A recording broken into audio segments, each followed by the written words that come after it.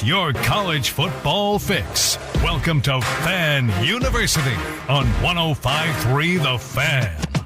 That's right. Welcome into Fan University here on 105.3 The Fan. I am Brennan Baxter alongside Carter Freeman. We've got Jake Riepma joining us out in Michigan today. Jake is staying warm out there while it's 70 degrees here in Dallas-Fort Worth today. And man, what a show we have for you guys. Obviously, we're going to break down the stunner last night, Alabama at Oklahoma. Alabama coming back from a 17-0 deficit to beat the Sooners in Norman. Carter was there. We'll have a full breakdown what that means for the Sooners, but the college football playoff is now officially here. 3 huge games, depending how you look at it. One definite huge game, Miami at Texas A&M at 11 a.m. You got Tulane, Ole Miss, and then James Madison at Oregon to round it all out. Who will be playing in the quarterfinals? We'll break down those games and go through some of our favorite sounds from what the week was in college football. With that, gentlemen, happy to be alongside Carter here. Just drove in from Norman at 5 a.m.? Yeah, it was a 5 a.m. wake-up call. If you can hear my voice, it's because I did my best to cheer on my Sooners to not blow that 17-0 lead, but alas, did not go my way. And don't worry, Brennan, that was not the first time a team has blown a 17-point lead in the college football playoff.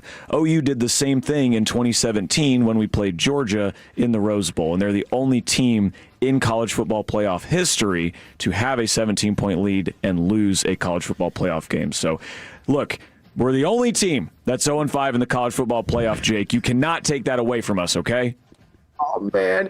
Carter, I was watching last night, and, you know, like a lot of things in life, I'm thinking, how is Carter going to react to this? And I was like, man, 17-0. What a play. What a time. You got to be loving this, like the whole crew and everything. And then it started to get away. And obviously, we're going to break it down and where it all went wrong. But just from being there, the college football playoff experience, you had to feel like sometimes when you're at a game, you can feel it slipping away. And you can just feel those drastic momentum swings. When did you feel it the most? Maybe when the clock struck 0 at the end of the game, but was it the pick 6? You know, where did you think, oh bleep, this one's getting away? Well, with Oklahoma football, I do try and be the eternal optimist. My friend group can get down pretty quickly, so I found that it's easier for me to be the one to have some hope. And even after that John Mateer pick 6, I told myself, okay, they played 6 awful minutes of football, which is really what sunk them in that game. Was the final 6 minutes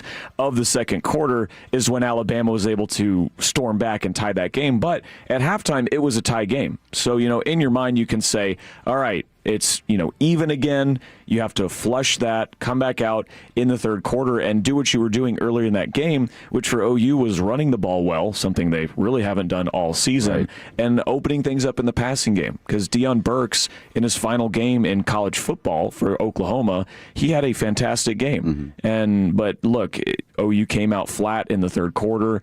This OU team is one that I've said all season long has not compounded mistakes. When they make mistakes, which they can frequently do, they usually don't let it snowball. Last night on offense, they definitely seemed like they let it snowball. And, yeah, supremely disappointing. Incredibly fun first 20 minutes of that game. Unfortunately, football is a game of 60 minutes, and OU was not up to the task for all 60 minutes. Yeah, it's going to be a good therapy session at 9:40 to 10 o'clock with Carter breaking down OU. But we're here for you, man. We're here. It's going to be a good supportive time, and we'll figure out what OU needs to do next. I also wanted to shout out Jacob Ray on the 1s and 2s. I don't think I got to that right away. Jacob's back here helping us out. Jacob, how you doing, man? I'm doing outstanding, and before we get too far into college football, I would be remiss. I know this is a Fan University show. Brennan, our Texas Tech Red Raiders are in Madison Square Garden tonight, taking on the Duke Blue Devils. Big game. Yes, I know we do mainly football, but there is a big basketball game tonight. Yeah, Texas Tech and Duke in New York City. I was going to touch on that towards the end of the show. A little flirtation there from Jacob. I appreciate it. So, yes, college basketball season is officially here, too. I was like, I'm pretty aware of, like, all the bowl games that go on. I know there's the Pinstripe Bowl, the Bad Boy Mowers Pinstripe Bowl, Jake, up at Yankee Stadium in New York. But I was like, I don't think there's a game at Madison Square Garden. But I could be wrong. I was like, maybe Texas Tech got a little warm-up against the ACC champion Duke Blue Devils in football. They're getting a scrimmage in. But, yeah, man, one thing, too, that I thought about was the special teams. It's just something that OU, typically defense and special teams were dominant. Much of the season. To see both of those things kind of fade away the last 40 minutes of the game that you mentioned was really surprising to me. But we'll get into that, too. Jake, there are 3 games today, though, man. We kicking off. Game day is currently in College Station. They somehow got from Norman to College Station late after last night's game. Miami comes in, too, a little overlooked, sneaking into the playoff last minute, having to be able to beat Notre Dame out for that final spot because of the head-to-head matchup in Week 1. This game is going to be really interesting. Miami a little under the radar. A&M 11 straight wins before they lost to the Longhorns. Now they get to host a home playoff game. We saw how electric it was in Norman. I can't wait to hear more about that. Your expectations for this game kicking off at 11.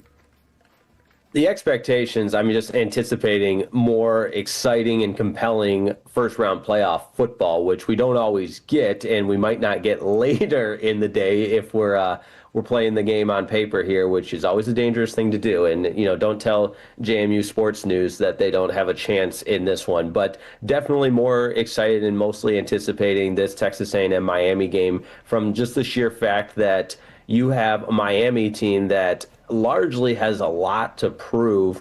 And Cristobal, I think, and I always found his interview of all weeks, several weeks back with Pardon My Take, very interesting. And I know Pardon My Take isn't exactly the model for serious sports talk, but Cristobal talked about why he left Oregon and why he went to Miami. It's for games like these, and the fact that I don't want to use the term snuck in, but in a lot of ways were the last team in as an at-large bid, just makes this an opportunity to prove they belong and finally kind of smash the conversation around Miami that they're not really a true program that can compete for national championships. And for Texas A&M, same kind of thing. It's a prove-it game for Mike Elko and the rest of that team. How legit and how for real are they? Because that's what we've talked about all year long is, what is this team going to have a statement win? And it's looked dicey even in some of those wins late in the season. You're having to come back from 50 points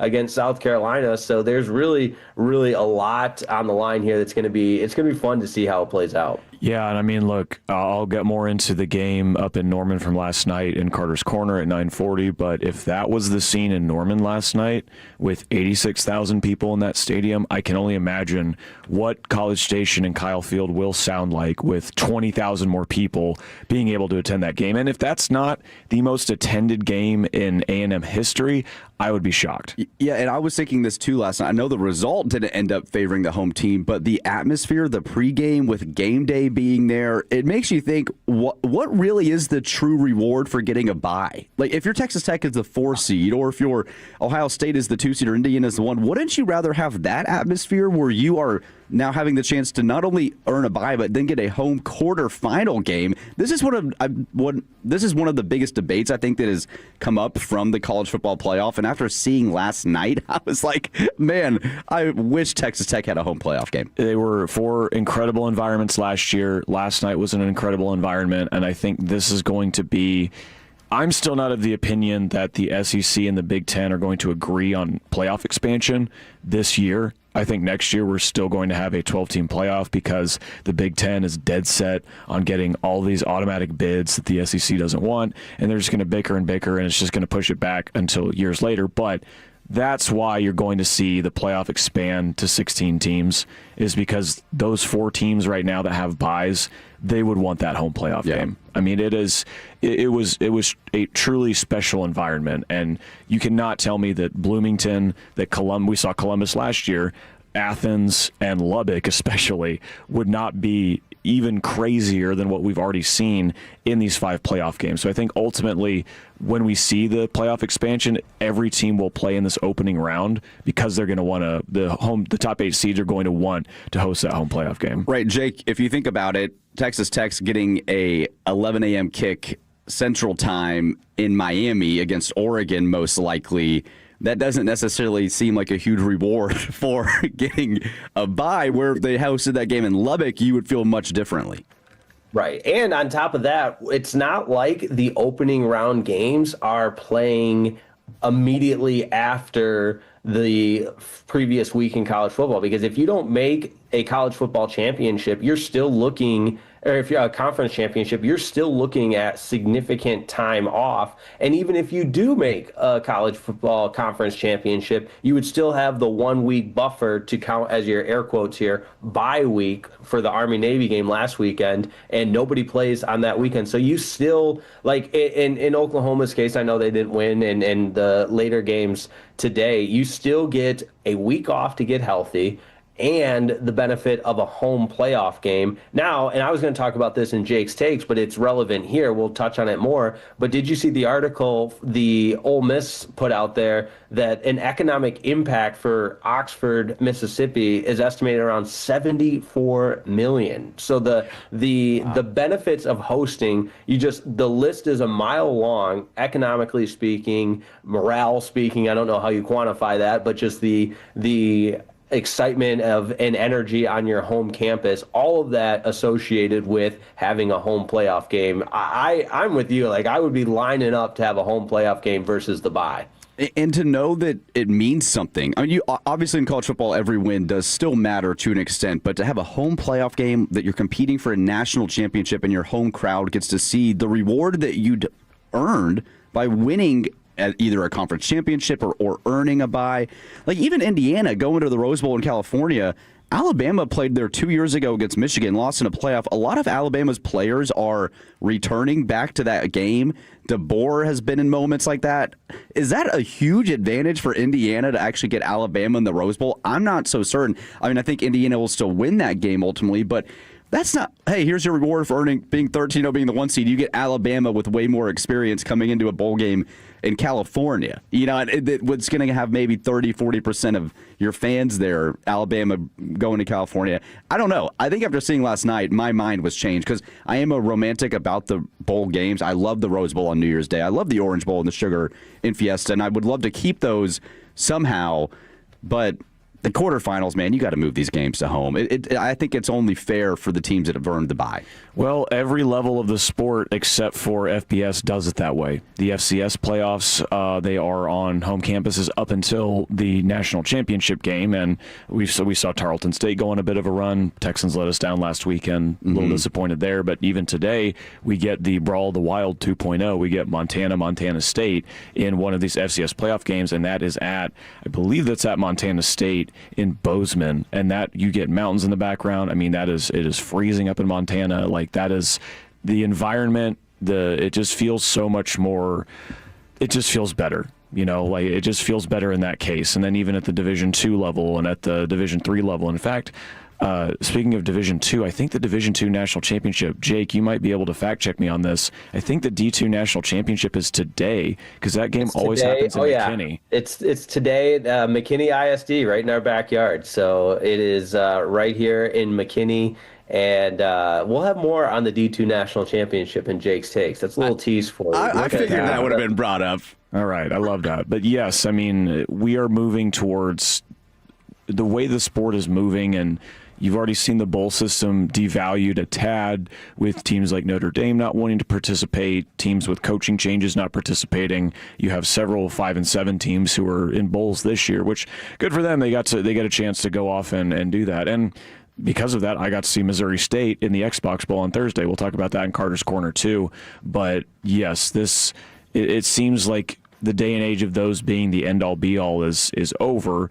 And for now, they're a part of this bowl system. And there are deals in place where this has to be on this day, and their conferences are contracted with these bowls for them to still go there. But yeah, maybe in 10 years, God forbid we ever get a 2014 playoff in this thing, which I hope we don't.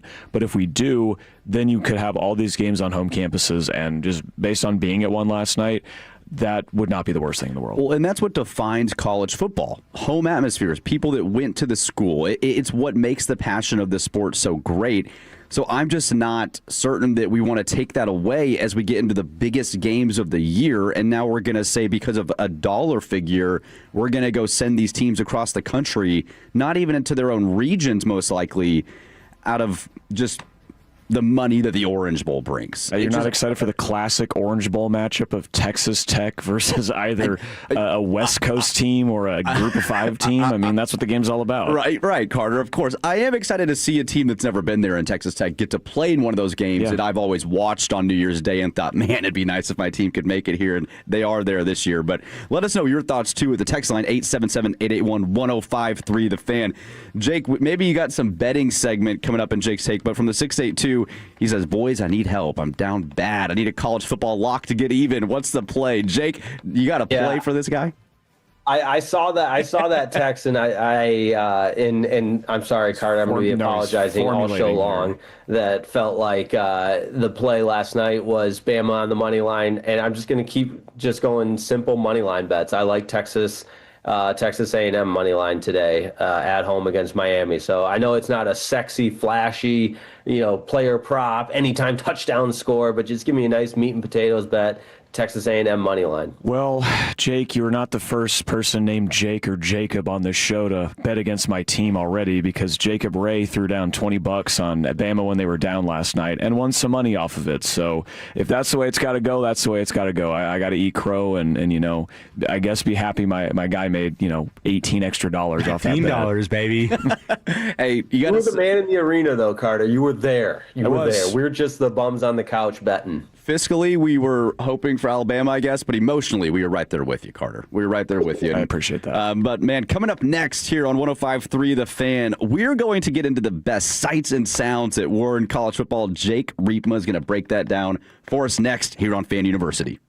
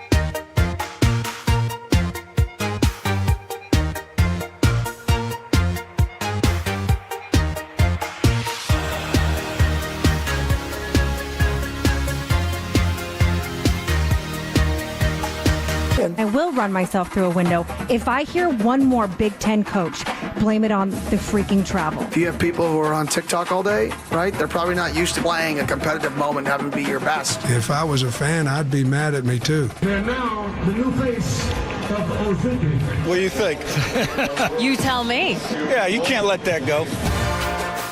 That is the Sights and Sounds intro here on 105.3 The Fan University. Brennan Baxter alongside Carter Freeman and Jake Riepman. Hey, Kenny Dillingham, I'm on TikTok all day, and I've had a competitive game or two in my day. I don't know what Kenny's talking about. Kenny is talking about a new deal in Tempe. We'll get to that in a little bit later in the show, too. He's not going to Michigan, Jake. You were spot on there, but we are going to get into some of the favorite sights and sounds from Jake Riepman this past week. So, Jake, without further ado, brother, what you got for us?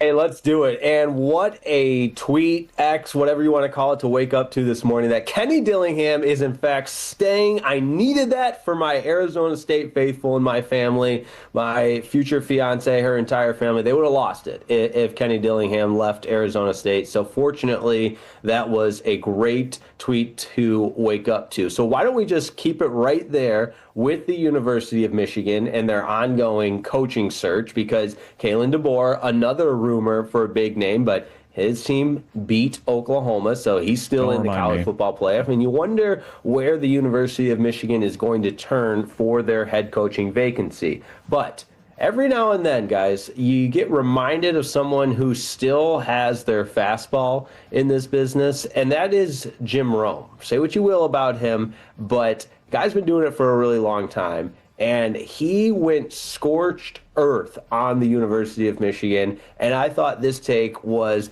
not only accurate, but the delivery, it just checked every single box. Here's Jim Rome on the current state of the University of Michigan. Now, you might be thinking, Michigan man, the good news is this is rock bottom.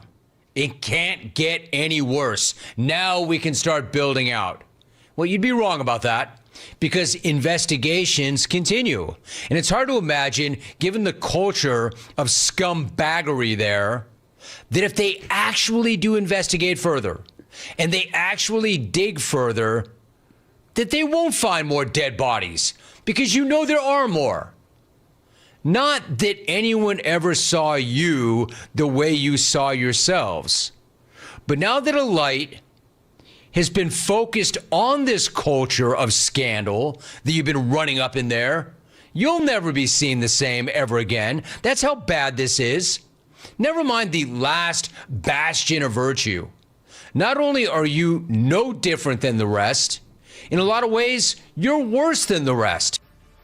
Scumbaggery at Michigan University. Jake, I know you love to hear that. And I've thought this the whole time, too. I've thought this, surely the cover-ups run deeper, from the Connor Stallions thing to the Sharon Moore thing. Ward Emanuel is just kind of sitting there and kind of playing, oh, I didn't know, we didn't know any about this. And he was a college football committee chair a year ago.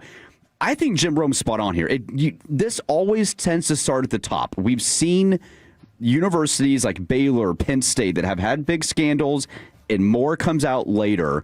And I think Michigan would be wise at this point to completely tear down the fabric of what's been going on. You're Michigan University. You're going to rebuild. You're a blue blood of college football. You get the right guys in there, you can have a huge amount of success, Carter. I don't know. I feel like Michigan needs to just tear it all down. Absolutely. And I think they want to get rid of Ward Manuel, their current athletic director.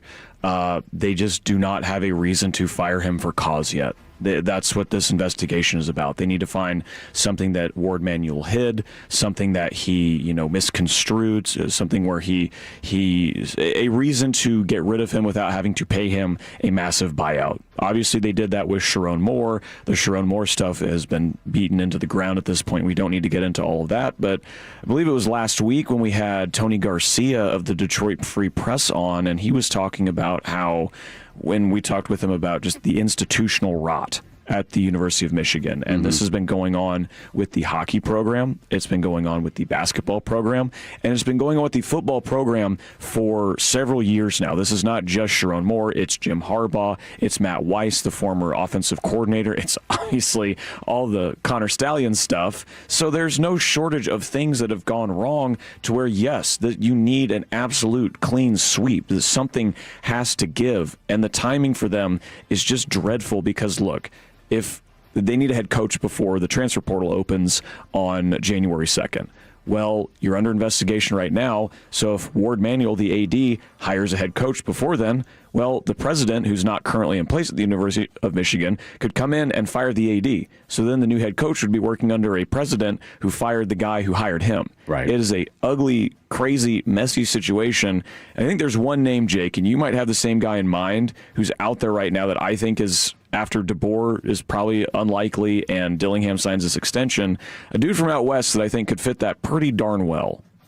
You are exactly right. You read my mind because I was looking at some of the updated odds on the various betting site of who the next head coach might be, and it's really a toss-up with DeBoer and Alabama winning. His odds went way down now, and the dots that you might be able to connect, as you mentioned, with Kyle Whittingham, who stepped down. And I initially read it, you just think, okay, here's a guy that's been doing it for decades and decades and decades. Initially thought retirement, but no, he's not retiring from coaching. It's still in his blood. Here's a couple of cuts of Kyle Whittingham, who's the all-time winningest coach at Utah and is now stepping down. And we talked about that last week, but what his future holds will be really, really interesting, because this is also a guy, Kyle Whittingham, who's anti-private equity. Utah is moving in that direction to have a private equity firm run their athletic department. Michigan has been anti-private equity along with USC. So maybe there's some alignment in values-wise. But here's Whittingham on his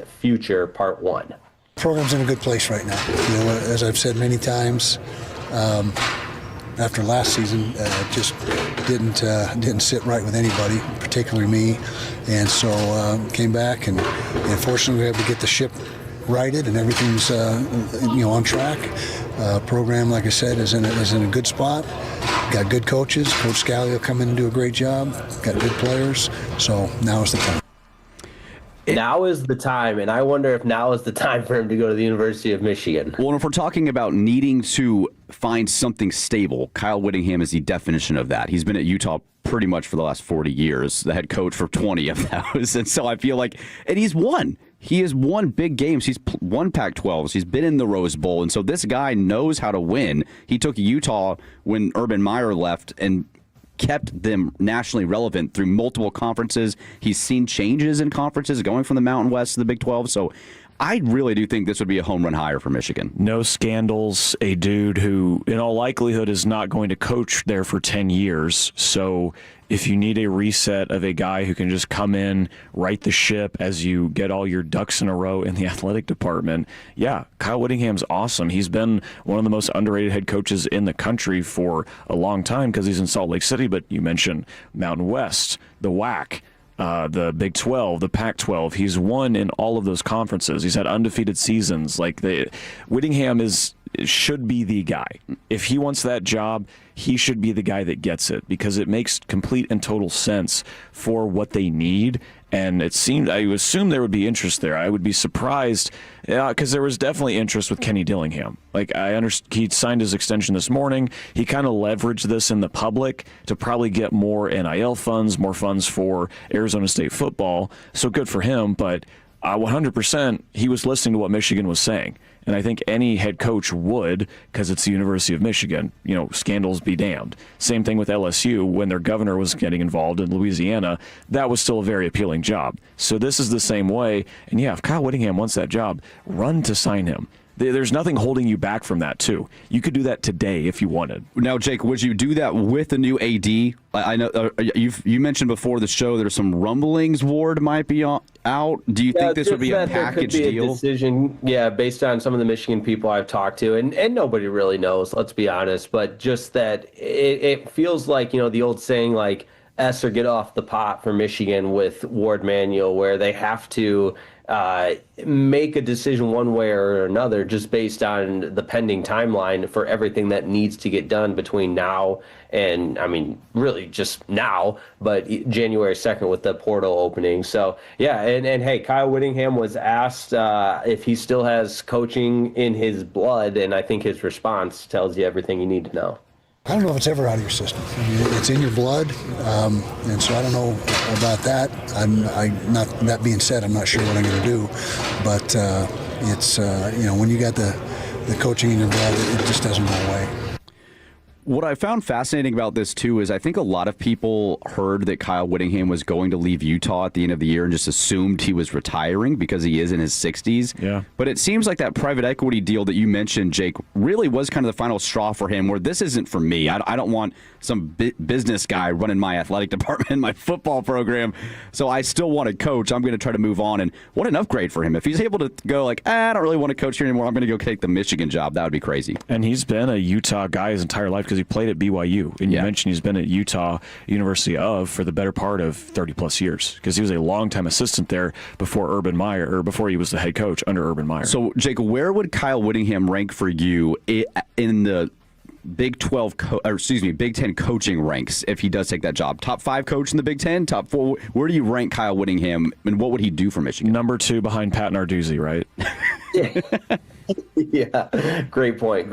But only ACC games matter for Pat Narduzzi, so tough to really even compare him in this. But no, I think the almost like bringing in somebody with so much experience that can just stop the bleeding, for that reason alone, I think would make him such a home run hire. And the Big Ten's loaded with some of the best coaches. Obviously, you guys gave me a hard time about Ryan Day. I still think he's absolutely elite, as much as I can't stand him. And you can go up and down the list, and Dan Lanning and some of the new faces as well. Like, I think I'm fascinated to see what Matt Campbell can do at Penn State. So that would be, I think, for Michigan, just a home run hire, and similar to Penn State, where the process might have been a little bit scrutinized in terms of just going about it the right or the wrong way, but still ultimately getting the right guy. Because if you ask Reese Davis from one candidate to another, Reese Davis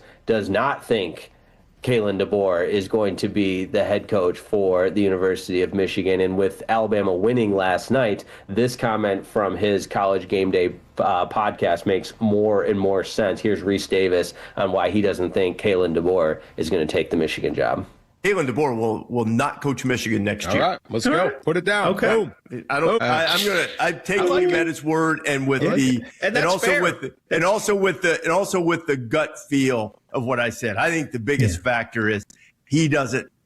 Him. It's not the outside. He could care less of what Reese Davis, Pete Thamel, Dan Wetzel, Paul Feinbaum. He'd care less about what we'd say about that. I think inside he doesn't want to run from it.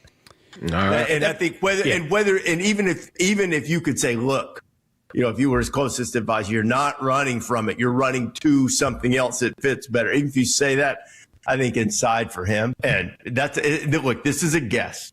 Now it may be that it goes the other way, and he and I talk later. And he goes, look, let me tell you something. You didn't know this was happening, and this is X, Y, and Z.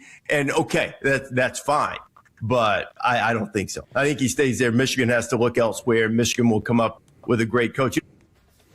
Well, and especially after last night, winning a playoff game, Alabama is now going to be playing on New Year's Day. The portal opens January 2nd. Carter, as you mentioned, the timing just would not make sense for Kalen DeBoer to take that job at all now anyways. No, I don't think so. And I like with Dillingham, I think DeBoer was listening. But look, winning is a bit of a cure-all. So you get that win, and look, we'll get into this in the next segment with Carter's Corner.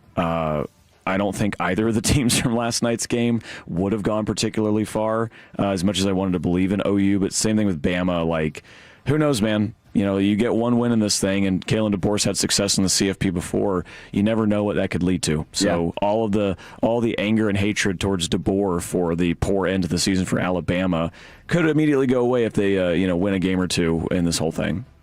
Yeah, and we'll just have to see with that too. So from the 940, don't sleep on Mike Elko going to Michigan at $15 million a year after the playoff. If A&M gets blown out today and Michigan calls Mike, I don't know. You never know. You can never just say you know what's going to happen in the modern era of college football, but that seems highly unlikely. I think Mike's building a pretty good program there.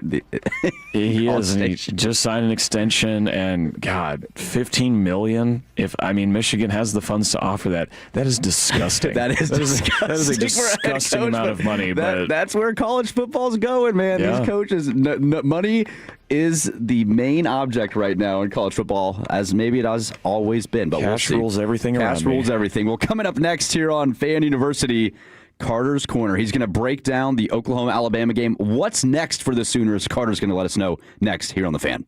If you're an HVAC service tech, then you know that the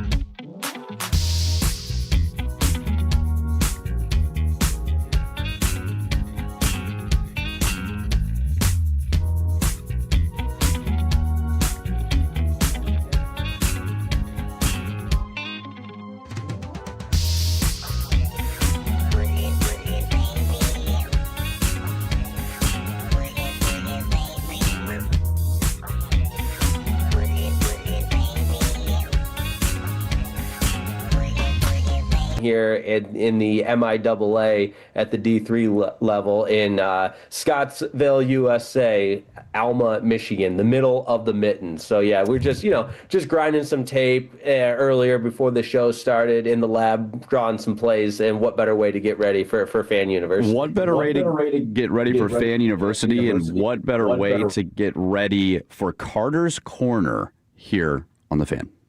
Carter, anything? Oh, that's right. You don't come on the radio. Carter Goodell. He's Carter Freeman. Carter Freeman? For the last time this season on Fan University, I am here to prove Gavin Dawson wrong. Yes, it's true. I announced on Thursday, this coming Wednesday is my last day as a full-time member here at 105.3 The Fan. Jake and Brennan will have you covered, and Jacob will have you covered throughout the rest of the college football season. But yes, this will be my last show here with Fan University, so let's make it a good one. Bill Bates in the YouTube chat says, so happy season is over. I assume he's talking about the Sooners, and in a way, I am glad I do not have to watch their offense for another 8 months. That is a stress that I will get to take off of my plate. As I was in Norman last night for Oklahoma's first ever home CFP game against Alabama. Gentlemen, I got to campus around, maybe 4 p.m., and as I walked to campus, I was staying about a mile from where the stadium is. There were people tailgating in spots I did not think you could tailgate from. I kid you not. I've been to Norman. I lived there for 4 years in college. I go back frequently. I have never seen that place as busy and as full as I saw it yesterday. So in the opening segment, we talked about some of the economic boosts that you get to your city, like Ole Miss talking about millions extra that they'll make off of this home playoff game that they're hosting today. I can only assume Norman, it was the same way. And we went into the stadium. I think for a normal Oklahoma game, we'll go in maybe an hour in advance, get in line an hour in advance. So we'll be in the stadium about 40 minutes before the game actually kicks off. So you're in there to see the team run out of the tunnel, all that fun stuff. We were like, no, this is a big event. We want to get there a little early. So we did. So we got into the stadium with maybe 80 minutes to spare, and hour and a half before the game kicked, that stadium was 80% full. Wow. It was truly like I have never seen that stadium that packed that quickly, and rightfully so. I mean, it's the college football playoff. It's one of the biggest home games in Oklahoma's history, and the level of noise I heard in that stadium last night was unlike anything I'd heard at that particular place in my life. And like I said, I've been to 30-plus home OU games over the years, and that is the reason why these home playoff games exist, is for environments like that. And we talked about that opening the show, just the environment. You could feel it on TV. It was shaking. The Boz was there with McAfee.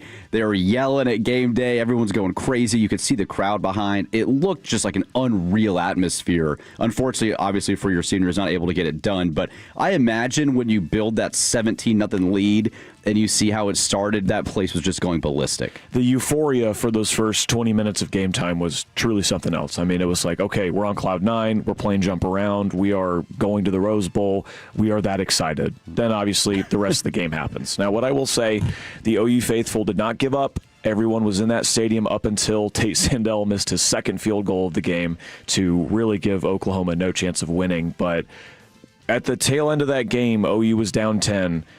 Give the team credit. They did not completely wilt. They did force stops. They did put the ball back in their offense's hand. But as we saw for pretty much the entirety of the second half of that game, the offense was not going to get it done. They were not getting short fields like they were in other games. They were not getting turnovers. And this game was basically an inverse of the first game between OU and Alabama from back in November. Because in that game, OU forced 3 turnovers. They scored on a lot of short fields. They ended up winning by the slimmest of margins, and they played great special teams. This game, they played horrible special teams. I don't know about you, Jake. I've never seen a punter just drop the ball and not kick it. It was truly insane. They kept calling it a block. I was like, that is not a block. That is just a straight drop, and a recovery is what that was. I'd never seen something like it. Right. You see punters maybe mishandle a snap or, something be off in the timing, but the snap was just fine. He just forgot how to punt the football, which is problematic when you're the punter. I couldn't believe that. And the one that might get slept on was the low line drive punt out of his own end zone that Bama ended up taking over. He was trying to get the roll maybe with the low kick, but the ball bounced straight up in the air when it hit the ground. And I think Bama took over, definitely in plus territory, maybe around the 40-yard line or anything. But Carter, on that same note, special team wise, while we're talking special teams, the first field goal from Sandell, it looked good on TV. And I don't know if you heard Chris Fowler's call, the play-by-play call. He quite literally said he kicks it through. He knocks it through. That's how good it looked. And I know, you were in one of the end zones. Was it the ball going to you or away from you? So I'm dying to hear from you. Did it look good in person from the end zone? So, yes, it did, because the ball mostly crossed the upright. But the ball has to be entirely on the inside of the upright for it to count, because there was a game Oklahoma played several years ago against Texas Tech in Lubbock, where in overtime, OU kicked a field goal that was in the same spot where it went right over the top of the upright. I thought it was good. It was not. OU ends up losing that game. So very similar situation. And fellas, I'm glad you mentioned that particular kick, because if this was not a summation of the entire night, I don't know what was, because that kick, we're thinking, okay, we can make it a one-score game again, get back into this thing. Well, yes, Tate Sandell kicks it, misses it, does not count. That ball comes right at me. I kid you not. I open my hands to grab it. All of a sudden, my eyes are closed. I look up, ball's not in my hands. That ball landed in your hands. It landed right in my section. I am not kidding. Right there in the north end zone. You, man. Yes, and so I fumbled the kickoff. I muffed the punt, and I feel like that was a pretty good summation of everything that happened in that game. So, yeah, man, disappointing. We can talk a little bit about OU and what they look like going forward, just because I don't think a lot of people expected them to go 10-2 this season. And that was my question, too, is obviously you're so disappointed losing that game, being up 17-0 at home, having a chance to win a playoff game to go to the Rose Bowl. But this was a 6-6 team last year. OU, Venables had 2 of his first 3 seasons losing seasons in Norman. So to jump to 10 wins, to make the playoff, to have the defense look elite again, like this defense looked like Venables' Clemson defenses, where they were just elite. And they are so deep on the defensive side of the ball.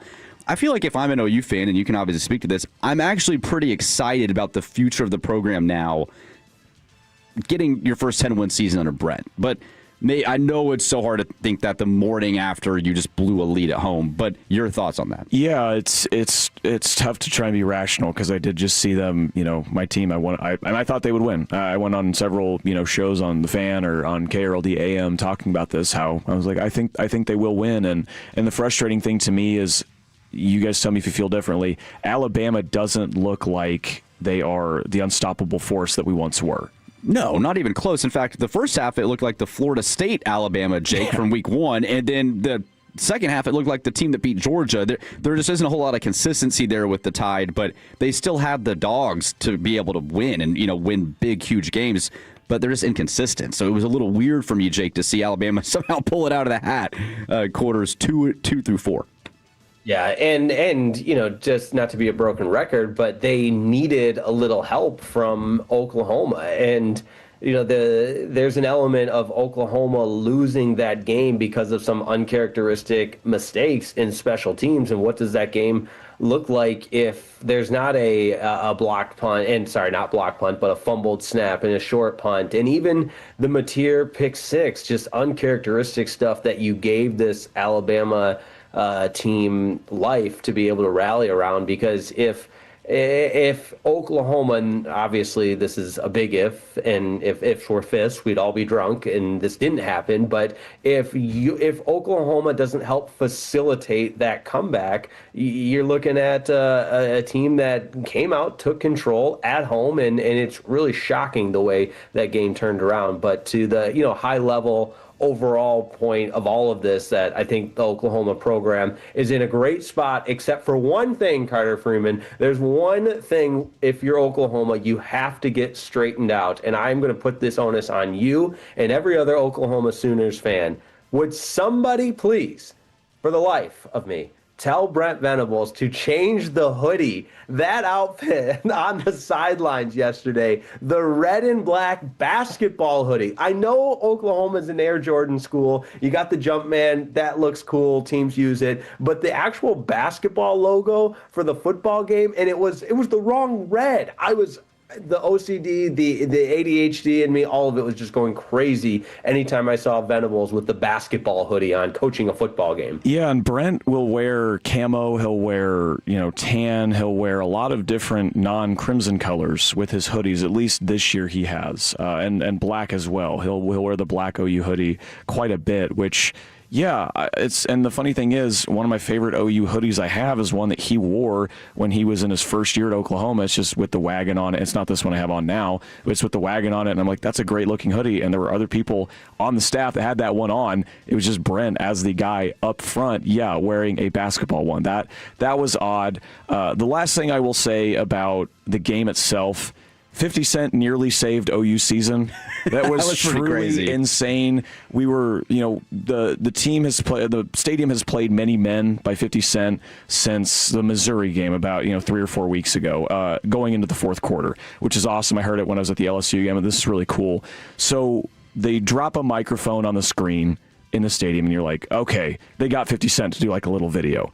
And then when the camera pans and it shows the tunnel and he walked out, I was like, are you serious? He's actually here? So that, look, my team lost. Very disappointing. I kind of feel like I paid all that money for a 50 Cent, one-song concert. It was pretty cool. Worth it. I'm not going to lie. And OU scored a touchdown, I think, 2 plays going into the fourth quarter after 50 Cent came out. So maybe we need 50 Cent to perform before every OU offensive drive, because it clearly worked in that scenario. But that was really fun to see. I'm getting chills hearing that, because I can just imagine being an OU fan, seeing that you're down 10, your team's blowing the lead, and all of a sudden, boom, like you score 2 plays into the concert. It's 50 Cent coming out of the tunnel, man. What a scene in Norman. Sorry again, Carter, that your team wasn't able to come out with the win, but still, I'm sure you had a great time. Your friends had a great time, and what a memory still. It was a lot of fun. I mean, look, I feel like it should go without saying, but anybody listening, if you've never, there's only been 5 home college football playoff games for what it's worth. But if you ever get a chance to go to one of those home playoff games, the ones on campus, that was about, the environment was as good of a college football environment as I've ever been to. That's awesome, man. Well, that was Carter's Corner, the last Carter's Corner of the season. We are going to miss Carter here on Fan University, but coming up next, it's time for another host time and segment, Jake's Takes. What has Jake got to say about the state of college football? That and much more next here on Fan University.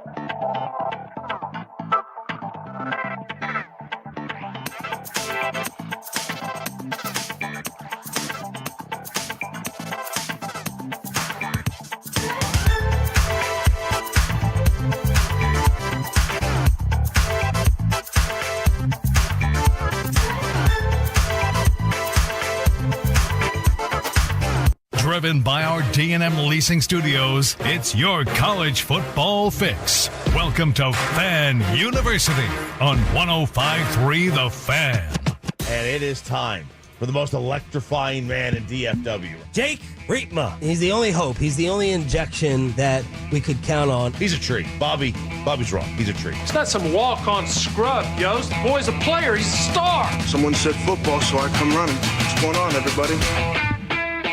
What is going on? It's Jake's Takes, hour number 2 of Fan University. Jake Riepma alongside Brendan Baxter and Carter Freeman, fired up to be with you on, many could make the case, one of the best college football Saturdays of the year, because we got playoff football. And what better way to get your college football Saturday started than the news that Pete Thamel broke that we've touched on so far on Fan University. But how about the nitty-gritty details? In fact, Kenny Dillingham staying at Arizona State. Dilly, you guys know I was rooting for this for my Arizona State ties. I could not see him go to that cesspool of toxicity, of controversy, of scandals right there in Ann Arbor, Michigan. I know way too well what goes on at the University of Michigan, but Kenny Dillingham is staying at Arizona State. Here are the details. It's a new contract, average $7.5 million over the course of the deal. The staff salary pool is up to $11 million, which puts it near the top of the Big 12. Pete Thamel also added the deal remains 5 years, but there's incentives to extend the deal up to 10 years. And Pete Thamel reporting the deal is pending board approval, and at the heart of this deal was resources for the program as he prioritized the staff salary and resources for the program. And Dillingham, I love the guy, but some of his press conferences would just turn into a plea for more resources and to activate the Valley. And being an Arizona State alum, I truly believe that he is passionate about Arizona State, and everything that he was saying was organic, it was genuine, but good to see pen to paper. This feels so much more right than Kenny Dillingham taking off for Michigan. And people could argue that, but that's where I'm at with it. Well, and he's talked about his family's there, his wife's family is there, they're neighbors in the same neighborhood, and it just felt like he wanted to stay in Arizona State, but with college football and with how much money and NIL plays a factor now, you have to have the resources to win. You can't just be a great coach and build a program through recruiting anymore. So the fact that Arizona State realized who they had in Dillingham, that he truly is one of the top young coaches, probably him and Dan Lanning are 1 and 2 in college football right now, and the young up-and-coming coaches that have built good programs. You do everything you can to keep that guy while you've got him, especially if he wants to be there. So kudos to Graham Rossini, a friend of the show, Arizona State AD, and their board figuring out a ways to just, yes, you forgot, didn't you, Jake? No, good friend of the fan. No. I did not forget Graham Rossini, friend of the show, close personal friend. We follow each other on Twitter. There you go. Big deal. Yeah, and so it's Carter, I just think that for this, it's great for the Big 12, too, why the Big 12 is still a thing, having Texas Tech, Arizona State, BYU. There's money that's being brought into this conference, and keeping a coach like that, at Arizona State is huge, not only for him and his family, but for that conference too. On the flip side, though, I do think it's interesting. You say $7.5 million. That's a lot of money per season, and that's at the top of the Big 12. What would that be in the SEC, or what would that be in the Big 10? I don't think that would approach the top of the cream of the crop, right? Lane Kiffin is the highest paid coach in college football now, I think, and he gets $13 million a year. So he's getting nearly double that. And like we just said, money is not the driving factor in all this. Kenny Dillingham is a Sun Devil through and through. There's a lot more that goes into that. And in a day and age where coaches will leave for places for money, for other things, it is kind of nice to see that as just a neutral observer. But if it does become about that, I don't think Arizona State's going to have the money to pony up eventually. So I just thought it was interesting. $7.5 million, highest end of the Big 12. That would be middle of the pack in the big dog conferences. And Jake, I was going to say, I mean, $7 million, $13 million. I'm not speaking from experience here, but that's not that big a difference, right? Like, I mean, surely, if you're choosing your life and your family and where you want to live, is $6 million really that big a deal for Dillingham? You would know. I wouldn't know. Yeah. Here's something else, man. I do also think, like, I joke about this with my brothers and other people. Like, there are certain institutions that will build a statue in front of the stadium for you. Dillingham feels like that could happen for him at Arizona State. Like, he could be a statue coach at Arizona State, having all of the ties that he does, making the commitment to them. And maybe that's the offset of leaving $6 million on the table is, hey, when it's all said and done, you got a statue in front of you, built in front of you out there at Mountain American Stadium, which is a great place to watch a game, having been one of the, what did we count over that last break? 8 states that Fan University had broadcasted from. So my experience at Mountain America Stadium was top notch. Wasn't too hot, but I will say too, the sight lines, beautiful with the Camelback Mountains and everything else there in Tempe. But guys, from D1 to D2, it is the title game in Division II, and here we are, an hour and 6 minutes into the program. I played Division II football. Whoa. You did. But we do have to talk a little Division II football, because you talk about a premier matchup where you have unapologetically the best 2 teams in Division II football, and the best 2 teams over the course of the last several years. You've got Ferris State University, who have won 3 of the last 4 national championships, going against Harding. Harding, in and of themselves, no slouch whatsoever. They've been one of the models of consistency as the best programs in Division II. And on top of that, Harding is so good that head coach for the Ferris State Bulldogs, Tony Anise, who's been there forever and has had so much success, head coach for the Ferris State Bulldogs, instead of playing Harding, this is who he would rather play instead of Harding. I would rather play, Notre Dame than Harding. So just so you know right now. So it's obviously challenging. We've played them 3 times. You got to be just so sharp in every aspect of the game. Got to be so disciplined on defense. The hope of stopping them really doesn't exist. It's just you try to slow them down. You try to, minimize big plays.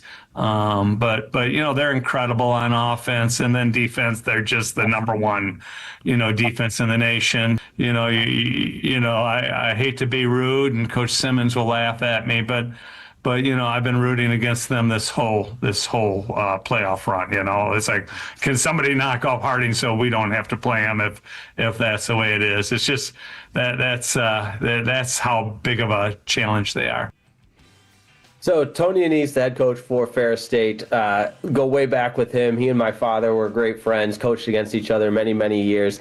And for Harding, Paul Simmons, the head coach there, responded to Tony Anise's comments by saying Tony just needs to coach Division I somewhere. And there have been maybe some, I would call them murmurs in some of the Michigan circles that, Tony Anise, a guy that's won 3 national championships in the last 4 years at the D2 level, deserves a shot at Division I.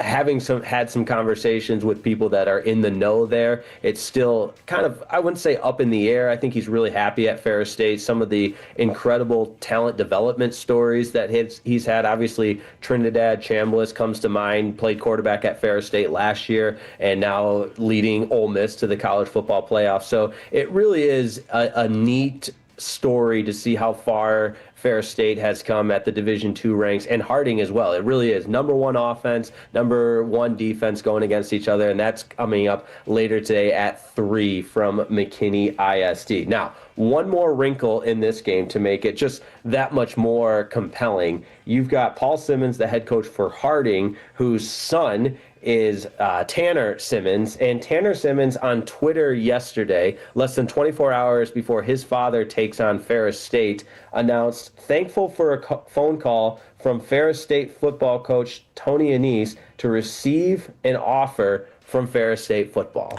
The son of the head coach for Harding, less than 24 hours. How about that gamesmanship? Tony Annese is quickly becoming my favorite coach, man. The transparency, the honesty, the gamesmanship right before the game. This is fantastic. I like this guy. Yeah, I'm a big fan. And I love that this game is local. The D2 National Championship has moved around, as some of the other National Championship games have, but it's up at McKinney Stadium. And I just think it's cool that that's local. We used to have the FCS National Championship game here at Toyota Stadium. If you wanted to go see North Dakota State fans, come to their winter homes down here in Dallas, because North Dakota State was always winning that game. But I love that that's local. My only disappointment, Jake, is that my beloved Colorado School of Mines or Diggers are not in this game. If I have a favorite Division II school, it is absolutely the Colorado School of Mines, who played in this game last year and got whooped, I believe, by Ferris State in that game. That could have been somebody else. But actually, no, that was Harding last year. So you mentioned Ferris State has won 3 of the last 4. Well, Harding won the other one. So look, this is a battle of the Titans at the D2 level. Going to be a great game in McKinney. That. Yeah, the Colorado School of Mines, I know people are really fascinated by these types of personal connections, but their SID does a great job. And when I was working for D2Football.com, was a great contact to have in the business. So they do things the right way there as well, as does everybody at the D2 land. But from D2, let's talk a little FCS here. We would be remiss if we didn't mention the FCS. They're in the Final Four right now. 2 really good games on tap for you later tonight. You've got Montana and Montana State, which Carter Freeman, you know, the name of that game is The Brawl of the Wild, one of the best rivalry names in the country. Yes. The Brawl of the Wild, which will be awesome. And then this is crazy because you've got Illinois State against Villanova. We know Villanova topped Tarleton State last week, which was such a bummer because you really felt like Tarleton State had a great opportunity there at home. But Illinois State beat North Dakota State in one of the upsets of the season in the second round back in early December. So Illinois State riding that wave. The Redbirds, man, hot team there.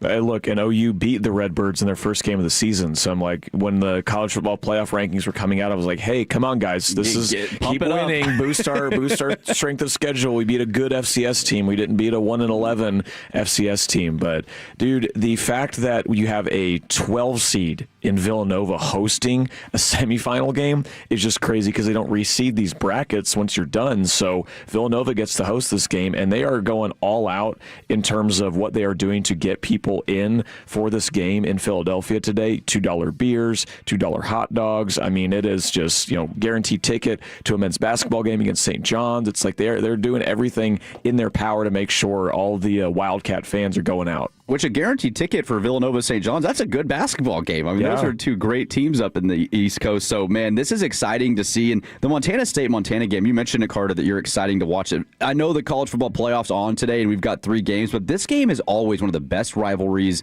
in the sport. Is this game at Montana State, I believe, correct, too? So it is at Montana State, yes. Yeah, and so Bozeman. Montana State's in Bozeman. Montana's in Bozeman, that's right. Or, excuse me, in Missoula. So It's a great stadium, good atmosphere. It's going to be a little cold. It's just so much fun to watch these guys play. And for Montana State, Montana was undefeated this season. They were the consensus number 2 team in the country. We mentioned North Dakota State. losing to Illinois State. Well, this was supposed to be the best North Dakota State team ever, potentially, and then they lose in the second round of the playoffs. So they definitely are not that, but that allows us to get this Montana State rematch, and Montana had an undefeated season up until their very last game of the year where Montana State knocked them off. And Montana State last year was undefeated going into the FCS title game, but they lost to NDSU. So they're looking to get back there. This really could be the de facto FCS national championship game. These are the two best teams left in the field. Some of these guys you might see transfer up to the FBS level, whether that's Group of 5 or Power 4. Players in this game you're going to see play on bigger stages in the future. And Montana State has a dude named Taco Dowler, who's one of their offensive weapons. I'm like, how do you not love a dude named Taco? Got to. Yeah, no, that's how I wanted to wrap up Jake's takes here is if and when, and you should, watch some of these games, you don't know who you might be watching that might be on a bigger stage next year. Trinidad Chambliss is one of the best examples. I was at that game at McKinney ISD last season. Like you said, Carter, local, watching him in person, and then he transfers to an SEC school and bursts onto the scene. Yeah, and Cole Wisniewski, Texas Tech starting safety, was at North Dakota State, now one of the best defenses in all of college football. There you go. Playing for the Texas Tech Red Raiders in the playoffs. So you do get to see a lot of these kids. It's exciting to see them make the jump, but also really good coaches and great teams at the FCS level and Division II level still. So there's talent all over the place.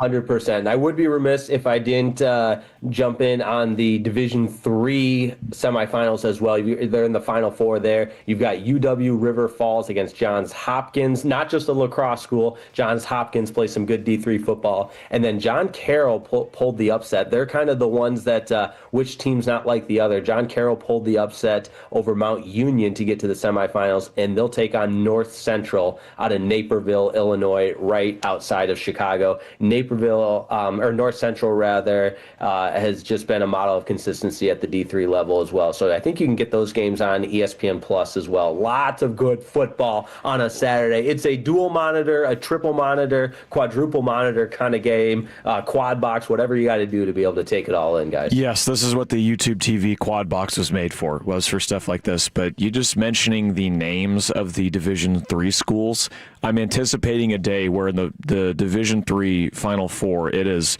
Brendan Baxter University versus Carter Freeman University and Jacob Ray University versus Jake Riepma. Because they really just are like, hey, did you have a name? You want to start a university? Here you go. Here's your school. That's what a lot of those smaller schools end up being, is just someone's name or like a direction, like North Central. Where in the world is that? That does not tell me anywhere that is. That could be in a million different places across the U.S. I love that. That is a great point, and maybe one day the four of us will build Division III powerhouses. I would love to see the day when we get to do it, competing. We'll build Fan University. Yeah, our own school named Fan University. Why not build Fan University? And man, we cover all aspects of college football from Division III, FCS, Division II, Division I. We love college football here on Fan University. But coming up next, we are going to get into the playoff. Which coach needs a win the most today? We'll get into that next here on 105.3 The Fan.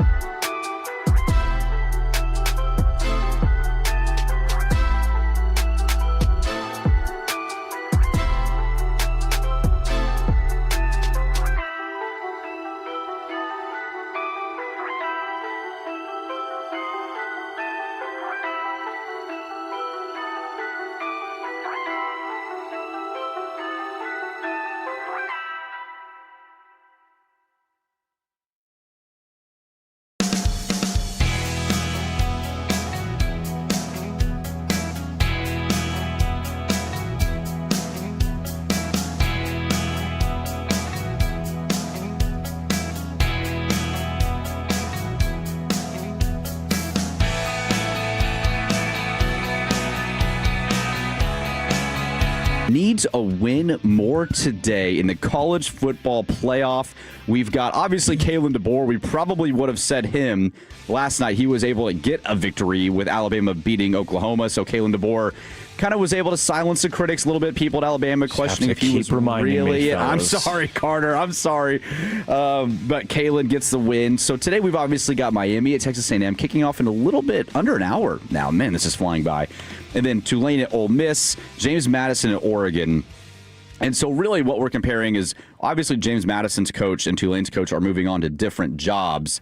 John Summerall will be going to Florida and Chesney's going to UCLA. Mm-hmm. So they don't really need a win. They've got new jobs already lined up. But Mike Elko, Dan Lanning, Mario Cristobal, and then Pete Golding. These four guys, some weird situations going on, obviously, with Lane Kiffin leaving Ole Miss for LSU. Pete Golding's first official game as the head coach. But the Miami-Texas A&M game at 11 is really interesting to me. And Mario Cristobal, Jake, you talked about it when he was on Part of My Take, why he left Oregon to go to Miami. He's in the playoff. This team was ranked in the top 3 earlier in the year, had some weird losses at home to Louisville, on the road to SMU in overtime, found a way to still sneak into the playoff. And then Mike Elko at A&M has built this team into a legitimate contender. The only loss to Texas on the road, and they're coming in as a 3.5-point favorite. So out of this matchup here, we've broke it down a little bit, but which coach do you feel like needs a win more to really not solidify their position in the sense of, we're not talking about either of these coaches getting fired or moving on, but just for the credibility of what they're building at each program, which coach do you feel like needs this one more?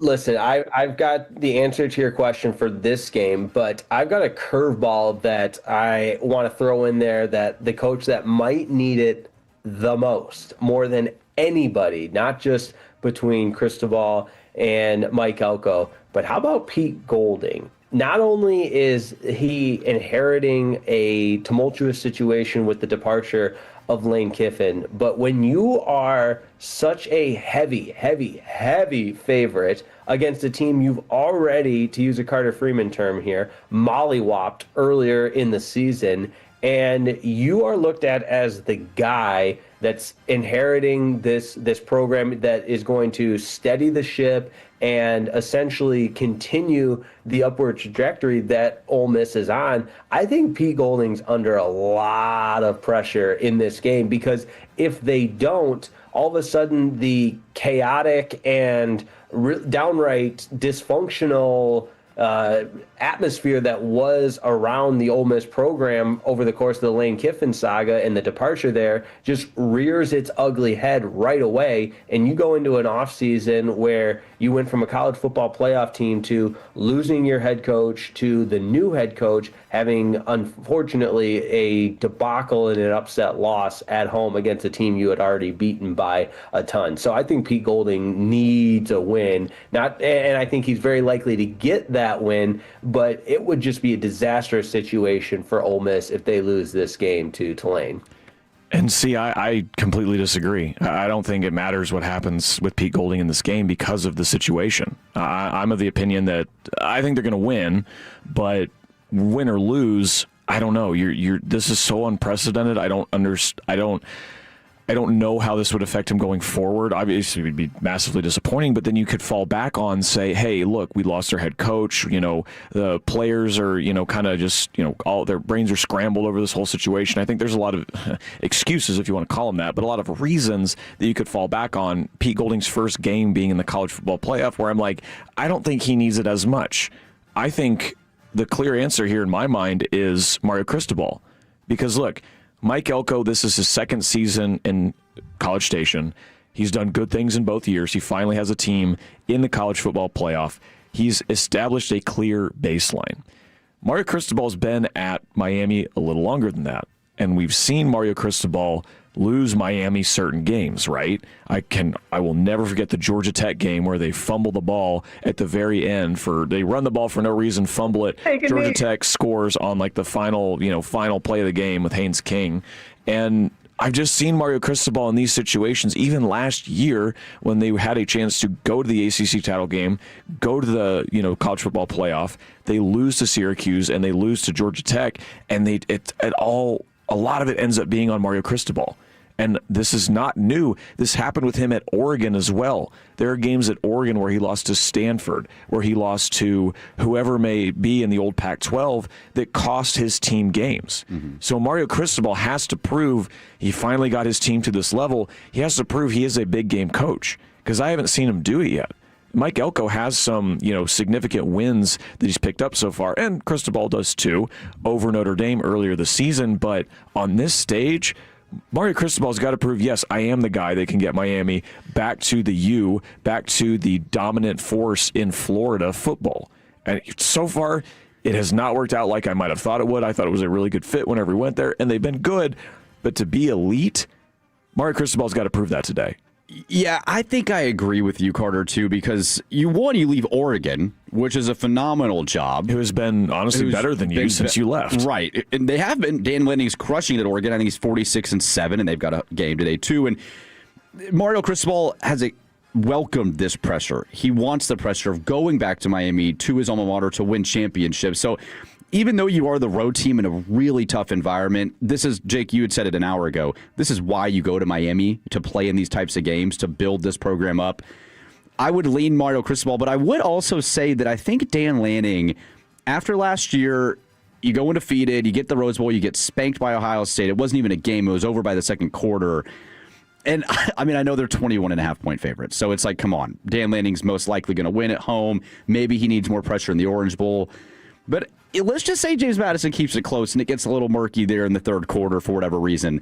The pressure on Dan Lanning to win a playoff game is still pretty big because he needs to kind of right the ship from last year. I don't know. I'm going to lead Mario Cristobal, but I think Oregon, though heavily favored, does obviously need a win as well. I see where you're going, and I have a rebuttal. If Pete Golding and Dan Lanning win their two games where they are, their teams are, 2 touchdown, 3 touchdown favorites, do you look at that as like, okay, Dan Lanning got a little bit of a monkey off of his back because of the teams that they're playing? Because it will not have been a Power 4 10-win team or a Power 4 conference champion. Yeah, I mean, I agree, right? Like, it's James Madison. The competition would suggest, well, the real playoff game will be against Texas Tech in the Orange Bowl. This is more of a tune-up game. I just feel like after how last year looked with the number 1 team in the country and Ohio State just bullied you, go out and beat James Madison by 4 touchdowns. Like, don't let this look like, man, is Dan Lanning built for the playoffs type scenario. I just don't think you want to get into that conversation, Jake. I don't think they will. But there is still, I think, pressure. I think it's an interesting conversation, and I make a distinction between the two because I think it's almost an Oregon situation. Everything you just said, without reiterating all of that very well, like just go out and win by 4 touchdowns or whatever, tune up and get ready for the next round. But in Ole Miss's case, like it just feels like that disastrous no-win situation where if they don't win, all hell breaks loose because you just lost at home in a playoff game to Tulane, a team you beat by a ton. But because you're expected to win, that is, the end result has to be that. Otherwise, you start questioning. And I say you as a rabid fan base that Ole Miss and any college fan base for that matter, not exactly known for being rational thinkers and evaluating what the situation truly is at hand. But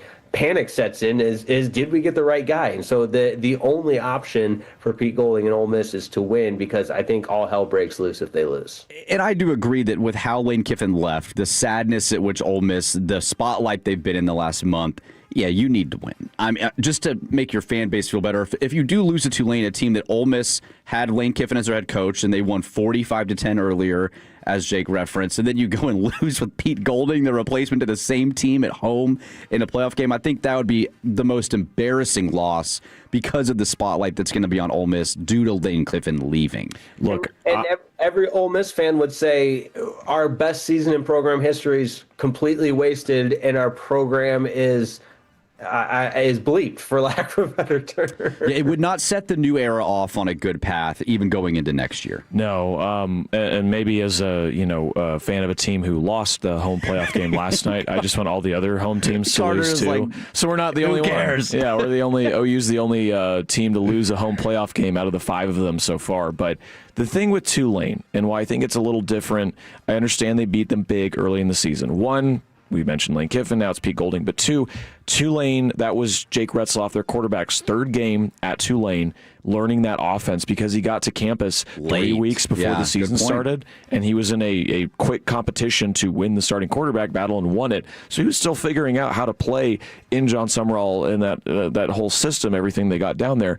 Tulane was also down an offensive lineman, one of their best linemen, I believe, is their left tackle in that game as well. So in his third game at Tulane, he's getting no help from his offensive line. So I think there are other things that this Tulane team is not the same one that Ole Miss beat back in September. So I think, look, I can move the goalposts here a little bit to fit, my thought where I'm like, if Ole Miss is to lose this game, yes, you'd be very concerned. But I think because it's a new head coach, you give maybe a slight little bit of leeway. But it is college football, and I know we don't do that. But I think this game a little more than the Oregon James Madison game is where I will give a little credence to Ole Miss if things do not end up going their way.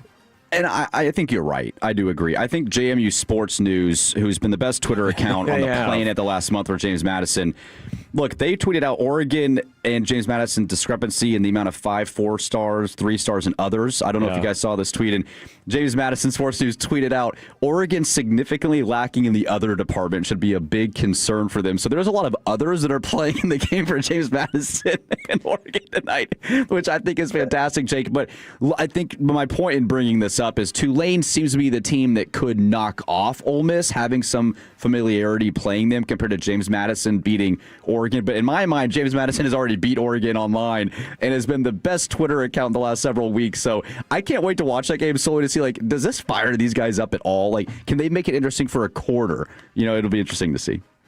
The James Madison, the JMU Sports News account, that's how you go into a college football playoff game as a significant underdog, and it has just been pure gold.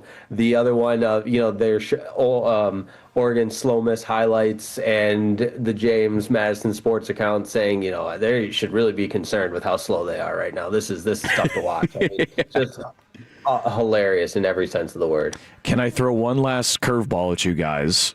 How much pressure do you think Curt Cignetti is under to win his first playoff game? Because Indiana's number one team in the country, they've earned that, they've earned that right. If they flame out in the Rose Bowl to an Alabama team that had a lot of questions going into that game, do you think not that pressure is going to be mounting on him, but do you think the narrative might start to change that he's awesome at certain things, but once you get into this postseason scenario, maybe he's not the guy? I think if you're looking at it in the sense of what is Indiana doing for me right now in this moment, they're the number one team, they're undefeated, they need to win the national championship, yes. If you look at Indiana from 3 years ago and what Curt Cignetti has done to completely turn this program around, 2 losses in 2 years, 24-2, and now the number one overall seed playing in the Rose Bowl, I think any Indiana fan would say you're crazy, us national guys talking about it. We might think, hey, you've got to get it done. But I feel like he is secure in his spot right now, signed the extension. Just by them being in this game against Alabama is a win, in my opinion. I know you've got the Heisman Trophy winner, Jake, and all of this, too, with Fernando Mendoza. But the fact that Indiana is in this spotlight, to me, is due to Curt Cignetti. And for that alone, I don't think there's a lot of pressure on him that he has to win this game. I watched the 60 Minutes piece on Indiana football and Curt Cignetti, and the perspective that piece provided when you take the all-time losingest program to the number one team in the country. I think that buys you maybe 1, 2, 3, I think it buys you multiple years of slip-ups in the college football playoffs just simply by getting there and looking at the big picture of what Indiana football was, the losingest program in the history of the world, to where they are now. I think the SIG gets a couple benefits of the doubt, even if, and I hate the term house money, but Indiana's playing with house money. They're the number one team, like, to where they were now, or where they were compared to where they are now. I think there's not a single Indiana Hoosier fan, alum, supporter that has any doubt or concern, even if they lose this game. At some point, though, if you're Indiana, you got to stop having that mentality that, like, it's awesome to be here. Like, at some point, this is only year 2 of this, but at some point, if things don't go their way this year, you have to start thinking, we are one of the big boys. We can big boy Ohio State. We can big boy Michigan. We need to be we need to be better than just thinking, hey, it's fun to be here. Like, we belong here. For sure. No, for sure, but they have. I mean, it wasn't a college football playoff game, but a Big Ten championship over Ohio State. And I agree with you. Like, obviously, the end goal always is to win a national championship. But by that, I guess that line of thinking, 130 teams should be, questioning their head coach because they didn't win a national championship. I know I am. Well, we will see what happens. I know Carter is, man, with OU, but coming up next, it is time for Pick'em here on Fan University. You're listening to 105.3 The Fan.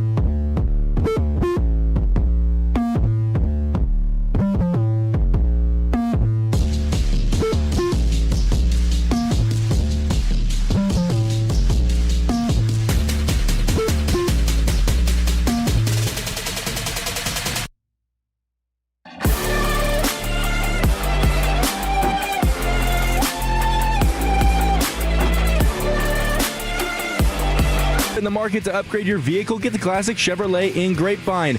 Back-to-back #1 Chevy dealership in the world. They've got more new Chevys than anyone, all priced to sell. Silverados, Tahoes, Blazers, Malibus, Equinox, and more. Visit ClassicChevrolet.com. This is Texas. This is Classic Chevrolet. Together, let's drive, relax, and enjoy the difference. Based on new Chevy registrations 2023 and 2024.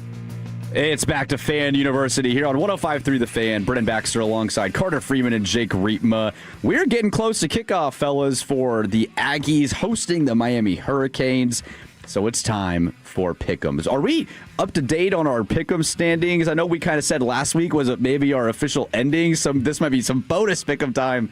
But with Carter's last show, I figured he might want to showcase his plus 500 record. I'm not sure. Jake, by the way, redeemed himself from the start of the year. Jake, phenomenal Pick'em record coming in the last 6 weeks. But it's not how you start, it's how you finish. But I think, Carter, you still got the overall there. No, Brennan. No, yeah, Brennan is a regular season champion. Okay. Brennan is, but as we saw last night, the regular season means nothing if you're Oklahoma. It only matters what happens in the playoffs. So that's where Jake and I can maybe redeem. Yes, catch back up here. Regular season, Brennan was our winner. He went 44-29. I was one behind him, 43-30, and Jake was 41-32. So we all got 40 plus. That's over 50% of our picks. Not too shabby. And then last week we did do some bowl picks as well as Army Navy. Let me see here. I think I went 1 and 2. I only got Navy right. I picked both of the bowls wrong, the Celebration Bowl and the LA Bowl. And then, goodness here, Jake, Jake, you went 2 and both of you went 2 and 1. All right, so postseason record. There's a lot on the line today here, Jake. And make sure to text in your picks as well at 877-881-1053, the Fan on the text line.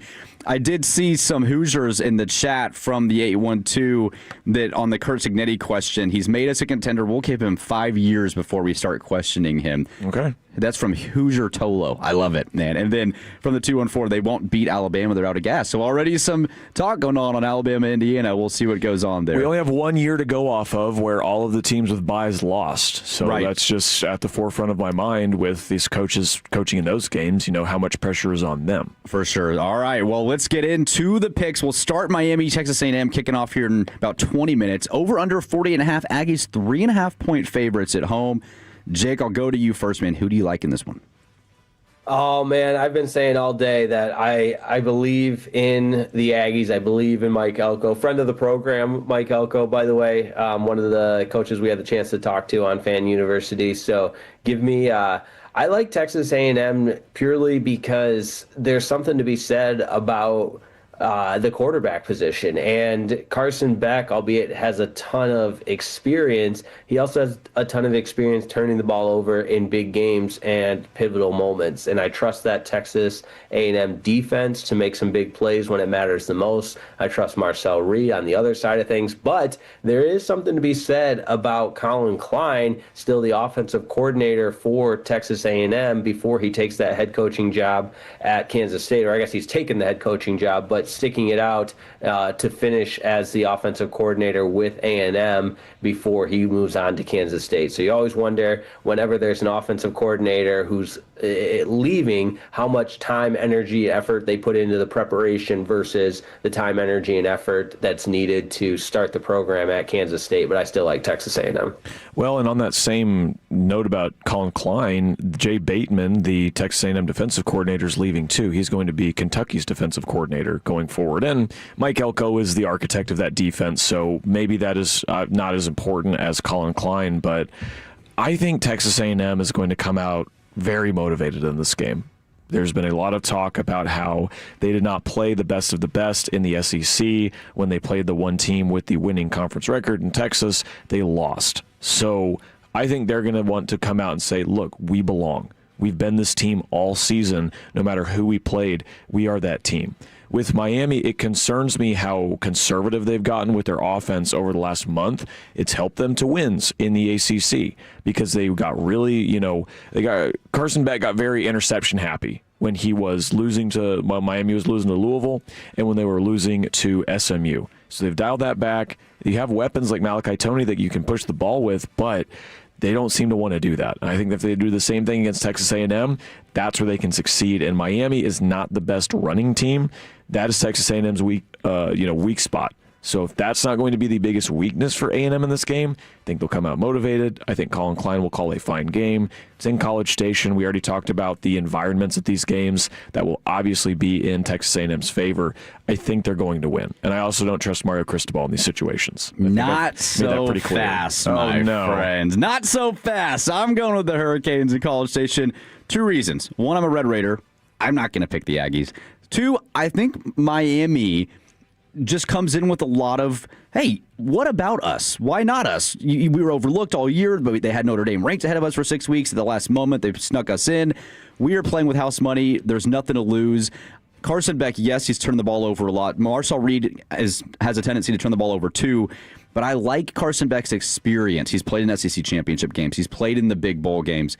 I like Miami here to sneak away from College Station with a win. We'll see what happens, though. And look, there was a point in this season where I thought Miami was the best team in the country. So it's not like this team is lacking for talent, but they do things that can lose you games. And that's why they're the 10 seed and not champions of the ACC. Right. Like they really should be. There's no one else in the conference close to them talent-wise.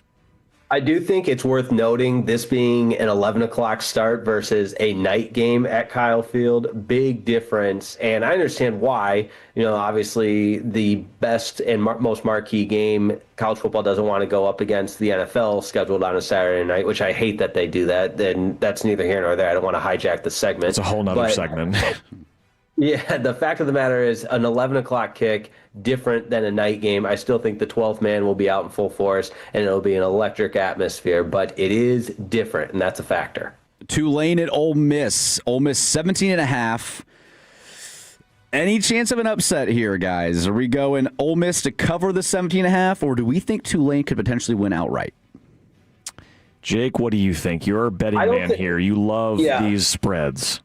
Yeah, I think anytime you're being handed 3 possessions in a playoff game like this, and I guess I say this for this game, not necessarily for James Madison, because I think Oregon's going to cover, but that's a different one. For this one, I like the 17.5 to keep it close. And, depending on how it plays out in that fourth quarter or late in the game, I don't see Tulane getting mollywopped to the tune of losing, by more than 17 points. So I think the Green Wave can cover in this game. I don't think they're going to win, but with everything we've talked about with Ole Miss, just the tumultuous state of the program leading up to this, to try to, and again, especially betting, from a betting perspective, these are 18 to 24-year-old kids, so who really knows by any means, but you think everything that they've gone through over the last month to then have your head on straight and play your best football, that's a tall task, whereas Tulane has the freedom to play with a reckless abandon, throw caution to the wind, and go get it. So I think they can cover 17.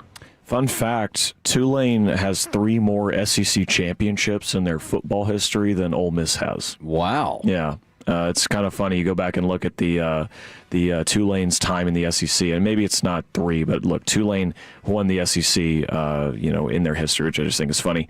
This is a game where you would get an upset. Everything I've talked about, Jake Retzloff's more comfortable with this team. Tulane is not the same Tulane that lost by 5 touchdowns back in September, but I still think Ole Miss is going to win. Ole Miss did go 11-1 for a reason. You can change the coach out. You can change the coordinators out. The players are still there. I think I have a hard time seeing Tulane ending up getting this win, and I think they'll lose. I actually think Ole Miss is going to cover. Just barely, but I do think they're going to cover. I like Ole Miss to win and to cover as well. All right, the night game, primetime game, huge game. James Madison, Oregon. Can't believe this is the 6:30 game and not NFL. Miami at Texas A&M, but whatever. Yeah, exactly. The NFL rules today, doesn't it? James Madison, Oregon. Twitter account aside, James Madison, huge underdogs, 20.5. Jake, you just kind of hinted at it. You don't see them covering this at all, so you expect Oregon to kind of clean sweep this one. Yeah, Yep. And I think, I forget who mentioned it, but Oregon's abrupt exit from last year's playoff will have something to do with that, where let's give everybody associated with the Oregon Ducks a reason to feel good going into next week, so they win and cover. And because this is a clean sweep, because I'm also picking Oregon, even though Dan Lanning only 2-3 against purple and gold teams. Okay. That was a stat from James Madison I saw this year. I believe all 5 of those games are against Washington. So he's only 2-3 in his history against Washington. But maybe something to monitor tonight. Because we all went clean sweep here, I want to get a surprise pick. Montana State, Brawl of the Wild. This is your de facto FCS title game. Who you guys got, the Grizzlies or the Bobcats? It's at Montana State, so I'm going to lean Montana State there in Bozeman. I like the home environment there, but what a great rivalry, great state, beautiful, but I've got Montana State. Jake, what you got? You guys are going to love my connection to this game. So our special teams coordinator when I was in college, his father, Dave Arnold Sr., led the Montana State Bobcats to a national championship. In 84. I forget the year. It was 84. Yes. That's their one national championship. Yeah.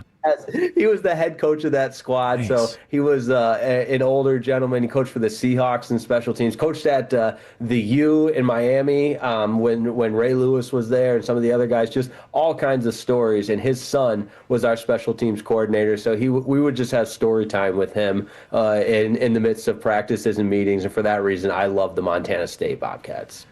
Not so fast, my friends. It is hard to beat a team twice, as my Oklahoma Sooners just found out. Montana lost as an undefeated team to Montana State earlier this season.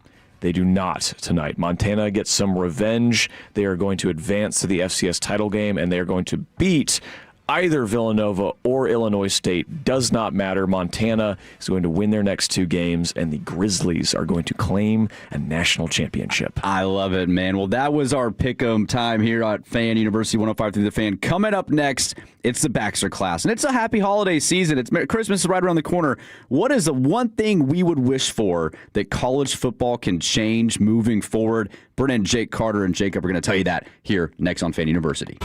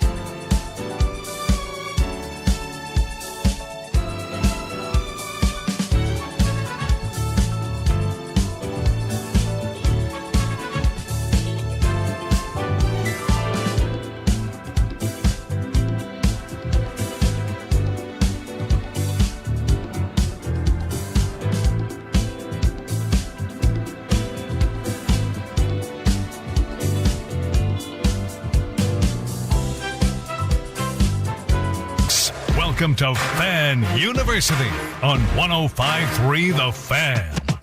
Good morning and welcome to Fan University. Here on 105.3 The Fan, Brennan Baxter, Carter Freeman, Jake Riepma is with us from Michigan, hanging out up north. A&M Miami kicking off, Carter, here in just a minute. Exciting game, best game on the docket for the day in college football. But I wanted to do something for Baxter class here today, with it being the holiday season, Christmas around the corner. We all wish for things and want to have the best presents. Now, I wanted to think about, with everything going on in college football, it seems weekly rules are changing, NIL, coaching salaries, people getting fired. It doesn't matter what's going on. It's been a surreal and crazy, probably the craziest year of college football up to date. What is one thing we could change or wish to change about college football? Let us know your thoughts to 877-881-1053, The Fan, here at Fan University. And so I'll kick us off. The one thing that we've heard a lot about with the Lane Kiffin leaving Ole Miss for LSU, a lot of people put blame on the calendar. Oh, well, it's the calendar because the portal season's during the year, signing days during the season. This isn't Lane Kiffin's fault. This is the byproduct of coaches having to figure things out while the season's still at play. The one thing that I think, with the amount of money, influx, players getting paid, that I wish they would change would be have a commissioner and a CBA. Have somebody run in the sport and give the coaches security to be able to coach and just do their job from August to January, and then have an off season. There's no reason why we should be having coaches multitasking, preparing for bowl games, playoff games, conference championships.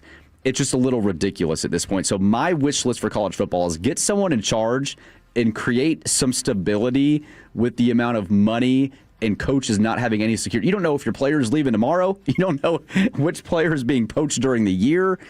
Let's get some stability across college football. That would be my biggest wish list. One of the weirdest things this last week was seeing, colleges announce we've re-signed a so-and-so to a new deal. And I'm like, that's just bizarre. Like, that's technically true because these players in college sign NIL deals to keep them at schools, or, they re-up or whatever. But yeah, and I say that because you mentioned a commissioner and you mentioned a CBA.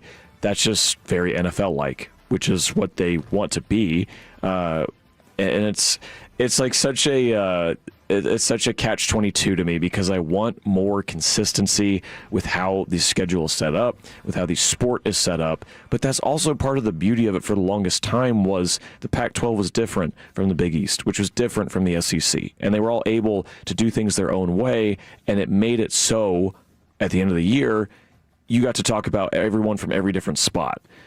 That's obviously me romanticizing about how things once were. So I'm with you on the idea of someone kind of being in charge of everyone who's in charge, right? Like, Greg Sankey exists, right, with the SEC as commissioner. Tony Petitti with the Big Ten, which, who knows, that might not last much longer based on tea leaves that I've been reading with his ridiculous 2014 playoff thing that he wants. But to have someone in charge and kind of figure the scheduling out, I think would be on my wish list, because you can't take into account the playoff when it extends as long as it does with the way that the season is currently set up. This year, every team had 2 open weeks, and which I feel like is a fairly new thing, where it used to be 1 open week. Having that second open week for everyone extends the schedule. It makes it longer. If you move more of the season into early August, you get away from having your games go head-to-head with NFL later in the season, and in that August time period, you're only going up against NFL preseason, which sickos will watch, yes, but I think more sickos are going to watch big week 1 games or big week 0 games of the sport. Yeah, and it pains me to say create a CBA and have a commissioner, because the chaos of college football is what makes it so special. But at this point, with the amount of money moving around and players leaving during the season, signing contracts, we need some sort of order and stability. I wouldn't hate that. And Jake, we've got people texting in like crazy now. From the 254, start the season week 0, move conference championship up a week. Joey McGuire from Texas Tech has suggested that too. Why can't we finish the season by New Year's Eve? He stole my idea. College football, that's a great idea. I was saying that back with KNC last January. I have the clips to prove it. From the 972, change NIL, allow players to make money on their own, but the school shouldn't be paying them from the 8-1-2. Just let the Big Ten and SEC absorb the Big 12 and ACC already. Have 2 national titles, one for the rich and one for the not so rich. That's a pretty funny idea. And then from the 979, how about no 1-year agreements or 2 or 4 player year contracts? So Jake, with you, seeing all this here in Carter and I talk, what's one thing you'd like to see change? What's on your wish list for changing college football? Yeah, I do think some of those texts have some really good ideas, and I agree with what both of you guys have said, but and I agree with the drastic changes that are needed, but I'm going to focus on one area in particular, specifically the transfer portal. Now, and not to get long-winded here, but the idea of transferring, it was never looked upon as the answer. It used to be an option. It used to be, hey, if you give it everything you've got at a certain school and it doesn't work out, you're not stuck there. And I agree with that. But I think when we eliminated every single guardrail and all the parameters around the regulation and the rules with transferring, that's what started this really slippery slope of college athletics and specifically college football becoming the wild, wild west. It used to be if you were transferring, there had to be a reason. And then because of that, there's some consequences or again, just more guardrails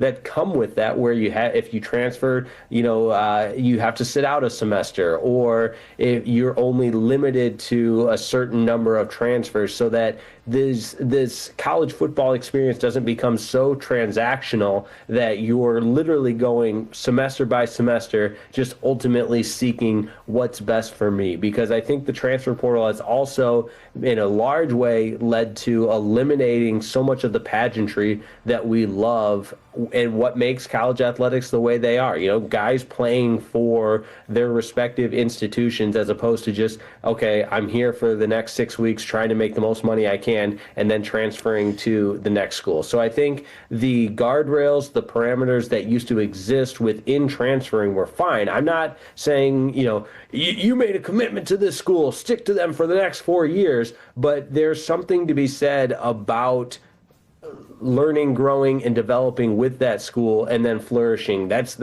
part of life. Not to go Kirk Herbstreit on you and talk about the meaning of discipline in life and everything else. But there needs to be more dedication and devoting to your development as a student athlete to ultimately get to the best version of yourself. And in life and in everything else, it doesn't just work by seeking greener pastures. And I know the argument, well, coaches do it, so why can't players? But more guardrails and more strict parameters on the transfer portal is what I would change. You could have more guardrails on the coaches, too. I don't think I'd have it like the Lane Kiffin thing wouldn't happen if the SEC had a rule that said you can't change schools in conference in the middle of a season. I think that's something else that could be added. Yeah, a couple more texts coming in. Some of the 724, the kickoff rules. Why does fair catching on the 5-yard line put you on the 20? I haven't thought about that. I mean, do you go to the NFL concept of kickoff? Started at 35. College, it's becoming more and more. I know you've actually talked about this on the show. Like, you don't want to just see college football become the NFL. I don't. And I don't either personally. But from the 979, players have to play 2 years before transfer or waiver if coaches leave. From the 254, players do not get full amount of NIL until graduation or drafted. I like that. Hey, what about school? Aren't they going to the university? Don't they still have to go to school sometime? I don't know. Allegedly. Yeah. Hey, Jake, if they change rules with the transfer portal, though, you won't have a career like TJ Finley. Are you aware of that name? Yes. All right. North Carolina State? His 6th year? He is applying for a 7th year. He just played his 6th season of college football. Listen to this guy's career and where he's played. So as a freshman at LSU in 2020, that year didn't count towards his eligibility. He then transferred to Auburn for 2 years. Then he was at Texas State in 2023, Western Kentucky in 2024, Tulane in the spring of 2025, and then Georgia State for the actual season.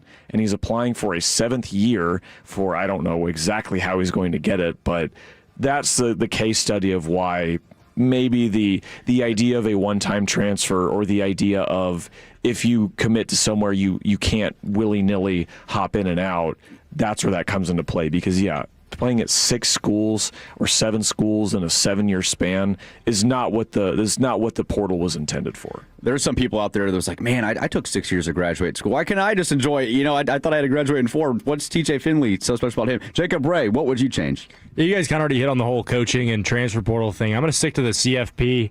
I would love to see them go to 16 teams for a multitude of reasons. First of all, I think the bye is kind of unnecessary. I would like to see some uniformity throughout college sports. Like, you don't see in March Madness, you don't see these 1 seeds getting byes, right? So I think if you're going to stick, I think it needs to be uniformity amongst sports. And I also think it's a great opportunity not only for the money you're bringing in for the town and like for Lubbock, for example, the money that they would bring to Texas Tech if you had a home game in Lubbock. Not only that, but how much do you think Joey McGuire would love to recruit that next class? Obviously, National Signing Day is already passed. How much do you think he would love to bring these 2027 kids in for a playoff game in Lubbock in that atmosphere? So I would love to see 16 teams. I think that would solve some of the issues. You have teams like Vanderbilt, Texas, BYU, Notre Dame. Those could be the 4 teams that made it in alongside those group of 5 teams. But yeah, I think 16 teams and giving all the top 8 teams a home game would just bring so many more advantages, and I don't think it crosses that threshold of where we're starting to get ridiculous as we would with 20 or 24 teams. 16 seems to be that's a number I've talked myself into. I'm okay with that, and I think we'll get there. I do think once the SEC and the Big Ten realize that yes, the advantages of this are better than whatever we would get for dragging this out, trying to get each of our preferred options going forward, they will eventually get there. I think it'll happen next season. I don't think it'll happen next season, but I think it will happen in the future. And you mentioned uniformity. I think we're getting there in incremental bits because, look, every Power 4 conference is now playing 9 conference games. It used to be unbalanced where the SEC would play 8, but the Big 12 would play 9 and the Big 10 would play 9. The ACC, I think they played 8 too.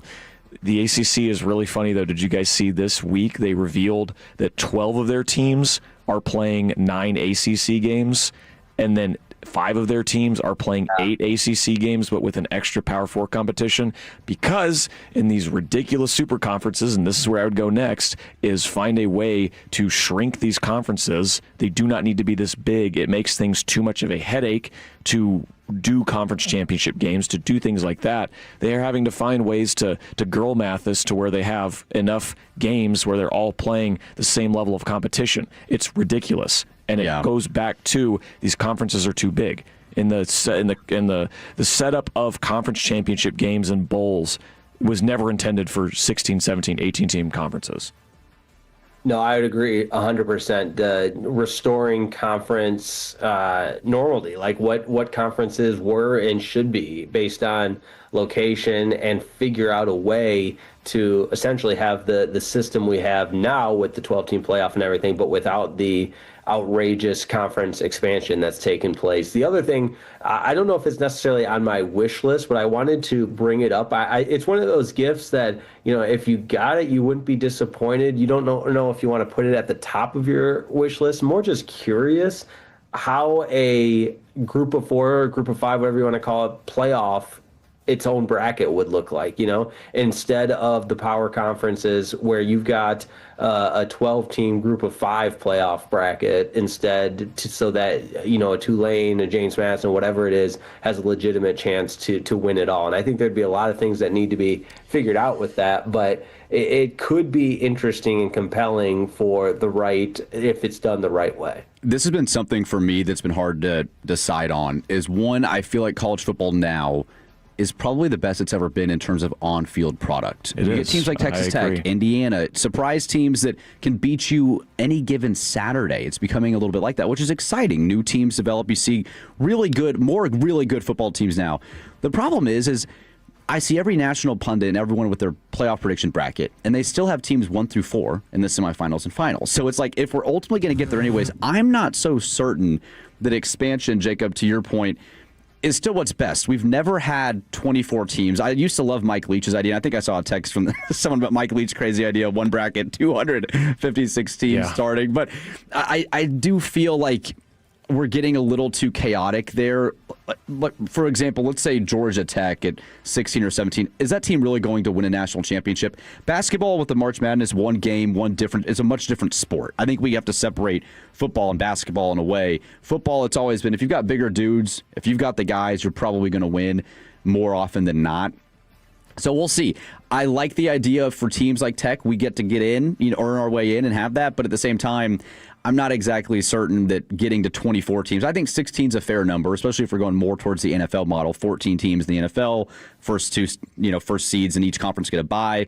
So we'll see, man. I don't know. It's exciting because there's so much changing, and there's so much that's yet to change. But Jake, I think you're spot on the conferences and the regionality there. Like, it's ridiculous, man. Cal should not be going to, Wake Forest and the Athletic or in the Atlantic Coastal Conference. It's the All-Coast Conference. That's what we call that now. One last thing I would love to not see ever again is college football games that are not in the postseason played at NFL stadiums. That is disgusting. Yep. So Louisville had a series scheduled against Georgia that they canceled, and they replaced it with a game against Ole Miss. So you're like, okay, that's a good matchup. Well, it's at Nissan Stadium in Nashville, Tennessee, where the Titans play.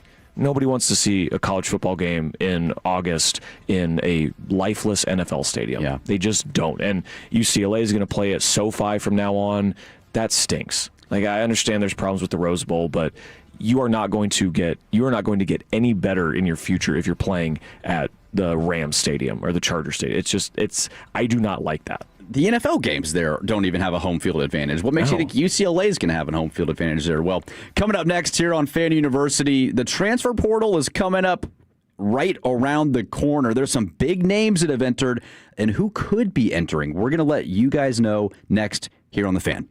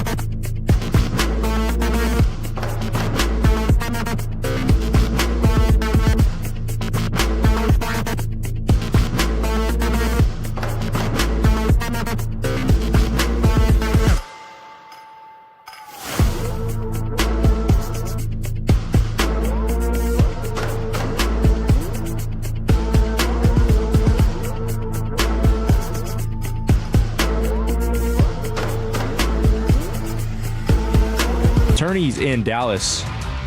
It's Fan University here on 105.3 The Fan. I'm Brennan Baxter alongside Carter Freeman and Jake Riepma. And A&M Miami 0-0, 6 minutes into the first quarter. A&M just punted to the Hurricanes, so Miami will take over there on their own 11-yard line in College Station. Looks like it's a very windy day based off what I'm seeing, and so it was in Norman last night too. So just that's the theme here in these games in the Southwest. Yeah, could play a huge factor this afternoon in College Station. So hey, transfer portal, we just talked about it. It's coming up in about a week and a half, and we've already had some huge names enter the portal. Brendan Sorby from Cincinnati. Josh Hoover from TCU just announced his intent to transfer. DJ Lagway from Florida. So these are just quarterbacks I'm naming off too. One other I'm missing. This morning, Rocco Becht from Iowa State announced he's going to enter the portal. And then the big one, Sam Leavitt. Dylan Raiola as well yes, from Nebraska. Dylan Raiola, who is very sad that Texas Tech is not interested in him. I've heard that he was willing to pay Tech $1 million to come fill Patrick Mahomes' shoes. Patrick Mahomes squared, as I like to call him, but he will not be playing in Lubbock. I can confirm that.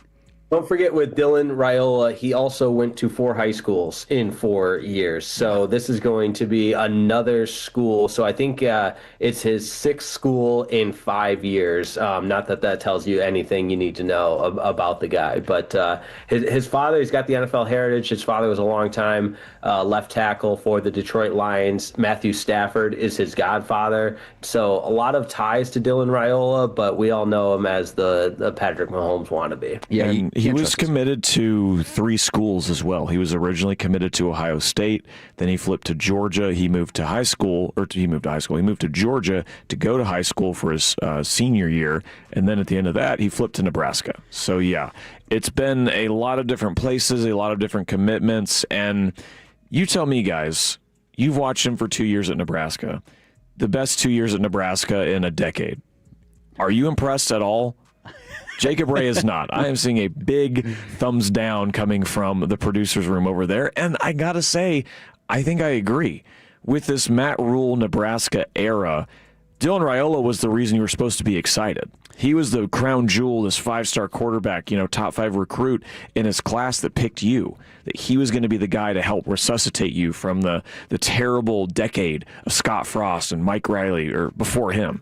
And yes, they made bowl games, but this year they start out 5-1 and they end 2-4. They end 7-5 at the end of the season. And last year too, they started out 5-1. They end 6-6. There's just not a lot of consistency with him. And year over year, you can say in last season it was his first year starting in college football as a true freshman. You thought he might take a step forward this year, and you just really didn't see it. And now he's gone. Yeah, 18 touchdowns, 6 picks this year. Nebraska, who was a sleeper team to start the year, a lot of people were thinking, Matt Rule, who, by the way, we talk about Dylan Raiola. Is Matt Rule really that good of coach when it comes to, he was linked to the Penn State job early, and he got a huge extension for a very average 2 years at Nebraska. So I agree with you. Not only is Dylan Raiola, I don't think, a top-tier quarterback in college football, he's going to be coming off of a broken leg. Yeah. And you just don't know how you kind of return from that. And I don't know. To me, I would not take a flyer on this kid if I was a serious contender. I could see him going to some lower-level school, maybe like an Oklahoma State. I don't know if they don't get Mestamaker, a school that's trying to rebuild with Eric Morris. That's a name we didn't even mention who's in the portal, too. Yep. Drew Mestamaker. Who's one of the top guys. And Eric Morris is a great quarterback guru, has worked with a lot of the best quarterbacks in the country that are now playing in the NFL. And so I agree with you here that I think Dylan Raiola is probably a name I'd stay away from. When you're looking at Rocco Becht at Iowa State, does he follow Matt Campbell to Penn State? What's his market look like? Josh Hoover, Indiana is going to be in the market for a new quarterback with Fernando Mendoza. But one name, too, and I saw this from Shahan Jayaraja, a great friend of the show. He wrote an article on CBS this morning about Oklahoma. And it's like, well, is John Mateer guaranteed if he doesn't go to the draft to stay at OU? Do you feel like Mateer is a lock to stay at OU if he doesn't go pro? I think he will stay at OU. He came to Norman with his offensive coordinator, Ben Arbuckle. I always want to call him John Arbuckle. That's the dude from Garfield. Those are two different people. He came to Norman with his offensive coordinator. I think he needs to work on a lot of things mechanically. These are things my friends and I were talking about last night as we were leaving the game, is that you can see the vision for what they want to do, but they didn't do it this year. And I think the fan base is going to be very upset if they don't bring in another quarterback as legit competition for him, because I think Oklahoma's backup, Michael Hawkins, I think he's going to leave. He's probably going to go look for a place to start, which he's not going to at Oklahoma. And your other quarterback on the roster right now is Whit Neubauer. Who? Exactly. So I think Oklahoma's going to look at bringing somebody in, maybe not one of these guys at the top, but I do think Mateer will stay. I think as long as Arbuckle's there, I think Mateer will stay there, but there will be some legit competition for him because OU had one of the best, nastiest defenses in the country this entire season. You saw some of that last night. If they had a halfway competent offense, you win last night by 10, and they haven't had that. And Venables' 4 years in Norman, in 3 out of the 4 years, one side of the ball has just been atrocious. So I think he'll stay, but I think they'll bring in legit competition. Okay. Hopefully not Dylan Raiola. And Jake, a couple other names that I wanted to get your thoughts on. Sam Levitt at Arizona State, he's flirted with the portal. We're not really certain. I don't think he's officially entered the portal yet. Has he? I thought he's left the team, so I would assume he's in the portal. He's as good as gone. Okay, he is gone. Okay. Whatever the formality, because you remember the portal can't technically open until January 2nd. January 2nd. But I lost a lot of respect for Sam Levitt in not showing up for the team banquet dinner, being a team captain, and to leave your teammates hanging out to dry, which is a bummer because Dillingham has been the most proactively embracing of the transfer portal from a head coaching standpoint. He's like tweeting about whoever gets this guy is getting, a leader and all the great things about his guys.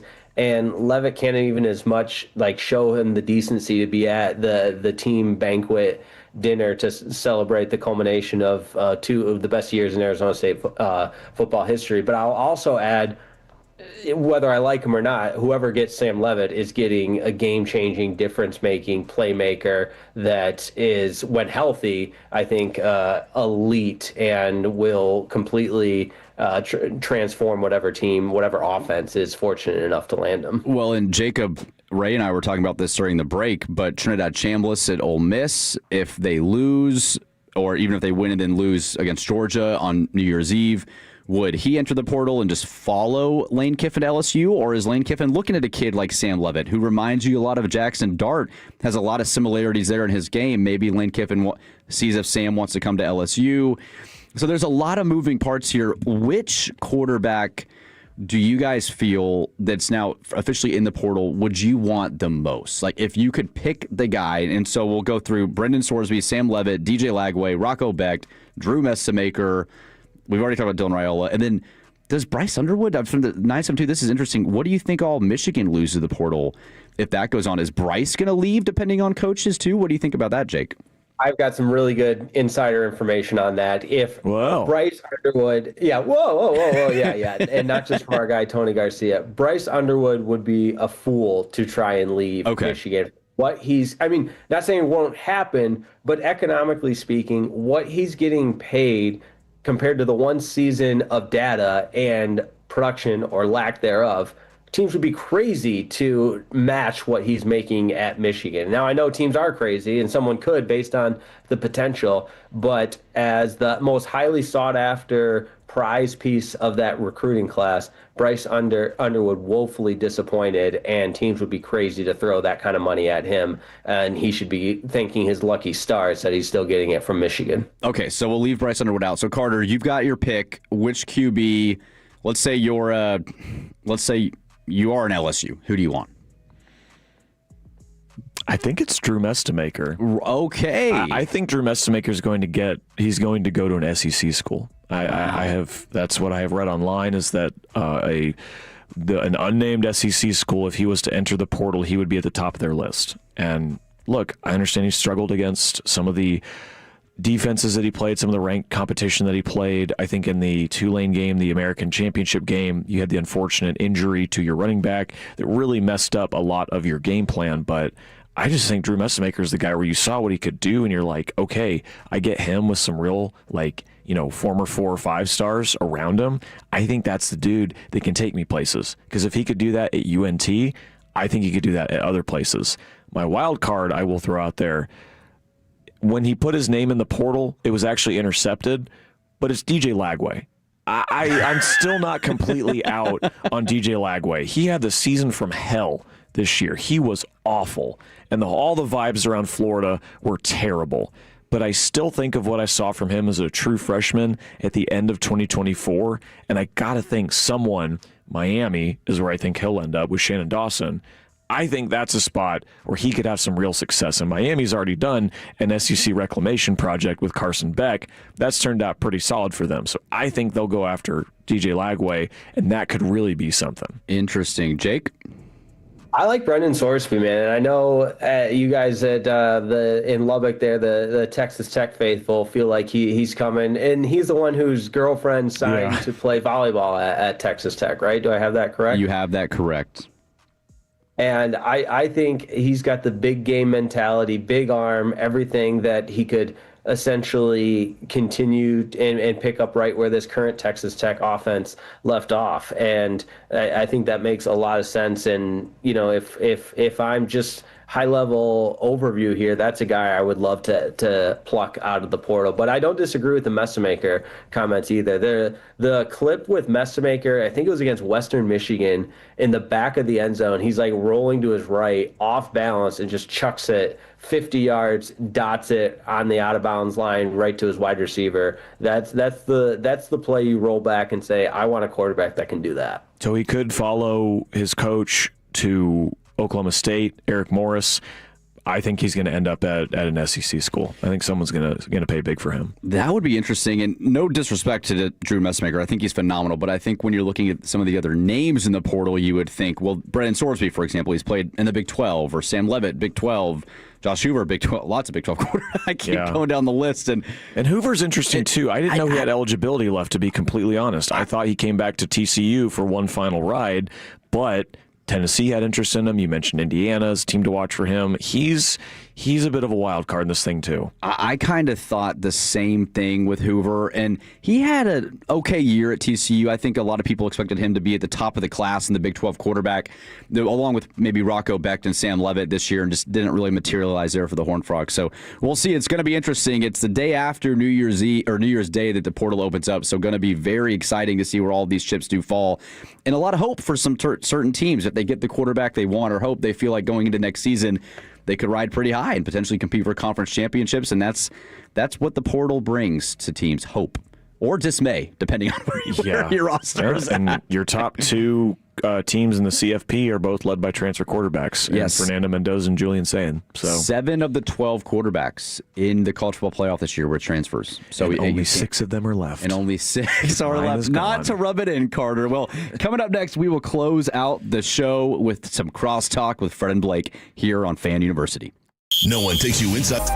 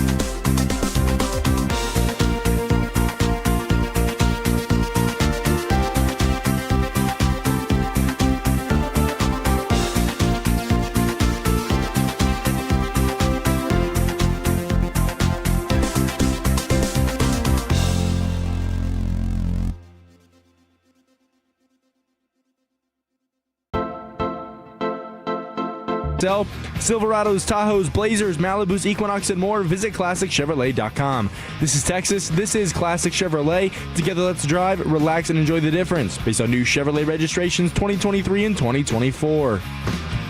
Welcome back to Fan University here on 105.3 The Fan. Brennan Baxter, Carter Freeman, Jake Riepma.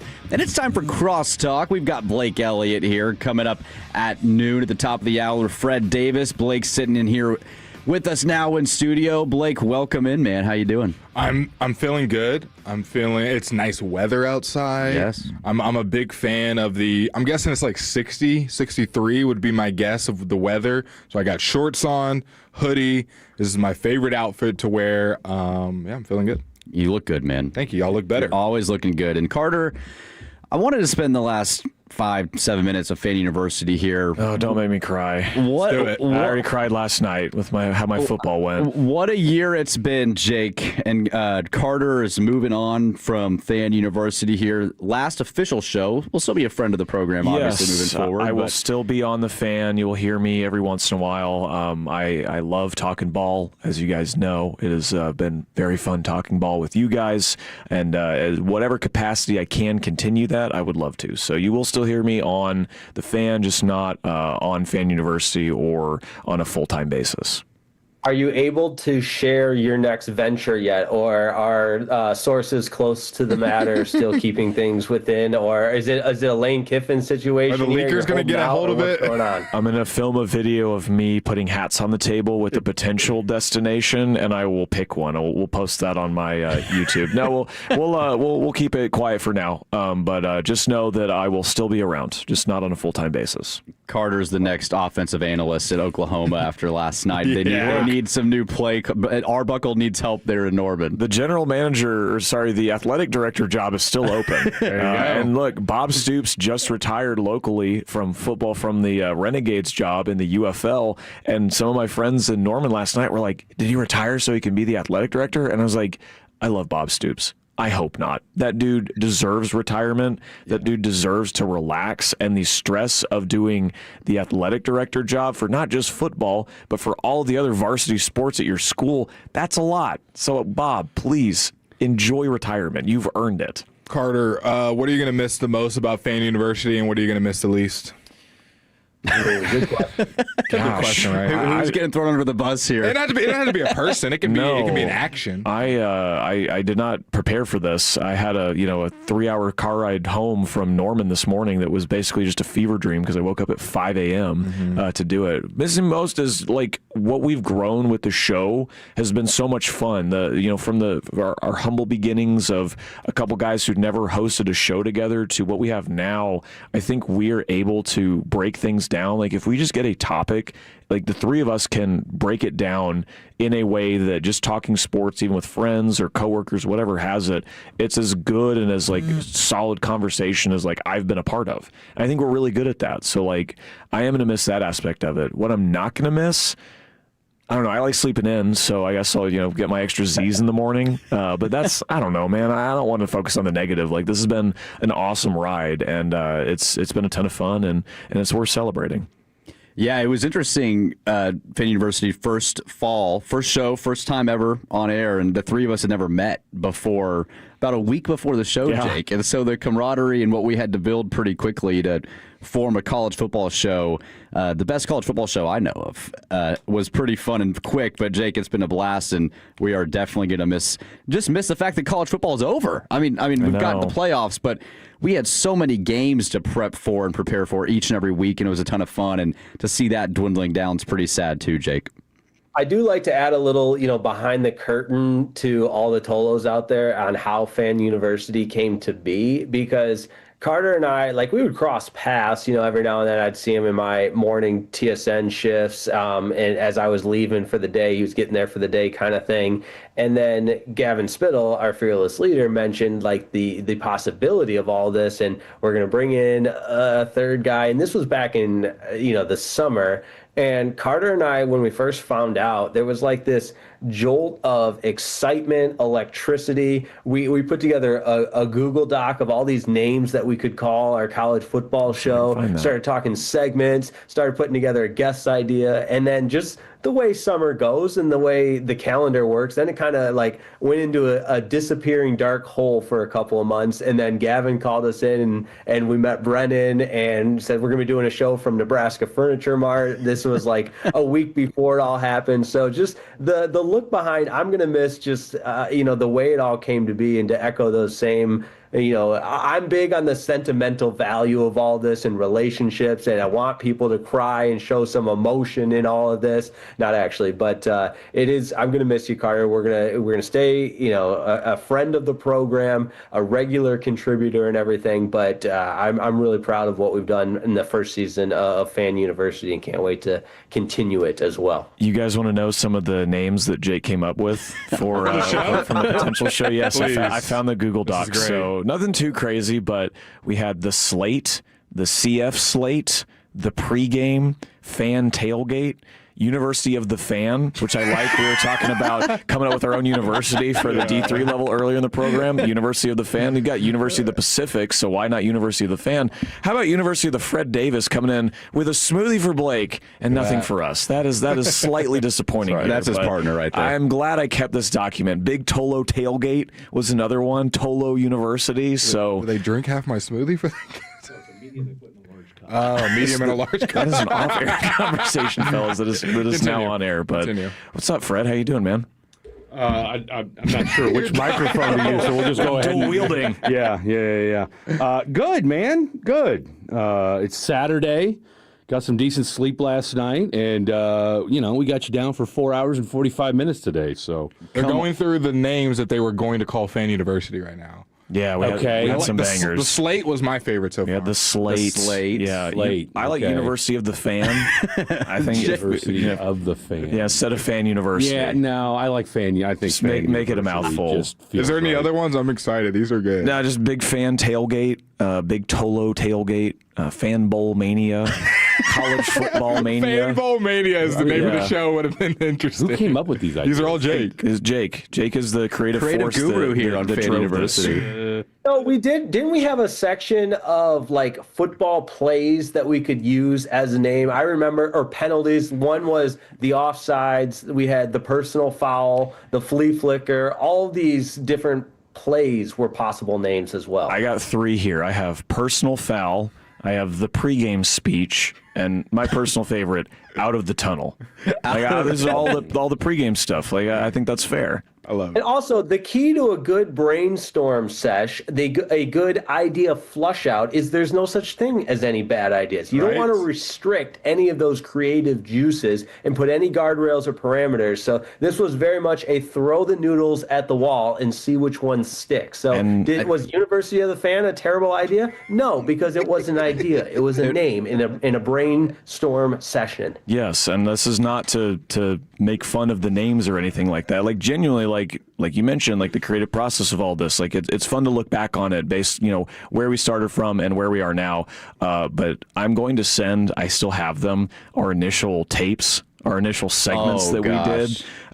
Just know, Tolos, Brennan, Jake, and Carter have come a long way since the first time we've recorded together. For guys that didn't know each other and what we have now, the first tapes I agree with that wholeheartly. First tapes are, they are something. That first show was kind of crazy. Yeah. Not going to lie. First show was a lot. My boy Brennan was... He mentioned 105 The Fan about 50 times in that first hour, so I appreciate it, though. You guys, from where you guys started and to where you guys are at now, I think it says a lot about you guys and what you guys were able to do. So, and understand, to you. Brennan and Jake are still going to host. Brennan and Jake will still be here. Brennan and Jake are awesome at what they do. Please, they are going to continue, whether it's called Fan University, whatever it is, they're still going to be on 105.3 The Fan. They're going to continue to talk sports and be good at it. We are ball knowers here, and that's not going to stop. It's going to be the university, or what is it, the University of the Fan now, since part 2. I guess, yeah. We could do a name change. Well, what do you guys got going for us this afternoon? What do we have? Saturday Bonanza, 5 hours. We got Brian Broaddus for 2 segments. The Oklahoma City Thunder finally lost last night, so we'll be talking about that. The Mavs play tonight. And, of course, continuing the college football coverage like you guys did. Texas A&M or Miami? Miami. Texas A&M. 0-0 at the end of the first quarter. I don't believe in Marcel Reed. Carson Beck's got a little bit more experience, and I want anything other than the Aggies to move on. So, and a lot of high school football. The 3 best games, even though we had some good ones yesterday, but you've got it's a DFW H-Town showdown today. Matter of fact, I want to say South Oak Cliff and Richmond Randall just kicked off, and then of course you got Duncanville North Shore for the 6th time in 8 years, and then the finale CE King and DeSoto tonight. Are the Cowboys officially eliminated tonight, or do the Commanders find a way? No, they'll be done. Commanders win, Cowboys win. Book it. You heard it here first. All right, man. Well, Fred and Blake will be here to take you through the afternoon, but this was Fan University here on 105.3 The Fan. We will see you guys next Saturday. Our goal is to have you winning every sports debate with your bud.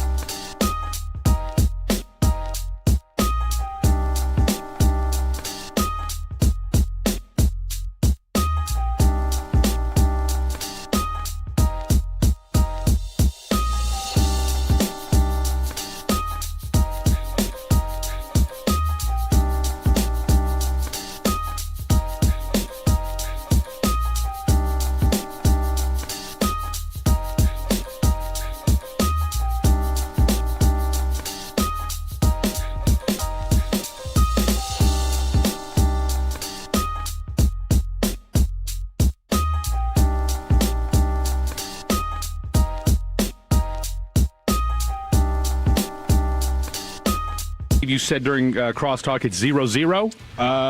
Let's see if it's still 0-0. It is still 0-0. Okay, 10:47 left in a second. So still 0-0 on that front. So we're going to get one of these TVs, by God, to get that game on. And then the other game that we're dying to watch is going to be South Oak Cliff and Richmond Randall, which they should be. That game should have already kicked off, and so I'll turn to that here in just a little bit as well, because like I said during crosstalk, we do have it is the creme de la creme. It has been an awesome 3 days of Texas high school football championships these last 3 days, and of course the final day is today, where you have 5AD2 in South Oak Cliff and Richmond Randall, a rematch from last year's game. And then of course you'll have Duncanville and North Shore in the second game. That's 6AD1, and then 6AD2 will be DeSoto and CE King. And of course, like I said before, this is all a very Houston DFW square off. So if you've got something to say, you want to rep your school, rep your city, today is the day to do it. 877-881-1053. 877-881-1053. But what I was saying was, and so for those of you, just a little peek behind the curtain, by the way, Fred Blake and our boy, the Jet Nelson, behind the glass, and a peek behind the curtain. So when you guys hear us do audio and when we call for clips, right, we have a normal kind of, template, if you will, of what the cut sheets look like, right? It'll say who said it, the number, and then just a quick blurb of what the clip's about. Jet Nelson came in and unprovoked, unprompted, brought a cut sheet for Blake and I, which, number one, kudos, brownie points all day, every day. But the cut sheet that he brought in might be the greatest and most hilarious looking cut sheet I've ever seen in my life. I agree. It's up there. It's top 3. And he handed it to us so nonchalantly. It's got hey guys, here's your cut sheet. Just handed it to us and went about his business. We got his desktop, downloads, documents, pictures, music, videos, Jet Nelson folder, bed music, Burley, 12, 20, 25, this PC, the network. My man took a screenshot of his desktop screen, and that's our cut sheet. So we say it because we love Jet Nelson, and we say this because Jet Nelson had maybe the greatest extra credit performance of all time in the history of Fan After Dark on Thursday night, where he missed one question out of probably a dozen, give or take. I mean, my man was on a heater of all heaters, and I'll tell you what made Dylon, who's no dummy in his own right. And I mean, Dylon was just, grasping for straws after Thursday evening. So, again, we say this because we love Jet Nelson.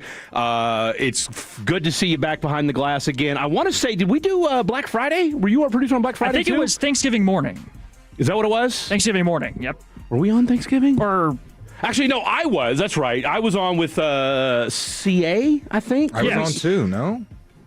I'm pretty sure that's we right, worked on Thanksgiving. No, that's right. Hello. That's right. You and I worked on Thanksgiving, and then we went to the game afterwards. That's right. God, I'll tell you what, days are just blurring into each other. CA in there. Come on.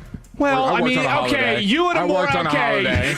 Give me my props. I worked on a holiday. No, you do. I'm not saying that. And then you feeling the narrative. My initial feeling is when I think of morning shows, okay, I'm there too. All right? I'm also there. That's fair. I forgot about Thursday being and Thanksgiving. So that was a fun day too. That was a full day. That was back when the Cowboys were still winning games.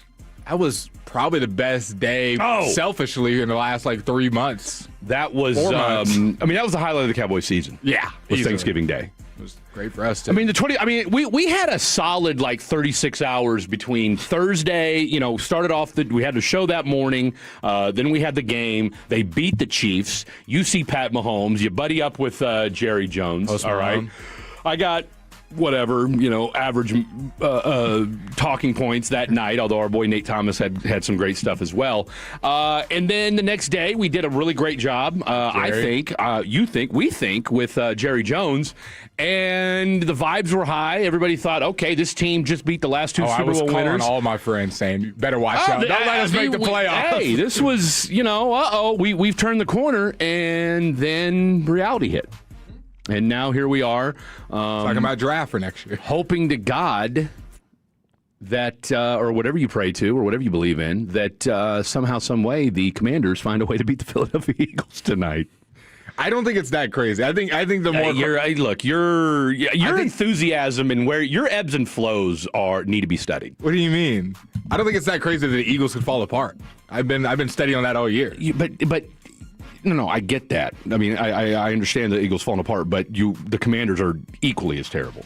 Like you're banking on. I mean, we're putting our eggs in the Marcus Mariota basket. The Eagles, when they fell apart 2 years ago, were losing to teams like the Giants, man. They had like 2-3 wins on the season. When they fall apart, they fall apart. Yeah, but part of their problem was their defense sucked. Their defense is still good. Agreed. Their defense is still good. And do I think the likelihood is the Commanders win? No. And they found a lot of times the underdog wins. Yeah, it happens for a reason. I mean, look, the best team doesn't always win. Well, wow, thanks, Confucius. I wasn't Today aware will be of one that. of those days. Look, I appreciate your candor and I appreciate your optimism and enthusiasm in this, but so you think there's no way the Commanders win? I think there's plenty of ways. Look, I'm not going to say there's no way. There's always a way. All right, and I'm with you. Would it shock me if the Commanders won tonight? No, it wouldn't. I mean, because I want to say the game's in D.C. That part I don't know. I think the game's in D.C. We'll check it here in just a second. But you've said it time and time again. This is where the cream rises to the top. This is where the good teams separate from the bad teams. And yes, I get it. Philadelphia is not a great team, but they're still a better team than the Washington. Even dysfunctionally. Correct. The Philadelphia Eagles. And I think there is something to be said for beating the Raiders. Mm-hmm. Right? Like sometimes you just need to win again. Sometimes, and hell, they haven't played in to the Cowboys. When's the last? I mean, it feels like they haven't played in forever. Maybe it hasn't been that long, but it just feels like because we've had so much other stuff going on sports wise, and we just kind of forgot about the Eagles because again, that's what happens when you play the Raiders. Yep. You know, like nobody. 31-0. Yeah, I mean, it wasn't even close. No. I mean, and that wasn't, and like I said, and I mean that in the sense of 31-0, and it really like they were kind of just going through the motions in the second half. The Raiders are by far, my boy Bitter Mike Babbo, our friend of the show, who's a diehard. And matter of fact, this tells you what kind of Raiders fan Mike Babbo is. Babbo is going to the Raiders game to him and his son. So Babbo lives in San Antonio. Him and his son are going to the Raiders game in Houston tomorrow and are going to wear bags over their heads. Wow. They're paying money to just put a bag over their head. I would never. I just wouldn't go to the game. That's my way of not showing support. But those are funny. You got to have fans like that, so I appreciate it. Well, and it's going to a game. You know, it's Christmas time. His son's flying in from Florida, putting bags on their head. I mean, I don't think they're going to sit there for the entire game with bags. I don't. I mean, in fact, I'll ask Babbo at some point during the show. Hey, are you going to be sitting with bags over your heads the entire game? Because that would be impressive. If you sat for an entire 3-hour game with a bag over your head. Impressive is the word you'd use? I would use the word impressive. I don't know. That'd be the word I'd use. I mean, to sit. I mean, no. Impressive in the sense that you hate your team that much. Yeah. You know, like you are that angst. You know, you have that much angst. We don't see people with bags on their head at Cowboys games. You don't. And we've been average. But haven't bottomed out. You have not bottomed out. Like 2 wins on the season. 3 wins. We've watched this. I mean, even the Cowboys last year. Still would have had 6 wins. Still won 7 games. Yeah. 7-10 with Cooper Rush. All right. The Raiders are an abject failure right now. They made off-season acquisitions. They went in and I mean, look, I guarantee you, and we might have to do this end of year type deal. What were some of the craziest things that were said sports-wise this year that fell apart? Okay. Mine, I already know what it is. Let Nico cook. Mm-hmm. All right, shame on me. Yeah, shame on me. Although I could throw Ryan Nembhard in your face. Yeah. Mine was the Raiders made the right decision and got Geno Smith, and that the Seahawks were dumb for getting Sam Darnold. That was mine. That was my dumb take of the year. And here's the thing, man. Like, I think you said something like the Broncos or the Chargers, and they're both in the playoffs. I feel like when we did our predictions, I know you might have had one of them in there, but you weren't believing in them. You're like, Chiefs run away with this division. Oh yeah, because I'm crazy for saying that. No, but I did have the Chargers in there, and I want to say I had Denver in there as well. Did you? I had 3 AFC West teams in my playoffs. Now, I also, and shame on me, I also had Baltimore not making the playoffs to start the year. And then I talked you out of it. You did talk me out of it, but I had Cincinnati. In the AFC Championship. In the AFC, that's exactly where you had them. No, I did. I absolutely had them in the AFC Championship, and that wasn't a hot take. I also had New England almost making the playoffs, which I feel stupid about because I should have. You didn't have them in? You took them out the last second? I think I did I took them. No, I did because I took them out and put Baltimore in instead because I didn't think. Because look, we got to find that sheet and see who. It's in the It's in the notebook. It's in the notebook. Look, I had the Chiefs beating Green Bay in the Super Bowl. Okay, I don't think either team's going to make the playoffs. No, I have Green Bay. Well, we already know the Chiefs aren't, and I just picked Green Bay to lose to Detroit. In fact, I was listening back to G-Bag Snacks. So your Super Bowl picks won't even make the playoffs. No. But I don't feel like. Well, let's calm down for first, okay? We don't know about Green Bay yet. All right. We don't know about Green. In fact, I think I picked Green Bay to win. This guy's fully for Green Bay just on his Super Bowl. That's exactly right. I just need them to make the playoffs. I don't care if they don't make the Super Bowl. I mean, we're going to have to do a reset anyway. Yeah. I mean, who'd you have? I don't remember. Exactly. I think I had the Rams. Exactly. I think I had the Rams. I had Green Bay. No, I did have Green Bay and the Rams in the NFC Championship. I think I had Rams, Lions. I have no idea who I picked in the NFC. I might have had the Chiefs. I don't remember who I picked, though. I mean, a lot of people had the Chiefs going to the Super Bowl, so I don't feel bad about that. Miami had a chance to get a punt return for 6.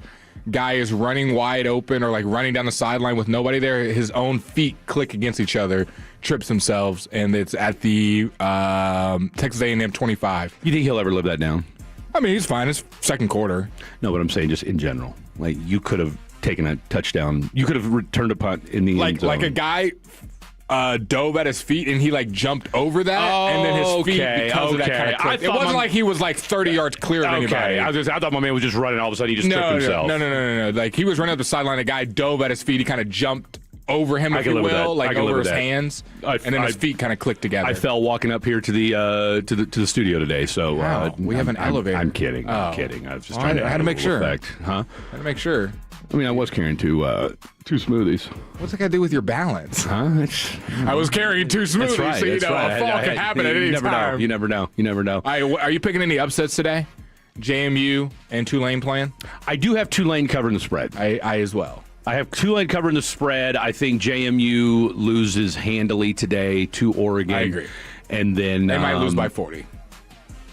I think Oregon does need to kind of impose their will a little bit today. They lost last year. And Oregon might be the one team that we have. It's not that we don't believe them, but we don't believe them. And they bowed out early last year. Remember, Ohio State put that BTA to them. Which I'm not going to lose any sleep over that. I mean, you lost to the eventual national champion, right? I mean, Ohio State was just that much better than everybody else last year. So I'm not going to lose. I mean, again, if you'd have told me that I lost to Arizona State, all right, then I'd have been like, all right, y'all are frauds, okay? But to lose to the eventual national champions who looked pretty dadgum good doing it, worse things have happened there.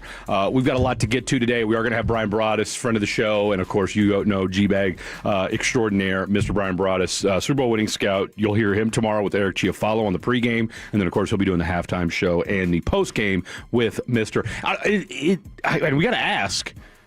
I got to make sure that Chiafalo and Wolchuk's doing halftime and postgame because sometimes they'll throw things around a little bit. But it's the last game. It's the last home game of the year. So my guess is Chiafalo will be doing pregame and Wolchuk will be doing halftime and postgame. Again, barring some miracle development. Miami missed. Like Elliott. From the field 25. Goal? Yep, they missed from the 25-yard line. Now they're showing Homeboy on the sideline with his head down. Their feet click together. So it's still 0-0. You're no Dorothy. I can tell you that much. You are no Dorothy. Anybody get that reference? We're just seeing college football. Yeah, Dorothy from The Wizard of Oz. Yeah, I was about to say Wizard of Oz was my only guess. Yeah, come on, bro. Just making sure. Sure. This is now back-to-back field goals missed inside the 30. We saw yesterday that happened to the Oklahoma kid. Brandon Aubrey would never. Miss a 30-yard field goal? With the game on the line? Well, I mean, he did miss 2 last week. I know. I'm just joking. I'm just saying BA did. Now, you know who's rooting for field goal misses? You know who's rooting for field goal misses right now? Trevor. Trevor probably, I'm telling you right now, Trevor probably, now he doesn't drink, so I don't know what he does, like they say, what happens when an angel gets his wings? What's that saying? Something happens every time an angel gets his wings? It's a Christmas thing. Anybody? Anyway, Man, that hurts right there. That I hurts. have no idea what you're talking You've about. never heard that saying? I don't think I've heard of it. No. Something happens when an angel gets its wings? 877-881-1053. Are you butchering it? Like, Yes, I am. That's why I was hoping one of you two might be able to help me out here. I'm sure somebody from the text line will be able to chime in and tell me exactly what I'm talking about. Something happens when an angel gets its wings. Whatever. Anyway, my point was, what does Trevor do every time a field goal's missed? Fist bump the air? I don't know. I mean, the analogy's already been screwed up, so it's irrelevant at this point. So anyway, all right, we've got a long show today. We've got a long show. Hopefully, it goes a lot smoother than what that just did. Did you guys see the picture of Jake Paul's mouth? Oh, I thought you were about to talk about Epstein Island, because I did see those pictures too. It's awful. Word to Chris Tucker, eh? He's on it. Oh, I didn't see that. Oh, brother, that was like the first picture. Okay, well, your algorithm must kick out. The one I saw had Mick Jagger and Bill Clinton. And Michael Jackson. I did see the Michael Jackson one yesterday. Bill Clinton's on every picture. He is. Well, Bill Clinton might as well have been, him and Epstein might as well have been He was running roommates. I was going to say, he might have been it might as well be Epstein and Clinton Island for as much as he was there. No, I have not. Chris Tucker was at Epstein Island? Multiple pictures, brother. Not just one. Yeah. Diana Ross. Okay. Now, was she at the island, or was she just... Now, see, I did see a picture I just saw of the her. Pictures. I didn't, dive into where was this picture taken on the island. Well, no, but that's what I'm saying. Was she in the island or not? Because the picture I saw of her... Was the one with Michael Jackson. It was her, MJ, and Bill Clinton. That's the only one I saw. In the back of a car. That's the only one I saw, too. Okay. Looked like they were on a plane. I was getting plane vibes. See, I thought that was a car. Either way, they were definitely in something. So... yeah.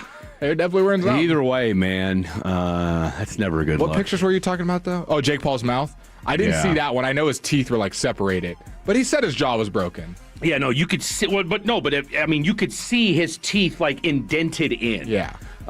We'll get to that here in a second because...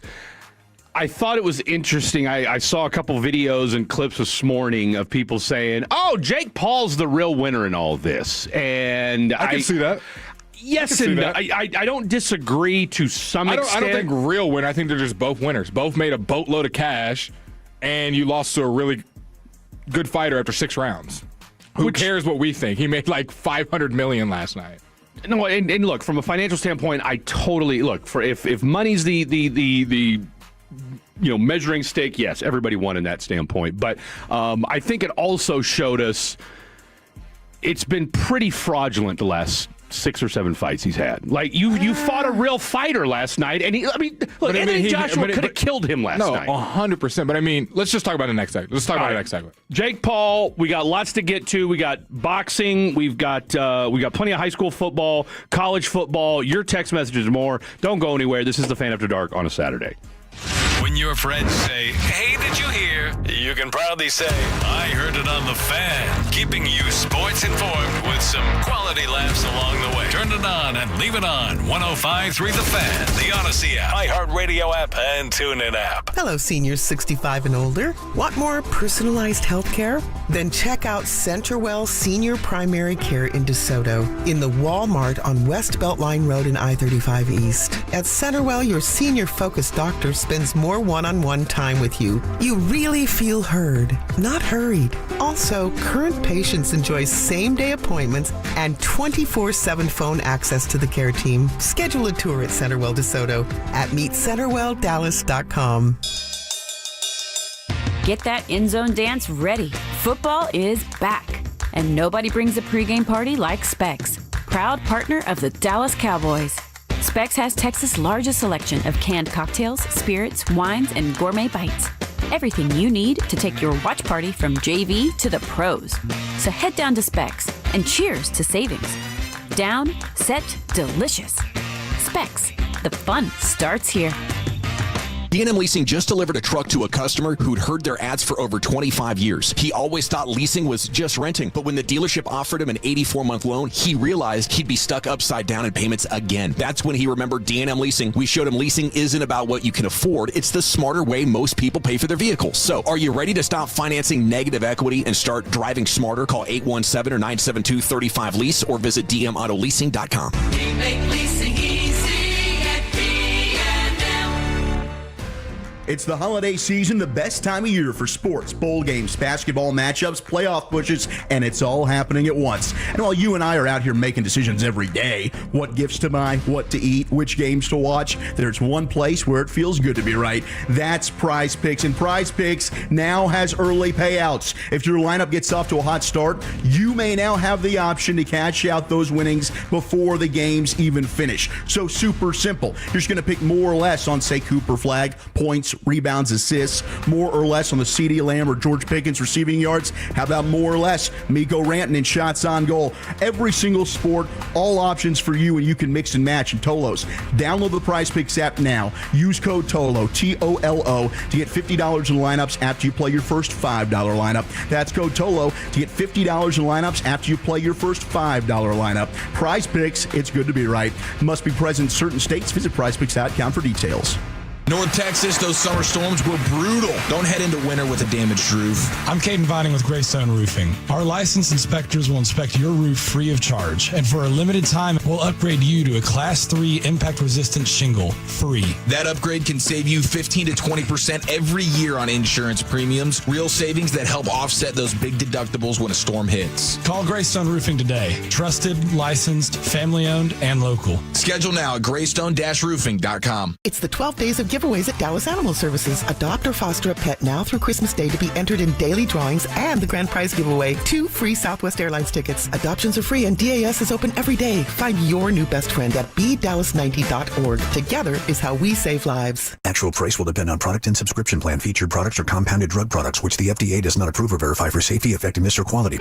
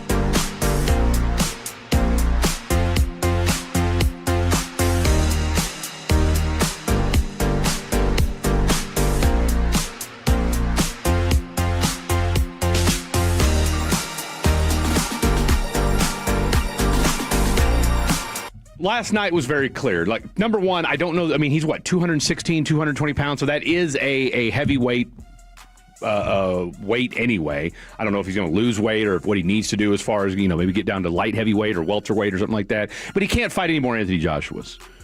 I mean, not 6'1", 216. Yeah, they got him listed at. Now look, I think he looked a little bit heavier than 216 last night. That might have been what the weigh-in was, but he looked every bit of 225, 230 at the very least last night. My point is, look, Anthony Joshua 6'6", 245. Yeah, no, and let's again, you don't have to be Chris Arnold to have watched last night's fight and realize Anthony Joshua waited for about 3 or 4 rounds, and I'm telling you right now, my feeling was, all right, Anthony Joshua was going to kind of play around a little bit. Give the people what they paid for. Because you can't knock him out in the first round. Netflix is like... Yeah, exactly. Netflix isn't going to let you just... And Netflix is not going to let you just knock him out in the first round. Because he didn't really follow up any punches in the first 3 rounds. He would throw one and then kind of just stand there. Well, hell, halftime he just was. I mean, it looked like he was just kind of shadow boxing for half the time. And then in the 4th and 5th rounds is when Anthony Joshua finally said, "Okay." I mean, he could have killed him last night. I mean, you can say that about a lot of fights. A lot of times people outweigh, or not outweigh, but dominate a fight. Boxing is one thing, but I'm talking about. Look, boxing with actual real boxers is one thing. All right. Like Anthony Joshua showed you last night how dangerous real boxing is. Mm-hmm. Okay. And the difference between a guy who moonlights as who's a YouTuber. And again, one of the greatest markers of our time. I want to make that very clear about Jake Paul. I have the utmost respect in what he's been able to do from that standpoint. But see, I just think he messed up with fighting somebody like Anthony Joshua, who's 5 inches taller than him. And you saw all his fundamentals go out the window, Jake Paul. Because I do think Jake Paul is a pretty sound boxer. Like I don't. I mean, because who's he fought? No, I'm just saying his technique. He is, when you watch him, he is a sound boxer. Yeah, I don't think he's compared to guys that don't box. Agreed. I don't think he is some welterweight champion and somebody that should be in these matches against Anthony Joshua. I don't even think he should have been in the ring with him. No, he's a glorified amateur boxer is what he is. That's all he is. Because you saw last night. Last night was the perfect breakdown, and that's why he won't fight anybody else from a a lesser named boxer, because he's going to get his ass beat each and every time. But he can't box. I disagree with. I think he can box. I think he boxed above his class, and when against a champion, when against somebody who's 6'6" and there's a world class at it, that was something that he can do. But he can definitely box. I mean, he might not box to the experience that you want and like the top of the game, top of the sport. He's not Tom Brady of boxing, but he's, I don't know, Kirk Cousins. He's no. He won't look. No, okay, I was just saying middle of the road. I wouldn't say he's not even middle of the road. Fight a real boxer. Maybe a little bit below average, but I think he can box. I want to see him fight a real boxer. But people have been saying that for years. He fought someone that was 6'6", which I think that's all the money. And that's what I'm saying. And he nearly got killed. But I think it had less to do about boxing talent. Anthony Joshua was a 10 times better fighter than he is, but he's also got the reach, double his reach. Okay, but I mean, look, Anthony Joshua also got beat by a dude that was Jake Paul's size. Yeah, it was probably a better boxer. But you're making my point. Jake Paul is not a real boxer. Is he a glorified amateur boxer? Yes. There's a reason why we haven't seen him, and there's a reason why. And again, to his point, the Lord doesn't grow unless he beats up on famous people. And the other part of it is I guarantee you, every one of those guys have taken a dive. He can't fight. He cannot fight. He should have been beaten by Mike Tyson, all right? And then you saw him get into a fight with a real boxer last night and got his clock clean. And it should have been done in the first round if Anthony Joshua really would have fought. I'm feeling a little bit of preconceived bias coming into this fight of you wanting him to lose. Preconceived bias? I mean, I want him to lose. I want him to fight a real fighter. I mean, he got his ass kicked last night. Yeah, and he is not the kind of boxer Anthony Joshua is. Well, we knew but that. I don't think two things can be true. I think he can be an okay boxer, not on Anthony Joshua's level. I don't think he's like a disgrace to boxing. Is no boxer. Well, kind of. I mean, from what boxing... Look, I guarantee you, I could take a guy from the U.S. Olympic boxing trials right now, a heavyweight, that would beat the you-know-what out of Jake Paul. So you don't think he's now. a good boxer at all? No, he's not. Who's he beating? Okay. Who's he beat? A bunch of washed-up MMA guys that don't... Well, he didn't lose to them. Well, of course he didn't. But you're holding his... You're saying, who did he beat? This is his second loss? He hasn't beaten a real boxer yet. And if somebody says Chavez Jr. is one of the most corrupt boxers in the history of boxing. I was saying less about the results, just more about when you're watching the fights. I mean, we even said it before the fight. Like, he's got some decent technique. I think all of his technique went out the window when you're fighting someone who's 6'6" and is for real putting punches on you. Well, yeah, it's easy to have technique when, it's been decided upon. Like, I'm not a real boxer. Okay, so you just think they're all rigged. I think look. For number one, they're not real boxers. Let's not make. Can we like?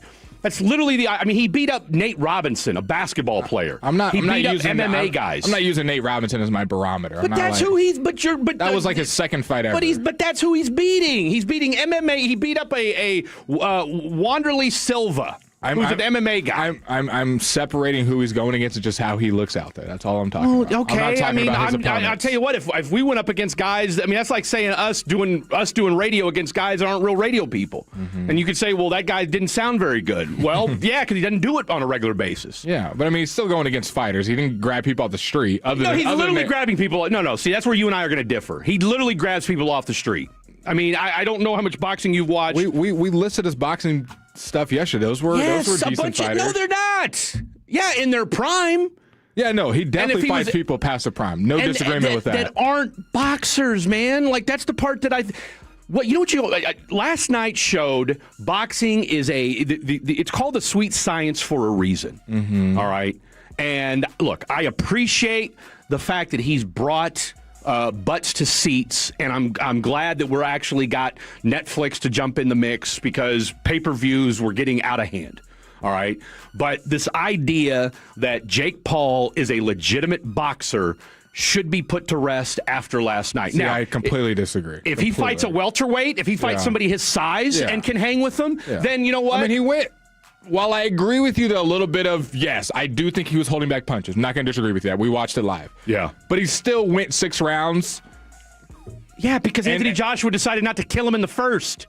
But you saw when Anthony Joshua decided to actually hit him, it was over. But he was also eating punches. We got to give him some. He ate a couple punches. And look, do we really think Anthony Joshua was hit? Because, again, when he finally threw the punches that Anthony Joshua was known to punch, he broke his jaw and knocked him out.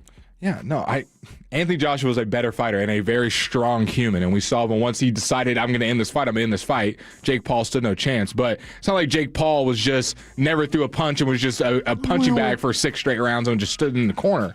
Jake Paul still did better than probably a lot of guys, like you said, just off the street. Yeah, but look at the money he was getting. Look, if you don't think that there was a hey, don't knock him out in the first or second round, you're crazy.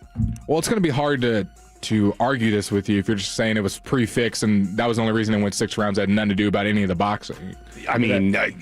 So you really you're convinced. So let me just ask you this. There's nothing to take away from this, and that's how you feel that this was going to go 6 rounds no matter what. No, there's plenty to take away from, but you're telling me. So you think legitimately Anthony Joshua was fighting his fight? No, from we the already first 4 or 5 said that. rounds. We said the first. So then what are we arguing? The first couple rounds that he was holding back punches and not finishing through. Okay, he so why are we giving him credit? Punches. Well, yeah, and Jake ate him. But no, he didn't even hit him in the first few rounds. That's my point. No, he did. He hit him. Okay, but he didn't follow through and try to finish it. We agree on that part. That's what I'm saying. If Jake was this non-fighter that you claim he is, then after a couple punches, being able to eat a punch doesn't mean you're a fighter. That's part of it. Okay, that's great, but I know there's plenty of guys out there that can take punches. Doesn't mean you're a good fighter. That means you can take punches. Okay. Well, Jake Paul is not a good fighter. We'll end it there. No, I don't think he is. I don't. Okay, again, because he's beat up a bunch of MMA guys, that makes him a legitimate boxer in your eyes. I just said he was okay. I just think he is a boxer. I don't think he's the top of the game. I don't think he's above average in this grade. I just think he's you made it sound like he's a disgrace to boxing. He's not even a boxer. I didn't say he was a disgrace to boxing. I said that you saw last night the difference in what he's been doing and playing boxing. See, he's been playing boxing the last 2 or 3, 4 years, whatever. This is a whole different class. If you tell me, if he gets look, I'm gonna tell you right now, I think that's one of the reasons why Gervonta Davis didn't fight him. That would have been an interesting one. Oh, Gervonta Davis would have beat the brakes off of him. I agree, but they're similar in size. I was saying that would have been interesting because it's not he outweighed by about 40, 50 pounds. Remember, Gervonta Davis is only 140, 150 pounds. Yeah. Okay, but Gervonta Davis would have beaten the brakes off of him because he's a real boxer. I think it'd be closer than you think. Would I pick Davis to win? Yes. Do I think he would just beat the brakes and Jake wouldn't get a hit off? Really? No. You think it'd be close? You don't like Jake Paul, so you're not going to agree with none of this. I do like Jake Paul, but I don't like the idea that people think he's a real boxer. I think he's in an amateur average boxer. I think he's like right down the middle. So why are we putting? So why, if he's an amateur boxer, why do we think him fighting real fighters is legitimate? Because I've seen his technique. He looks decent in the ring. Yeah, okay. Well, again, we're just going to agree to disagree on this. Technique. You keep talking about who he's fighting against. His technique. Well, yeah, right? but that's part isolated. Of it. That's isolated. But what do you think his technique is? Of course, his technique's going to look different. His technique was him diving at the feet of Anthony Joshua last night. It was bad last night. That's when you saw his technique go out the window when he had a guy who's 6'6", 245 punching him in the mouth. Because you saw last time. I mean, look, it's easy to have great technique when the other guy doesn't punch. Right? I mean, we saw it with the Mike Tyson fight a year ago where the two of them just danced around and hugged each other for 4 or 5 rounds. No, I think Jake Paul's a businessman. I think he knows what he's doing. No. That's where you and I agree. He's a businessman. I think he's two things can be true, though. No, 100%. Look, I think he's bastardized the sport of boxing on one hand.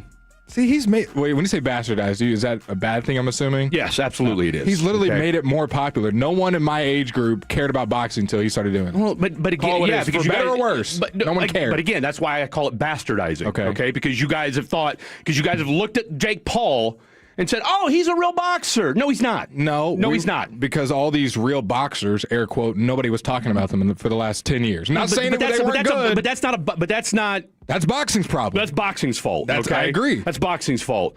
Jake Paul being a YouTuber, becoming a boxer, somehow brought more popularity to this great boxer. Which I get. But that's what I'm saying. That's why I said he bastardized boxing, right? Because you can do it. Like, if there's one sport that's ripe for the fix, it is boxing. Agreed. Right? Like, if there's one sport, and boxing lends itself to a guy like a Jake Paul, who, again, if you watch the documentary, like, I applaud what that guy's done. I really, really do. Like, he really is brilliant. I mean, from a marketing standpoint and everything else, I can't praise the guy enough. He's obviously training and going out there. You don't just do that. It was just like, hey, I've only fought some guys off the street. I get it. If he had just fought Nate Robinson and his next fight was against Anthony Joshua, I would be with you. I mean, he's done nothing. But, I mean, he's done, 10, 15, 20 fights now. He's fought 10 fights against a bunch of washed-up dudes, is what I'm trying to tell you. How old was Tyron Woodley when he went? I'm not disagreeing with you. I genuinely don't know. I'm just asking. How old was Woodley when they went against each other? 30s. But again, Tommy Fury, Anderson Silva. Like I said, I'm not a boxing Tommy expert. Fury beat him. Yep. Okay, but Tommy Fury still in that. Like, he's fought against. You said he's only fought against. Yeah, but it's Tommy Fury. Okay. I mean, we're talking about Tommy Fury. I mean, again, I don't know. Fight. You fought Tommy Fury. We're talking about Silva. We're talking about a bunch of MMA fighters. Okay, who all got paid. Blake is not a boxing expert, so that's why I'm asking you. Look, I'm not a boxing expert either, but again, I've watched enough boxing over the course of my life to know what good boxing looks like. Jake Paul is not good boxing. He's never been good boxing. Is he great? Is he great marketing? 1,000%. Has he put other cards up there? Yeah. And see, that's really, to me, if boxing was smart. Even have him on the undercard of some big fight. No, that's what I'm saying. I would put, if you're smart about it, all right, you can put bigger name fights or put up and coming aspiring boxers. Look, he's done more for female boxing than probably anybody else outside of the Woodley, the Clarissa Gal, and Ali. But the idea that, again, it's legitimate, real life, like, hey, that's some. I just watched a guy. I mean, no one's ever watched a Jake Paul fight and said to themselves, now that was a good fight.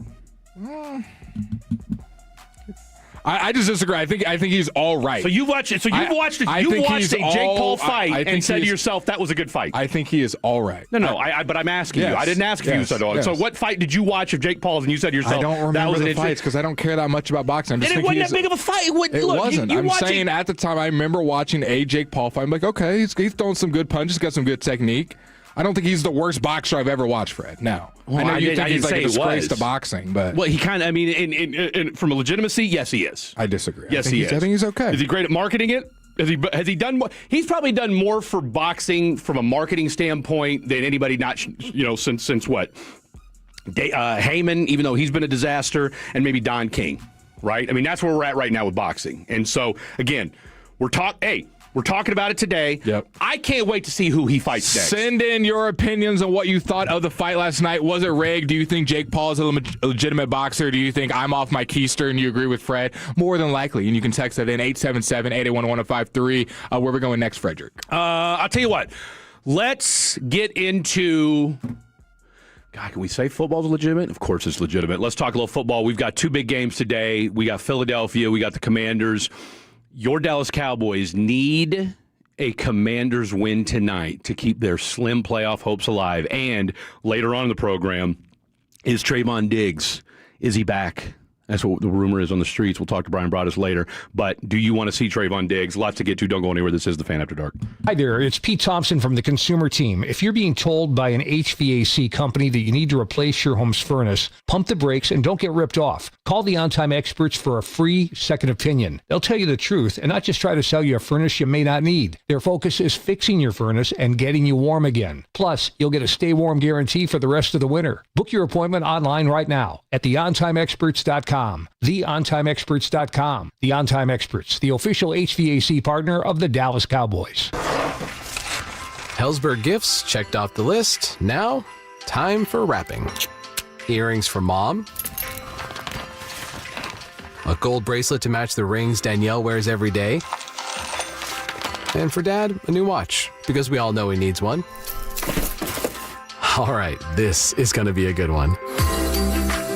Our favorite things for your favorite people. Shop in store at Hellsberg.com for up to 50% off. Hey guys, Tony Alberti here with East Dallas Diesel. If you're a business owner, December 31st is your deadline to take advantage of huge 2025 tax benefits when you purchase a qualifying truck or SUV. And when you buy from us, you're getting real quality. We only use premium parts, no shortcuts, no cheap components like big box stores use to pump up margins. Our builds are engineered for drivability, stability, and long-term reliability. Visit EastDallasDiesel.com or come see us today. East Dallas Diesel, where custom comes standard. This Christmas, get a bonus AI Essentials course when you enroll in any My Computer Career IT program by the end of the year. That's a $3,900 value. Attend classes online or on campus. Enjoy lifetime job placement support and IT certifications in high demand. Go to mycomputercareer.edu today and take the free career evaluation. That's mycomputercareer.edu, an elite CompTIA certification partner. Conditions apply to AI offer and financial aid is available to those who qualify, including the GI Bill. 1-877 Cars for Kids. KARS Cars for Kids. 1-877 Cars for Kids. Donate your car today.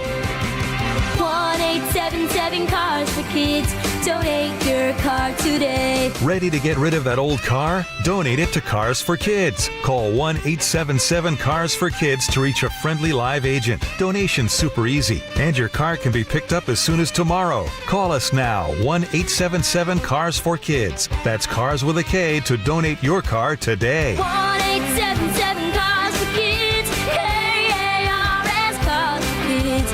KARS Cars for Kids. 1-877 Cars for Kids. Donate your car today. Hurry! It's our last chance to donate for 2025. Whether it's to get a jump on your New Year's resolutions or combat the dreaded holiday weight gain,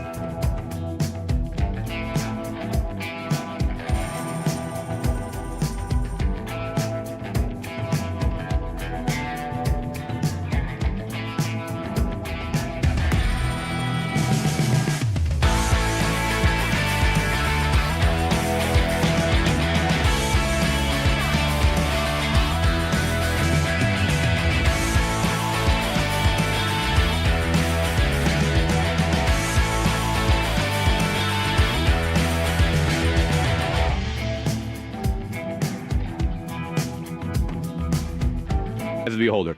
The TVs have been a ongoing issue here in the studio. However, through many trials and tribulations, we have overcome. We have high school football on one television. We have finally college football on the other. And I even did it with you in mind. Pause. TV right there. TV, thank you. Okay? Thank you. You're welcome. Thank you. You're welcome. You know what? Let's do a round of applause. You know what? Because look, I get roasted from all you youngsters about my lack of tech savviness. It's definitely there. And therefore today, I feel redeemed. Okay? Well, I'm officially with you. My sheet today was not up to par. Look, your sheet really stole the show. Yeah. Okay. I want to make it very clear. This cut sheet. Fred, can you stand still in frame so we can have you on the fan cam and not have the WD-40 mic sliding left to right? That's it. Yeah. That's it. That's it. I just want to show this to all the folks at home. I feel like I'm Vanna White right now. Look at this cut sheet. Did you drink a Monster before you came in? You were jacked. No. Well, yeah, because I finally get the TV working.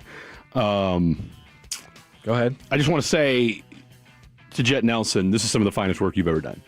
Okay?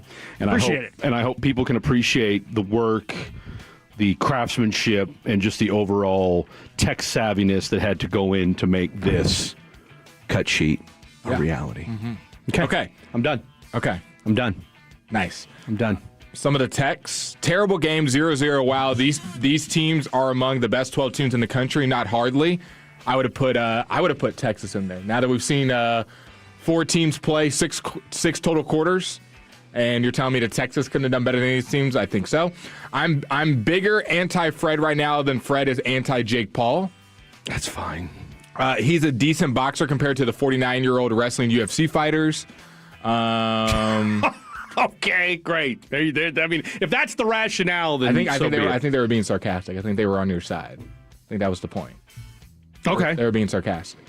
To prove Fred's point, he hasn't fought anyone. Jake and Logan Paul both suck. Fred, settled down. Jake Paul's an adequate boxer. You know parts of it are real, but at the end of the day, it's still an act. Watching Jake Paul is when you watch a celebrity try to wrestle. Dennis Rodman, Travis Scott, etc. Is it good? Is it good? No. Is it funny? Yes. Joshua was definitely pulling punches. That was pretty bad of a fight. Once Jake Paul got on his knees, it was done. Pause.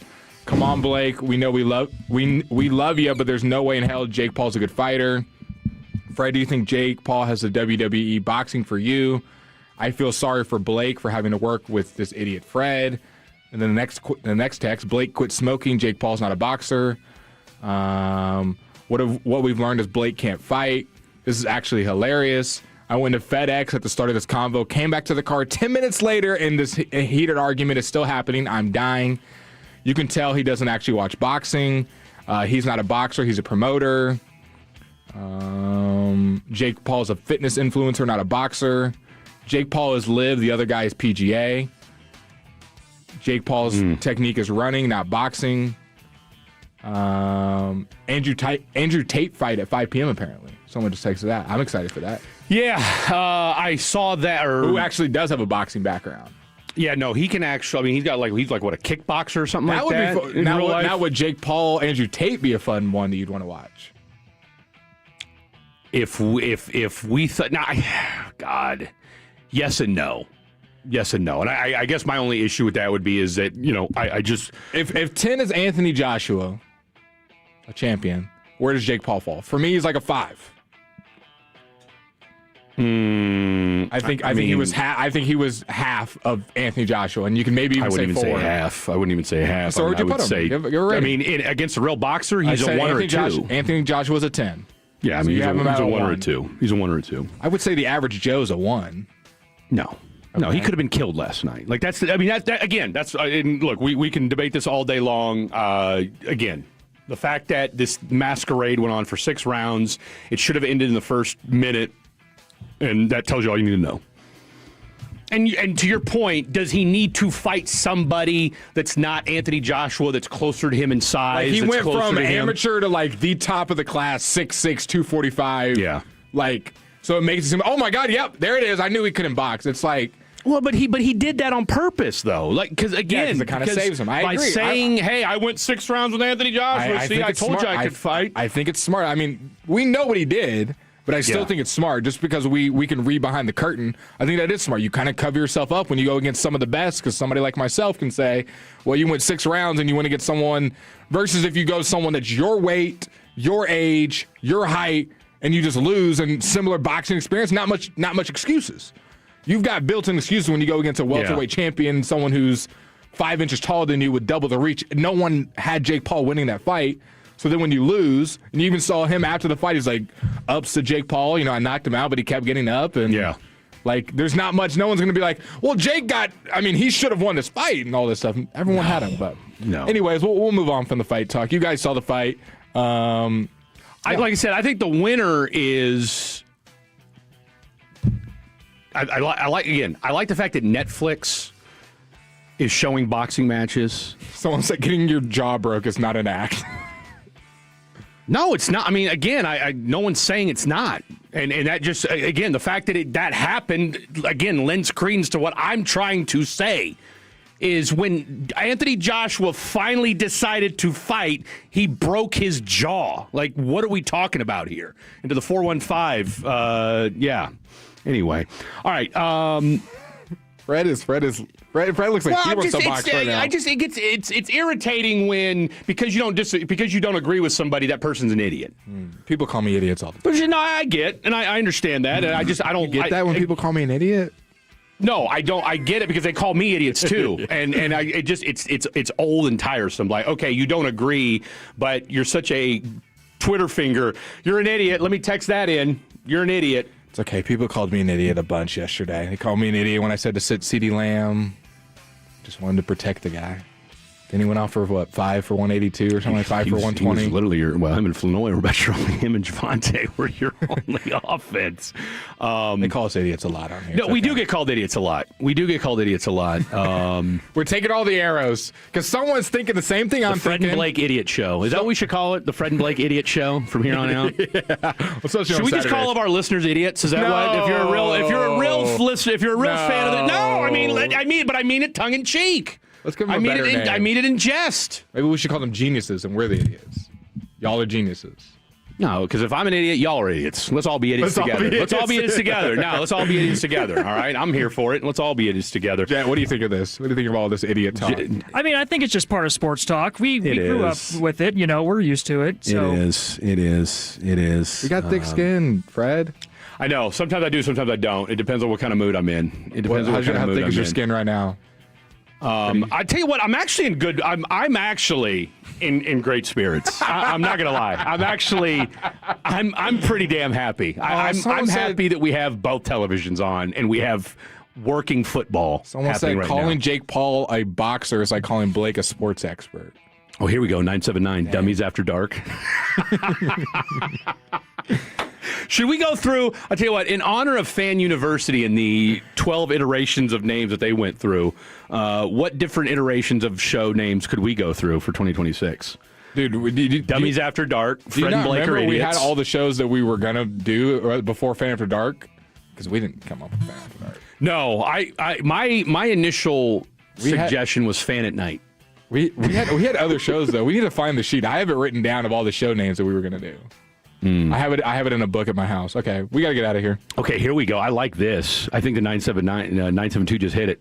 The FBI show, Fred and Blake are idiots. You know what? We might be onto something there. All right, let's have some fun.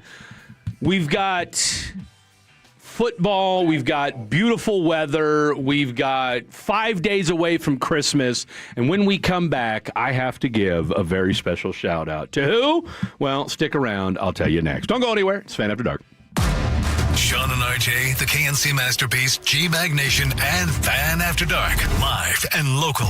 Turn it on and leave it on. 105.3 The Fan and our Odyssey, iHeartRadio, and TuneIn apps. It's the most wonderful time of the year at DFW Security. Get a jolly good deal on DFW Security's state-of-the-art cameras, access control, security, and smart home. From now until Christmas, protect your home or business with the best. DFW DFWsecurity.com. It's the holidays, the festive time to play. If you party way too hardy, Sober Ride will save the day. If your holly is too jolly, don't try to drive your sleigh. Drive sober, no regrets. Sponsored by TxDOT. Guys, you've heard of TRT, but you have no idea what testosterone can do for you. Once you start treatment, you'll wish you had done it sooner. Now you can take the TRT test for free at Synergenex and Low T Center. Walk in before 10 a.m. or book ahead at fixmylowt.com. Fixmylowt.com. If you're an HVAC service tech, then listen up. I'm Jeff Stewart with Reliant Air Conditioning, and we're offering huge sign-on bonuses to join our team. Our service techs enjoy top pay and plenty of work year-round, even in the winter. We don't have sales quotas, and we're proud to be family-owned and operated. To see how large of a sign-on bonus you qualify for, call us at 877-YOUR-HERO or apply online at ReliantAirConditioning.com. Reliant Air Conditioning, call 877-YOUR-HERO. Make your next event truly unforgettable at the Reserve at the Highland on Mockingbird Lane. From all-natural Texas-raised cuts to inventive starters and handcrafted cocktails, every meal at the Reserve feels like an occasion. Whether you're hosting a large business meeting, friends and family for a special meal, or a wedding reception, our private dining room with private lounge and fireplace is available to make your experience memorable. Go to thereserveatthehighland.com for more details. That's thereserveatthehighland.com. Hey guys, it's Aphrodite to tell you about the best ice-cold beer prices in DFW, only at Buck's Cabaret. $2 domestic long necks and $3 import long necks. Get details at bucksclubs.com. And remember, everybody loves Bucks. This is the story of the one. As the purchasing manager at a manufacturing plant, she knows the only thing more important than having the right safety gear is having it there when you need it. That's why she partners with Grainger for auto reordering, so her team members can count on her to have cut-resistant gloves on hand, and each shift can run safely and efficiently.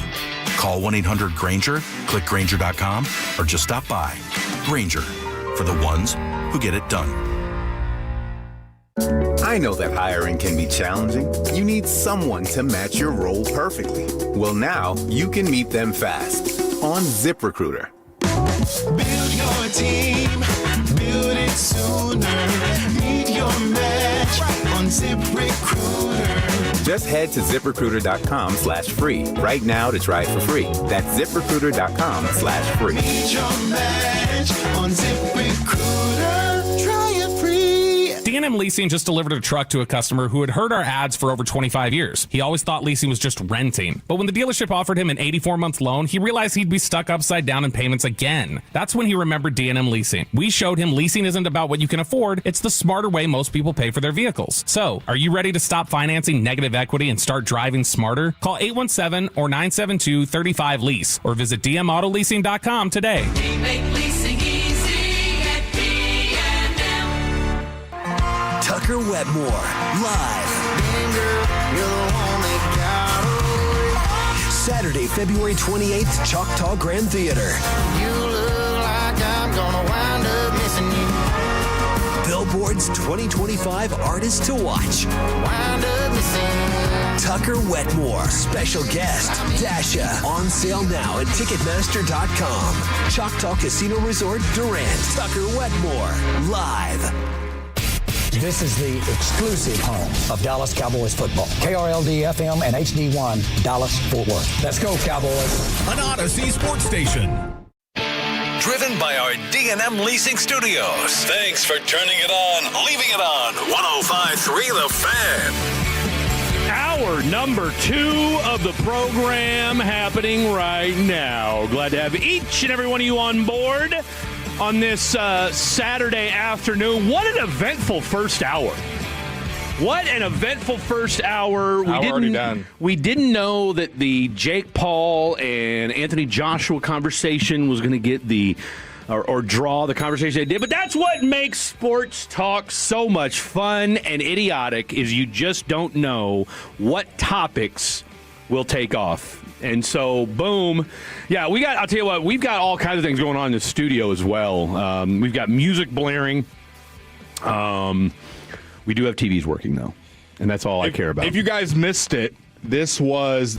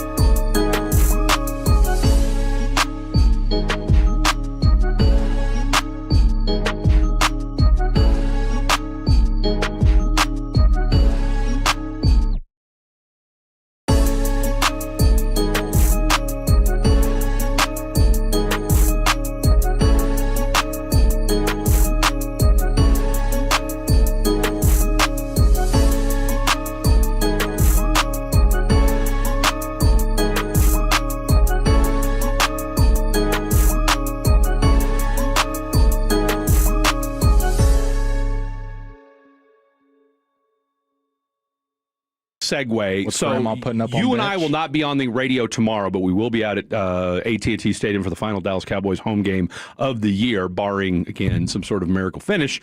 But I got to give a quick birthday shout-out, because I won't be on the air tomorrow, to my son, Xavier Michael. Shout out to my boy. Yeah. My guy, Xavier Zave. He turns 18 years old tomorrow. You guys have heard him on these airwaves. We had him on this summer when he came out and hung out with me. And you know, he's hung out with Blake. How you guys have played video games on the old PS5. Went and hooped over at LA Fitness together. Gave us the business at LA Fitness. Man. Gave us the business. We felt like old heads. I feel like an old head. I mean, I already do, so I ain't worried about that. But so shout out to my son. Turns 18 tomorrow. Hanging out with the girlfriend today. They're throwing him a little birthday party. So shout out to Natalie and her family. Where do people go for birthday parties at his age? Well, for good, clean fun, they're just doing it at the house. Okay. They're just doing it at that little family get together. I don't know. I was wondering when you turn. Do you really even do birthdays after you once you get into high school? Because is it just hanging out with your significant other? I think it's a matter of, are you going out with the boys? We going to go tie one on tonight? And I think part of it, too, is, what time of the year is your birthday in? Ooh. Right? Ooh, so my son's birthday is, and look, even Cooper Flagg said it. It's a terrible birthday to have because it's the middle of the season. It's right there next to Christmas. Well, for him, it's next to Christmas, too, though. Right? I mean, he hadn't been in the league his entire life. But I'm saying even college. This is the college season. This is the high school season. I would imagine. This is basketball. December's basketball season no matter something what. tells me if you're Cooper Flagg, his birthdays, I'm sure, have been okay. Why you think that? I'm saying, no, to me, Cooper seems like a guy that never celebrates his birthday. Well, no. I mean, he's Cooper Flagg, I got practice in 2 days, so I won't be celebrating today. I do think, though, that there is, again, I'm not saying he's turning up by any means, but I think he's got a little more personality that we're starting to see a little bit. Yeah. Like we saw, you mentioned it the other day when he was driving the golf cart. The golf cart. And I think he showed us a little bit of personality when we first interviewed him, and then he kind of locks. But the difference between Cooper Flagg, though, is that he knows when to turn the switch on and off. And that boy, PR, I mean, if you're the Mavs, because you would ask for a better PR. No. Not saying nothing about basketball, just how he handles the interviews and, no problems. The only thing that comes out of him is dude, this dude's so positive. We don't even know if this dude's got a girlfriend or not. Yeah. We don't know. I mean, I'll tell you what, I was shocked. No, I shouldn't say shocked. But Cooper Flagg. I was surprised when apparently after his 40-burger day last week, then he went to a G League game the next night. Correct. To go sitting there and just hanging out on his phone, in between breaks or whatever. And so, anyway, point about all that is, look, whatever he's doing on his 21st birthday, I'm sure he'll have a good time. I'm sure his teammates are going to throw a little something for him, what have you. But obviously, my son's not quite in that category yet, so I'm sure him and his girlfriend and the fam will have a good time. So to my son Xavier, happy 18th, big dog. Love you, and enjoy the day tomorrow. What would you be doing if he was down here for the birthday? What would be the 18-year-old birthday experience? Well, I mean, we'd have to work, though. That's the thing. Pretend you don't work, Fred. Just hypothesize, man. Come on. I mean, on a football day, we're watching football. Just all day. We're going on the couch watching football. We would go out and do something afterwards. We'd go watch the Chiefs. We'd go watch the Chiefs. I don't know. Maybe go. They don't have a local go-karting over there. I don't know. I'll tell you what. I could see us maybe going to the Cosm. Okay. I could see. Somewhere. The Colony's got all the grandscape. So we're down here. I didn't know if you were going up there or you're coming down here. Yeah, I'm in Louisville, bro. So I ain't driving all the way to Dallas. I was saying Kansas, but. Oh, if I'm up in Kansas? I don't know. It's his birthday. You tell me. No, I'm not going up to Kansas. I'm having him come down here. Okay, so he's down here. We're going to Cosm. For all the dads, listen up. Look, we'd go to Cosm. We'd probably go to an arcade because I know he likes hooping, and so we'd do something like that. We'd probably go to the gym. We'd go to the gym in the morning. We'd go eat because we love doing that. Then we'd probably watch a little football, maybe hit up Cosm, and then go to an arcade or something like that. Nice. And do something along those lines. Little dad Sunday. Just little, just man things. Fred testosterone. Maybe fix a light bulb at the house. Fix a switch. Change the oil. Fix a tire. I don't know. Hey, you build something in the house. You pop a tire before he comes over. Guess we gotta fix it. That's right. Go get the jack out. We're gonna show you how to replace a tire today. Jed, do you know how to fix a tire? I sure do. Flat tire on the side of the road. I've changed a couple. Damn right he does. What about around the house? You pretty handy with the wife? I get everything taken. That came out bad. I can't say I'm the best at it, but there's no holes in our roof for nothing. There's Now, do you live in a house or do you live in an apartment? Apartment. Okay, all right. Well, Jed, I take Jed as a house guy. I could see that. If you told One me right day. now you lived in a house, I'd believe you, Jet. Not yet. Absolutely. But one day. Now, what part of town you stay in? That's Grand Prairie, the north side, kind of like 360. Okay, all right. A little GP stand up. All right. How long does it take you to get to work on any given day? Today was like 25 minutes. Quick, How much right? traffic? About 30 to 45 on a traffic day. Yeah, that's fair. That's fair. My man's got that. And shout out to, I thought of you the other day. There was a clip, and I guess it just shows my algorithm. It was making fun of people that own Denali's. Yep. Fair criticism. The Denali and the Durango, underrated cars. Oh, look, I love the Denali. I'm a big Denali fan, although I miss. The D car names are good. I can't think of a bad car name that starts with D. Dodge, phenomenal. Your boy drives Our it. Dodge is great cars. Your boy though. drives it. It's phenomenal. I ain't got no problem. Once Ram split away, I'm not sure. Yeah, come on. See, Denali's great. Durango's great. They don't make Durangos anymore, though. That's what I'm saying. That's how good they were. I do. They had Now, you limited will edition. find. Oh, you know what? Real quick. The Dart. The Dart. Really, bro? The Dodge Dart. Not a great car, if I'm being honest. I mean, I tell you what. I bet it is economical, though. Yeah. I bet it is economical. Is there any other D car names out there? Nothing's coming to my mind. Well, if you're old like me, Datsun. How'd you know? Come on. How'd you know? How knows? How did you know about Datsun? Okay, all right, smartass. And which I appreciate you knowing Datsun. What did it later become? The Porsche. No. Porsche. I tried. He said it so confidently, too. I tried. He said it so confidently. Okay, wait, he let looked me me try. right in my... The Porsche. Yeah, Porsche. Okay, give me a hint. I'm gonna get this. What's the car start with right now? If I tell you that, you'll get it. No, you'll I get won't. it. No, you absolutely will. Okay. No, you absolutely will. Okay, give me a price. They range. actually- Give me a price range of their average. Oh, car. Give me a it's price range. single women everywhere drive them. Single mothers drive them. Mothers Yes. specifically. Not mothers specifically, but that's kind of the. Because I was thinking, and they're ending one of their more popular I was thinking cars. Camry at first when you said it, but then you said mothers. It's a brand. It's a brand. It's a car brand. Mercedes. No. Buick. GMC. They just ended one of their as a matter of fact, one of their popular models. now I'm messing up. Is ending at the end of the Infinity? year. Oh, close. Close? What's who owns Infinity? Oh, Lexus? good question. You guys are killing me. You guys are killing me. Lincoln? No, Lincoln's owned by Ford. No. And Lexus part- is owned by Toyota. Okay, Those people that own actually don't know that. So all you're missing, you've got Datsun, blank, Infinity. Who's the one in the middle? Oh, I feel bad. I'm messing up. And they my just car. Yeah, tried. it's blanking on me. Give me a hint. Okay, give us a letter now. We obviously couldn't. If get I it. give you the letter, it's going to Starts give it with an E? away, huh? Starts with an E, I mean, doesn't just name it. It's a Japanese car maker. Hyundai. No. Keep Wait, going. Not Toyota. No. Kia Subaru. No.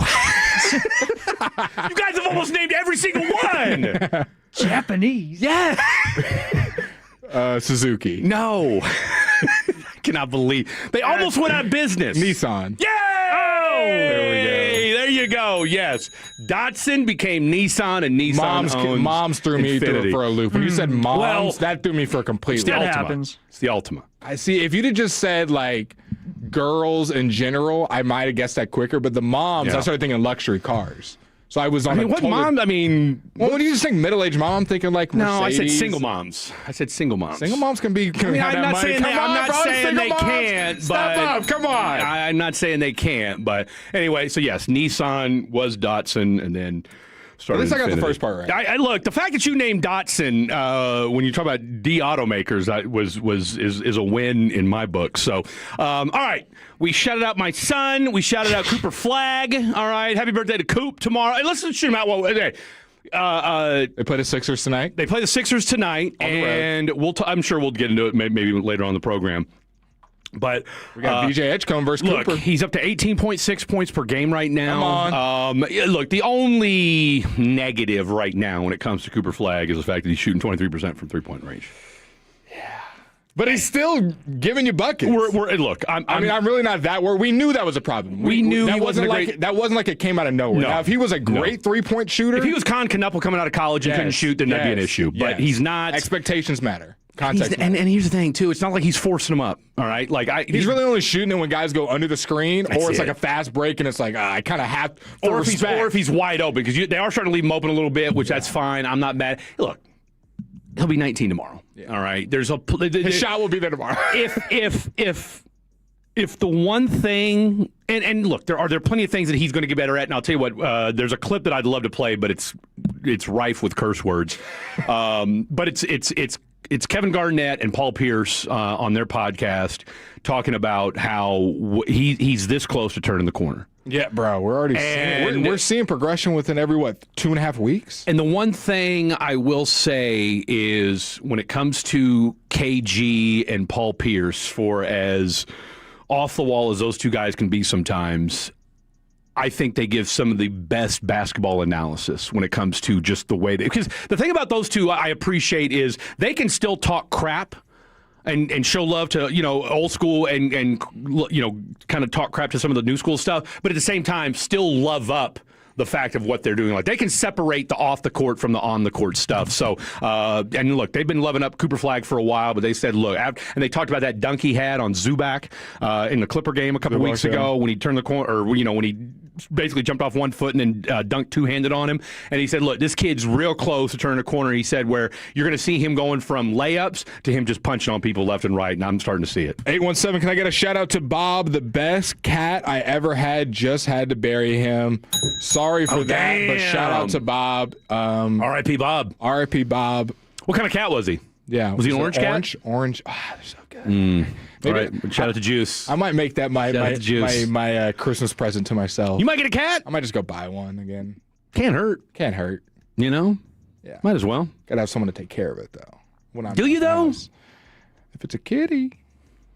Yeah, but I mean, here's the thing. Kittens are completely different than cats. Cats, I got a cat, and I didn't really have to do that much. A kitten, you're going to have to be at the house. Go get you a cat that's maybe 9 to 12 months old. That's what I did before. I kind of want a new experience. Yeah, bro, you ain't got time for that right now. Wink, wink. You ain't got. It'll be taken care of. All right, let's go to break. When we come back, we got, is it a guy code violation for this? Text it in by the 972. I'll read that text, as well as give you what is happening in college football and around the National Football League coming up next. Tolo means turn it on and leave it on. Thank you for making 105.3 The Fan and the Odyssey app part of your day every day. Hey guys, Tony here from East Dallas Motor Cars. If you're searching for your next ride, you're in the right place. Trucks, SUV.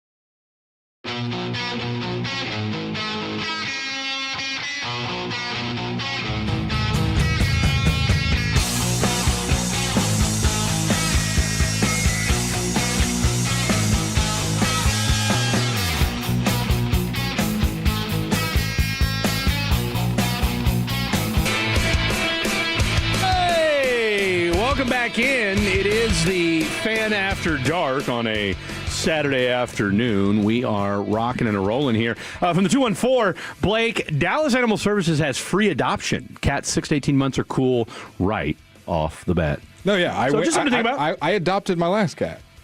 From the Dallas Animal Services? No, we actually had to pay for it. This one's free. No, I mean, it wasn't that. It was about $100 for each cat. Maybe like 80, 90. Okay.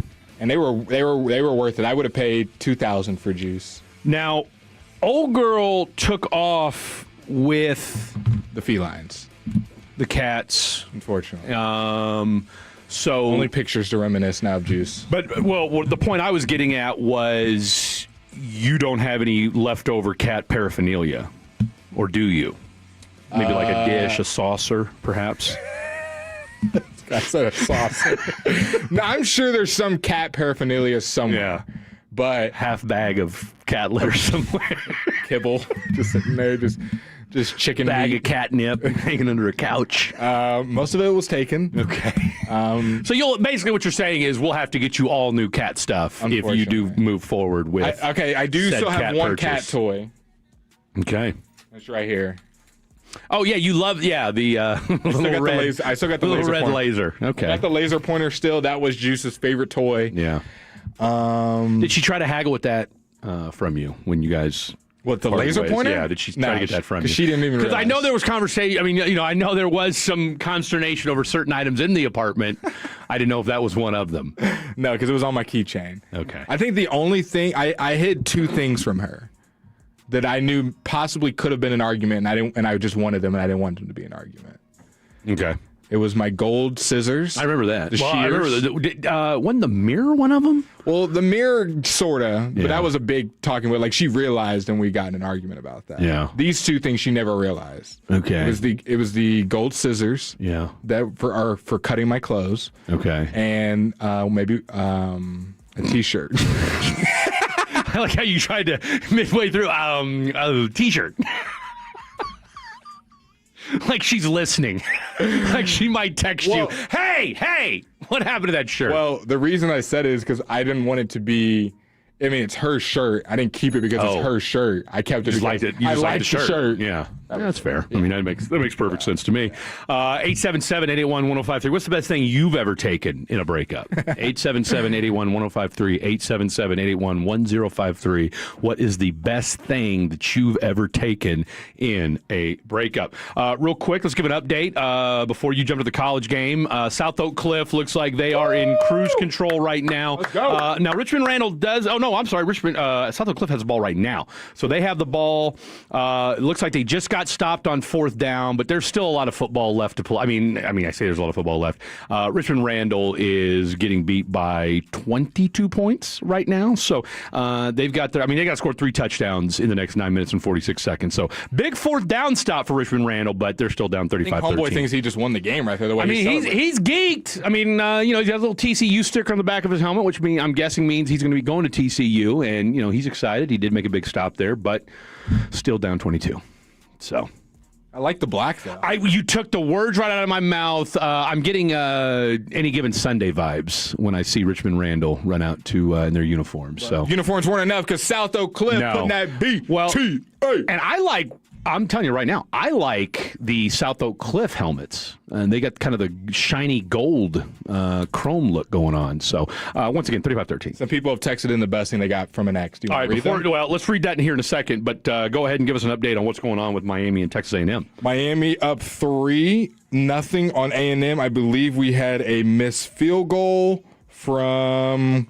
We did. I think somebody said that the U missed a field goal. Yeah, they missed a field goal and then got it right back and then hit a 21-yard field goal. So it's 3-0 with 3 minutes left in the third. Okay.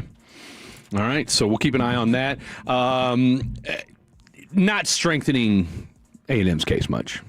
Nope. The fact that they haven't scored, and now we knew their defense was good, but not doing a whole lot for our boy Marcel Reed. You wonder, considering Colin Klein has already taken the K-State job. Marcel Reed, 14 of 21 for 125 yards and interception. And he's had 12 yards in the second half. Oof, that's not going to get it done. That is not going Carson to Beck, get 11 it of 17 for 76 yards.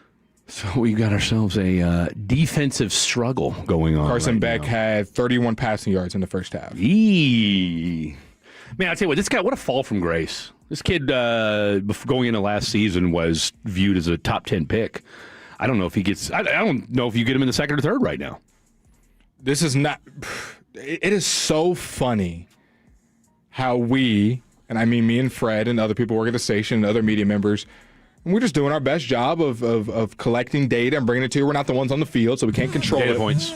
But how we think these guys are going to be highly drafted, and the year plays out, and we're not talking about any of these guys at the top of the field. Arch Manning, Nussmeier, Carson Beck, who's another guy that was at the top of everyone's board? Lagway, Lenore Sellers. Hey, these are like the top 6 quarterbacks that either are not going to come out this year and or are not going to be high draft picks. Now we're talking about Mendoza, Dante Moore. In the transfer portal.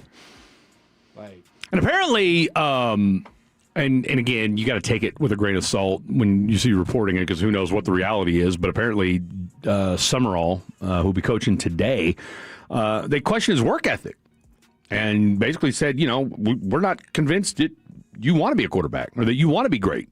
And that told DJ Lagway all he needed to know. So apparently after his meeting with the coaching staff, now, do coaches say, and we've heard from, over the years, a coaching staff will go, especially a new coaching staff, but when you go to players, especially if you don't want them on the team, like they'll do things too, stopping short of saying, hey, we don't want you here.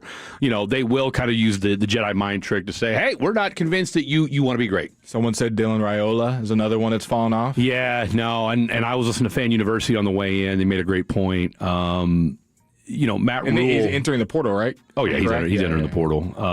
Because one of the teams that was mentioned was Texas Tech. Okay. Which... And I don't know how real that is, hilarious, or if it just I think that's what it is. I think they're just leaning into the fact that he does the Pat Mahomes cosplay, and so dude, that's crazy. And starts wearing the jersey. It's weird, dude. It is kind of strange. I'm not going to lie about that. Can I have Mahomes jersey when he played here? Do you mind? If you don't mind, I get it that you guys don't wear those uniforms anymore, but still, if that'd be okay with you guys. So no, we'll see how that whole thing plays another fall out. from grace. We talked about it pre-show. Who dat? Diego Pavia. His was post-season, though. Yeah, it wasn't even really a fall from grace. It was a rise. Everyone's talking about you. You're on every social media account, a Heisman candidate, to you don't win. Yeah. You go on this media run, you and your family, and it kind of, for I'd say a week, boosted you. Like he's on with Theo Vaughn. People were talking he's been about, on with Theo Vaughn. Hell, his mom went out with him. I know what I'm saying, he was doing the stuff with Theo. It was kind of funny with the mom and them. He was big publicity. Everyone was laughing with him. He was a likable kid. Everybody was laughing with him. And then ever since the Heisman happened and Vandy finishing the season the way they did, and kind of the stuff that he said has kind of turned people away from him. And now you got commentators like a Reese Davis saying, I don't know if he'll get drafted. I mean, when you think about it, he's 5'9". I don't think he was going to get drafted anyway. I tell you what hurt him more than anything, at least in my mind. The FU voters and all that. FU voters is crazy. That was stupid. Then he has clowning on Mendoza, which was just classless. But I think what hurt him the most to me was when we saw the lineup. Him standing next to the other Heisman candidates. That didn't help. When you go to the combine, they don't mess around. We're getting official. I look at that clip and I'm thinking to myself, what is this dude, 5'8", 5'6"? That's what I'm saying. Look, that's fine if you're a running back, not if you're a quarterback. Yeah. You better be uber talented if you are then. You better be running a 4.240 and have a Josh Allen, Pat Mahomes. Because Bryce Young, Johnny Manziel, short quarterbacks, uber talented, win the Heisman, best player in the sport, undisputed. It's just hard when you look at. And I think we've learned it with Kyler Murray. We've learned it with Bryce Young. You saw it a little bit with Drew Brees, although, Drew Brees obviously figured it out and had no issues, and he's kind of the poster child, if you will. But it's hard to have a franchise quarterback under 6 feet. You just can't do it. I do think it is hard. You have anomalies, like you said, so for anyone to text in, you do have anomalies, but it is not the way. Tom Brady talked about it. And one of the greatest, you have to be able to see over your O-lineman. You've got to see over your O-lineman. And throw the ball over defensive linemen. 100%. And then on top of that, now, and look, Kyler Murray is a freak of an athlete. Doesn't do a lot of stuff in the pocket. But and now, my only pushback on a guy like a Kyler Murray would be this. How much work is he putting in outside of football? Yeah, get taller, Kyler. Well, you say you want to be. You say you want to be great. You say you want to be still a franchise. I have seen you do nothing to lengthen your legs or your torso. I'm out. I've seen the surgeries be done. Because my point is this. Look, Bryce Young hadn't gotten any taller. No, but he's gotten better. All right, and so I think. Even got benched. He got benched. We were calling him a bust, and I think you could make the argument right now for where we were at 2 years ago when it looked like C.J. Stroud was the far and away, head and shoulders, pun intended, clear winner when it came to being the better quarterback over a Bryce Young, and here we are 2 years later. I'm not convinced anymore. Someone just texted in Baker Mayfield is short. Baker Mayfield's average height of a quarterback, he's 6'1". I was going to say, I think Baker Mayfield's a little bit taller than... He's 6'1", and I was actually looking up quarterback heights the other day. Funny enough that we were talking about this. Ironically enough. Most of your prototypical ones are 6'3", when you're like, this is the guy to draft, like Drake May, Patty Mahomes, Jordan Love, like these Dak. These guys are 6'3", and that's kind of the prototype. And then 6'1" is like a little bit below when you got your Baker Mayfield. To me, that's the floor of where I would want. Yeah. But Baker's also got maybe one of the best arms in the entire National Football League. He's got a hand cannon, so that kind of makes up for it. And he's mobile. He's mobile, so he's not always just dropping back, 3-step drop and letting it rip. So I think there is a floor, and 6'1", unless you are Drew Brees or somebody that's or Russell Wilson. I think Baker Mayfield is Drew Brees with a better arm. Ooh, I mean, I'm a Baker guy. I'm not gonna push back on that. I think Drew was a little bit more conservative. I mean, hey, Drew. When Drew had, he's not what Baker be trying to air it out. But here's what you forget, though. We forget what the end of. See, the problem with I say problem. When Drew Brees never had the arm. Yeah, he was accurate. He was uber accurate. Like, that was one thing about Drew Brees. Uber accurate all day, every day. Top 3 when you think just accuracy. Didn't have a hand cannon per se. Could still knock things down the field. Okay. You know, coming out. Jet was ready. But by the end of his career, that arm was cooked. No, yeah. I mean, that was Alex Smith noodle arm central right there. I mean, it was homeboy couldn't get 15 yards down the field. Baker and Russell Wilson are two guys that aren't 6'3", but can both just let it rip. That's a good because not to mention too, and I'm going to go ahead and pause myself before I even say anything. They're thick guys. They do have nice legs. I mean, thick ass dudes. Thick ass dudes. Look at Jay. He's like, how do I they can mark squat this? well. But and even though Bryce Young really isn't, I mean, you don't look at he's not frail. I feel like that's a safe word. I was gonna say slender, slim. I guess frail is kind of derogatory. But frail makes it sound like he could have his leg broken. Jaden Daniels is frail. Oh no. No, that's it. Because I was saying that. I was on the phone. But he's every bit of 6'2", 6'3", though. I was on the phone with my friend for about an hour just talking quarterbacks, just shooting ball. Like, when you look at the quarterback heights, I think you'd be I don't think you could guess very many of them. We'll do that next on the Fam to Dark. Quarterback heights. Guessing quarterback heights and wide receivers coming up next. Hellsberg gifts checked off the list. Now, time for wrapping. Earrings for mom. A gold bracelet to match the rings Danielle wears every day. And for Dad, a new watch, because we all know he needs one. All right, this is going to be a good one. Our favorite things for your favorite people. Shop in store at hellsberg.com for up to 50% off. Hey, Dallas. The Rocket Roger Clemens here. I spent years on the mound giving everything I had, and now I feel every inning in my knees, back, and shoulders. But I didn't want surgery, and I sure didn't want to be sidelined. That's why I turned to QC Kinetics. They're right here in Dallas. QC Kinetics Medical Director Dr. Christie and his team.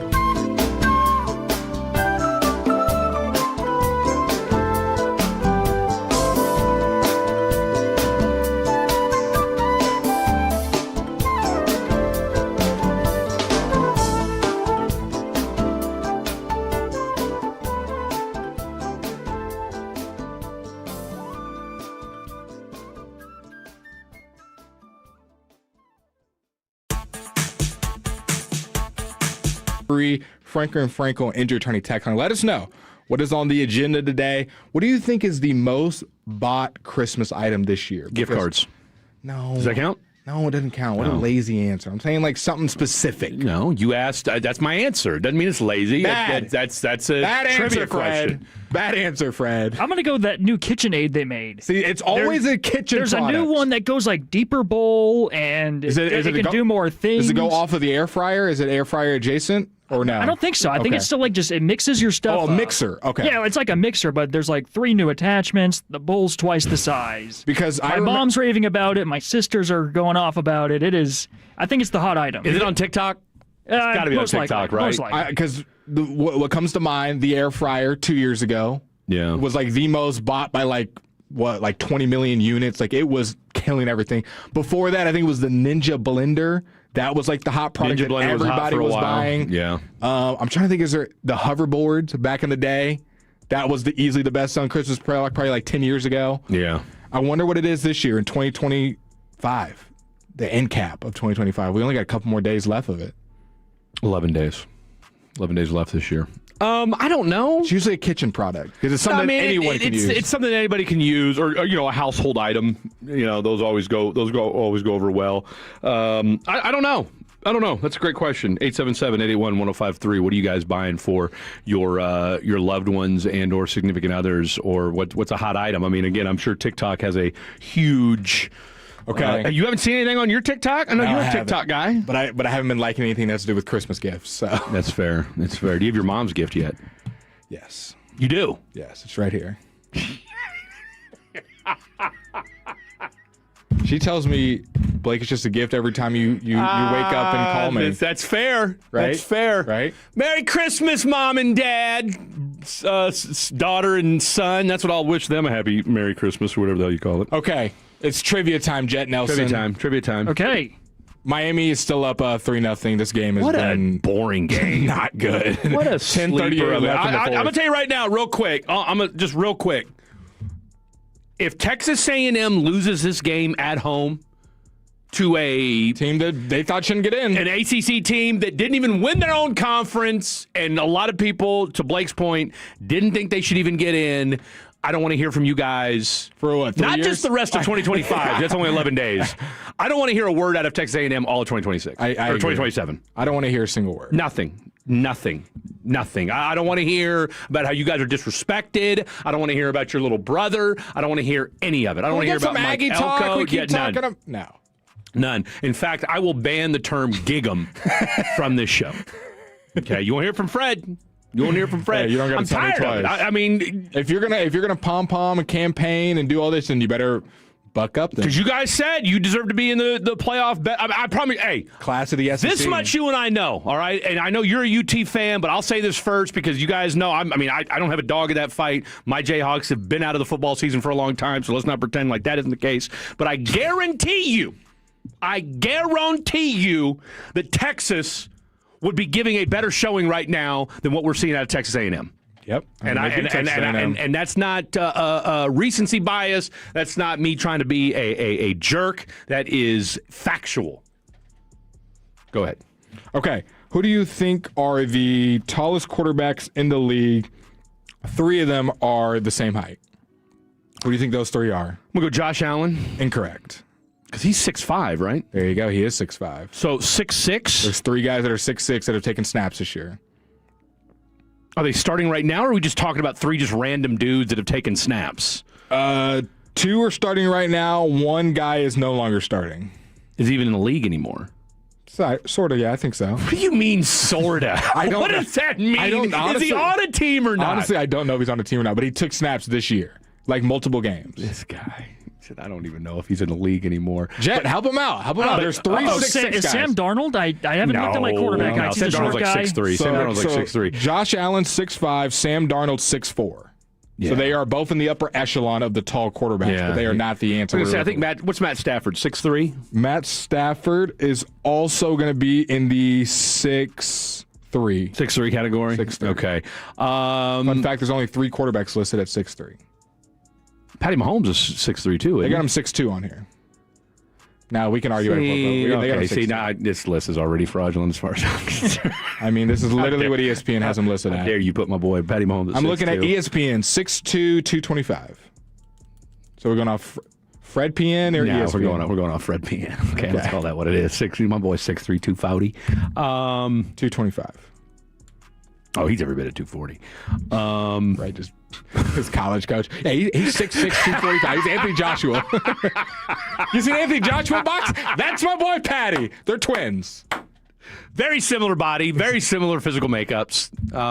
Can y'all guess the 6'6" guys? Come on. I mean, I'm trying to think. Josh Allen, I know 6'5". I'm trying to think of any 6'6" quarterbacks that I even... When I say him, you're going to be like, wow, I cannot believe you missed it. Is Cam Ward up there? Cam Ward is going to be... He ain't 6'6". He's like 6'2", 6'3". Yeah, he ain't no 6'6". They got him at 6'2". Yeah, he ain't no 6'6". Give me a hint as to what conference. Cam Ward 6'2", 219. NFC and AFC. Okay, that narrows it down. There's three guys. Bro, it's literally the tallest guy in the NFL at the quarterback position. You see him, obviously. You see him every Sunday. You pom-pom for the team. You say to believe in Mac Jones? No. Mac Jones is... 6'4"? 6'5". Let me see where Mac Jones is on this. He's Jared Goff. Let's see. You said Drake May? Drake May. Sorry, y'all just throwing names. Well, I'm double checking the word. Drake May is 6'4". You said Jared Goff. I said Jared Goff. Jared Goff is also 6'4". Okay. And then what was the other name y'all said? You also had one more name. We did. Oh, Mac Jones. Mac Jones. Oh, Jacoby Brissett. I know he's 6'6". Jacoby Brissett is incorrect. What's he at? He's a big dude. They got Brissett at 6'4". Okay. I mean, Mac Jones, I found him. He's at 6'3". 6'3". Okay. I didn't think Joe Burrow was 6'6". No, Joe Burrow ain't no 6'6". Hell no, he ain't no 6'6". Tyler Shook. Joe Burrow, 6'4". 6'4", 215. Tyler Shook. Tyler Shook is going to be... Why did it just go away? Tyler Shook, 6'5". So there you go. He's in the 6'5" range. Okay, he's in the 6'5" range. All right, we said Sam Darnold. We said, all right, we've named all the NFC West. Jackson Dart's not 6'6". No, he's not 6'6". Jackson Dart is 6'2", 223. Yeah, we know Jalen Hurts isn't. We know Dak isn't. We know Jaden Daniels isn't. All right, so AFC South. Jaden Daniels would have been a good guess. Jaden Daniels is tall. Jaden Daniels ain't. He's barely 6'3". Dude, what are you talking about? Jaden Daniels is 6'4", 210. Jaden Daniels is super tall. He's in like the top 10. I don't know. We called him frail earlier, so that's all. He is frail, but he's tall. See, I didn't think he was that tall. All right, let's see. NFC. This is crazy. We've already gone to the NFC East. Y'all have named every quarterback around these two guys, and they're literally the tall freaks every Sunday. One gets talked about how he's CJ Stroud. No, you guys are killing me. One guy is literally the prototype. This is the kind of quarterback that you should draft. CJ Stroud, 6'3", 210, 218. Excuse me. We said Shuck. We said Bryce Young. We said... I just looked at the text line. Text line has gotten it a couple times. Let's see. I'm trying to think what division I got left. Okay, I'll give you this. The top guy is the prototype, and they play the Cowboys tomorrow. Oh, Justin Herbert. Like, come on, guys. Justin Herbert, 6'6", 236. Okay. That's about 20 pounds bigger than every quarterback and about 2 inches taller. And then the other guy... plays in the AFC. Well, the NFC. Okay, I guess they were both AFC. Oh, well, no wonder. No, that's why. That's rattling through NFC quarterbacks. That's why. That's exactly why. That's exactly why. You did. And you. So I started going through NFC quarterbacks first. Go through AFC ones. Let's see if you get it. All right. Let's see. All right. Gino's not 6'6". Do you know it, Jet? I don't think so. Gino's not 6'6". Think really good in college. Big plays in college.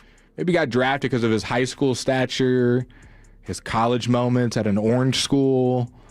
Then went to the pros. Has had an up and down career. Some people think maybe he should change teams. Has had some interesting head coaches. Oh, Joe Flacco? Joe Flacco is on this list. The fact that you guessed that is crazy. That's not the guy I was referring to, but Joe Flacco is also 6'6". That was the guy that I said took snaps but is no longer taking snaps. So you've gotten 2 of the top 3 tallest quarterbacks in the league.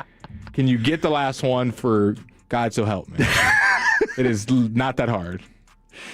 Give me the conference. Give me the division. The AFC South. AFC South. Who, Daniel Jones? Daniel Jones is 6'5", but that is incorrect. So he is also a tall quarterback. Anthony Richardson. Also 6'5". Great guess. The AFC South has some of the tallest quarterbacks. Trevor Lawrence? There you go. Trevor Lawrence is 6'6". Is he? Finally. It took y'all that long. Well, again, he's not top of mind. 6'6", 220. I didn't realize he was 6'6". Trevor Lawrence? That's why we did a segment, so you can learn a little bit. 6'6", 220. Did you have him at 6'6" on your card? Yeah. No, you didn't. You thought to yourself, Trevor Lawrence has always been 6'6". 6'6", Well, you just looked at quarterback heights the other day. Yeah. No, I mean... Before that. Most of these I knew. The ones that caught me off guard were... Sam Darnold was a little bit taller than I thought. That's probably about it. I mean, most of these... I'm watching these guys in college. Like, Jaden Daniels has always been a tall, frail guy. Jordan Love's 6'4". That kind of threw me off. He's a little bit taller than I thought. And of course, it always goes back to what do we really think they are, right? Like they always say, they give them an extra inch. Go ahead and mark that. Let's go to break, and let's talk about your Dallas Cowboys and their chances to take down the San Diego Chargers. San Diego Chargers next on the Fan After Dark. The more time you give, the more our crush grows. Together we continue to build something special. Keep turning it on and leaving it on 105.3 The Fan and the Odyssey, iHeartRadio, and TuneIn apps. Sean and RJ here with Underdog. Football season is in full swing, and however you like to get in on the action, you can do it on Underdog right now in Texas. This season, make team picks and player picks. Just download the app, sign up, and you'll get $75 in bonus entries. When you make your first $5 fantasy entry and using Underdog is easy. You just pick whether your favorite team will win, or if your favorite players to go higher or lower on stats like touchdowns, receiving yards, interceptions, and more, and plus with Underdog's ultra fast pay.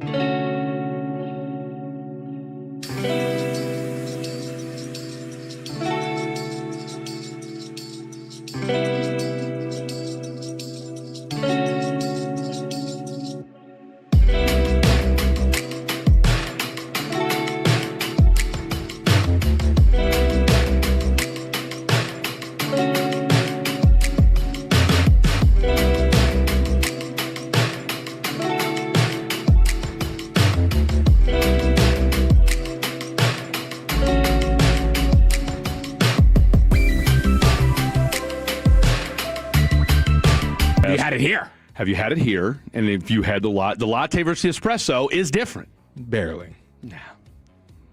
We'll agree to disagree. I don't think you know coffee. See, you know what? You know what? One of my resolutions for 2026 is going to be. You ready for this, Jet? Yep. You ready for this? Hold it in. You ready for this? Okay. One of my resolutions for 2026 is going to be, I'm not going to react to ignorant texts. Okay. And I'm not going to let Blake rage bait me in 2026. I mean, we know you're the coffee man at 105.3 The Fan. I mean, look, Spittle likes his coffee. I'm a coffee guy. All right. I always do extra strong with just a touch of cream. Now, I am going to get rid of the vanilla espressos, though. I will say, because they're a little too sugary. I did not know we had those either. I've been making black. Thank you, Jet. Thank you. I had a black one earlier. It was, I mean, little. Go ahead and mark yourself if you would, please. Yep. Thank you. Hey, look, I tell you what, man of many talents. Hopefully your wife's not listening. I don't know. Your wife's not listening. Unless she's black, and then that makes it okay. But either way, so no, there are several different variations of coffee that you can get. By the way, South Oak Cliff, third state title in the last 5 seasons as they avenge last year's loss to Richmond Randall and win today. Apparently, it's really windy in A&M right now in Aggie land. The ball just Is that what's going on? The ball just fell off the tee on the kickoff. Are those the excuses we're going to hear after Those they are the lose? excuses we're going to hear from the Aggies. Already It was windy, guys. In there. I see what you're doing. Now, it wasn't windy for Miami, but it was windy for us. Now, where I will give them some credence, both of these frauds only have a field goal. Yeah, this is a nasty game. And let's not pretend like anybody went into this game thinking to themselves like, "Oh, Miami, that defense is next level." Who do we have on that said whoever wins this game is going to go to the national championship? Oh, it was a caller. It was a caller 2 nights ago. But it was a friend of the show, though. From Cedar Hill. What was his name? Was it Tim from Carthage? No, was it Ken or Tim from Carthage? It was Tim from Carthage. That said whoever wins this game is going to the Natty. And we called him crazy on the spot. Tim and Carthage, we love to death. And look, I know he's feeling some type of way because his Carthage Bulldogs won their 11th state title yesterday. That was a little bit of a faded take. Boy, they beat the brakes off of West Orange Stark. But that said, this is college football. This ain't high school. Okay? I don't know that either one of these teams could beat North Texas. I mean, I'm being a smart ass right now, of course, but I'm saying that to be to rage bait. But no, they did this. I haven't even barely watched this game, and I'm bored by it. I can feel the boring vibes just behind me. Yeah, that's how boring this game. Have you seen my face jump to the screen? I was going to say, here's how I know how boring this game is. Here's how boring I know this game is. So, as Blake. Whatever we got sports on, there's 3 things that Blake will interrupt you for or let you know that he's doing. One, anytime something exciting sports-wise is going on, his parlays and his reels. Okay, those are the 3 things that Blake will let me know at any given time. Doesn't matter what I'm doing, Blake is going to slide over, stick his phone in my face and say, take a look at this. Take a look. What do you think of that? Look at this. Watch this. And then what he'll do is, especially with the reels, is he'll scroll down and then scroll back up again so that we can see the reel from the beginning. Got to see it from the beginning. Got to get full context. See it from the beginning. Mid-reel makes no sense because now I've wasted my time and your time. You're confused. You didn't get the full laugh experience. But you've made, what have you given us? 2 updates on this game? What is there? Another field goal missed. This just in. It's windy. Back to you. Jet, would you agree psychologically that you laugh harder when you're with people? I would definitely Same exact agree. video that you watch alone versus when you watch with your friends, you're going to laugh harder when you're with your friends. No, yeah, I feel like when I'm by myself, it might be a chuckle. Yeah. I never fall on the floor laughing. And that's that a good can definitely point. happen. How many times when you're with your friends. do you belt over laughing by yourself? By yourself. I do. I mean, it happens if you see a really funny video, but for the most part, you're kind of like... Or like you're watching Bad Santa. But if you are with your friends... You're like, what? What do you do again? That's all right. I think if you get a auditorial response, an audio response, what would be the right way to say that? Do you know what I'm saying? I know what you're trying to say, though. Yeah. An audible.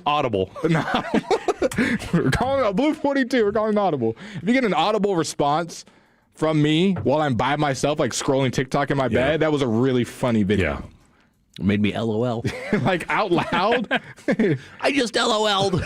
I'm gonna start. Oh my commenting God. back. I'm LOLing everywhere. I'm LOLing. I'm LOLing my face off right now. I can't stop LOLing. I'm gonna start commenting on it on videos. And it's really funny. Nonstop. LOL. I'm more of a haha guy myself, but I hate how you text.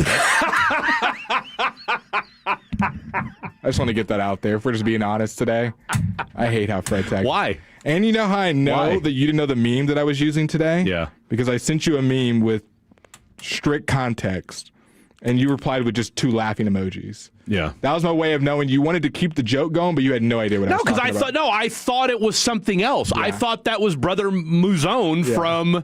I could just tell you didn't get the joke just by your response, though, by the laughing emoji. Well, no, I didn't get the joke the way you meant for it. Correct. I thought it was something else, and it kind of was. It's similar, but I was like, if you really got the joke, I would assume you would have built on the joke and you would have made some other comments.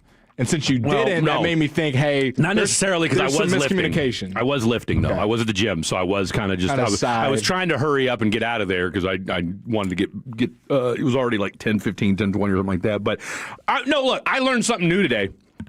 And I'm glad you explained that to me because, like I said, I thought for the longest time that was a Brother Muzone from The Wire. And, of course, he was a dude that just went around and murked people left and right. So, and, of course, we're not going to get into the context of what you sent me. But point was, that's what I thought it was, and we were doing it tongue-in-cheek. Jet Nelson, what college football game were you most excited for in this college football slate? I'm going to go with Tulane Ole Miss. I think they're definitely going to cover. Tulane will. But, yeah, the chance that Ole Miss could fall flat and not really focus on this game, too much turmoil, I'm going to take that game. Okay. This was Stephen Jones yesterday on the fan on if Trayvon Diggs has done everything to meet the standards to play Sunday. This is what Stephen had to say. Yeah, I think he's certainly trending in the right direction. You know what, Fred? Mm-hmm. I'm making an on-fly adjustment. I want you to read it because you're a better reader than me. There you go. But you've got to read it in Steven's voice. It's the only way you get to do it. You got to read it in Steven's voice.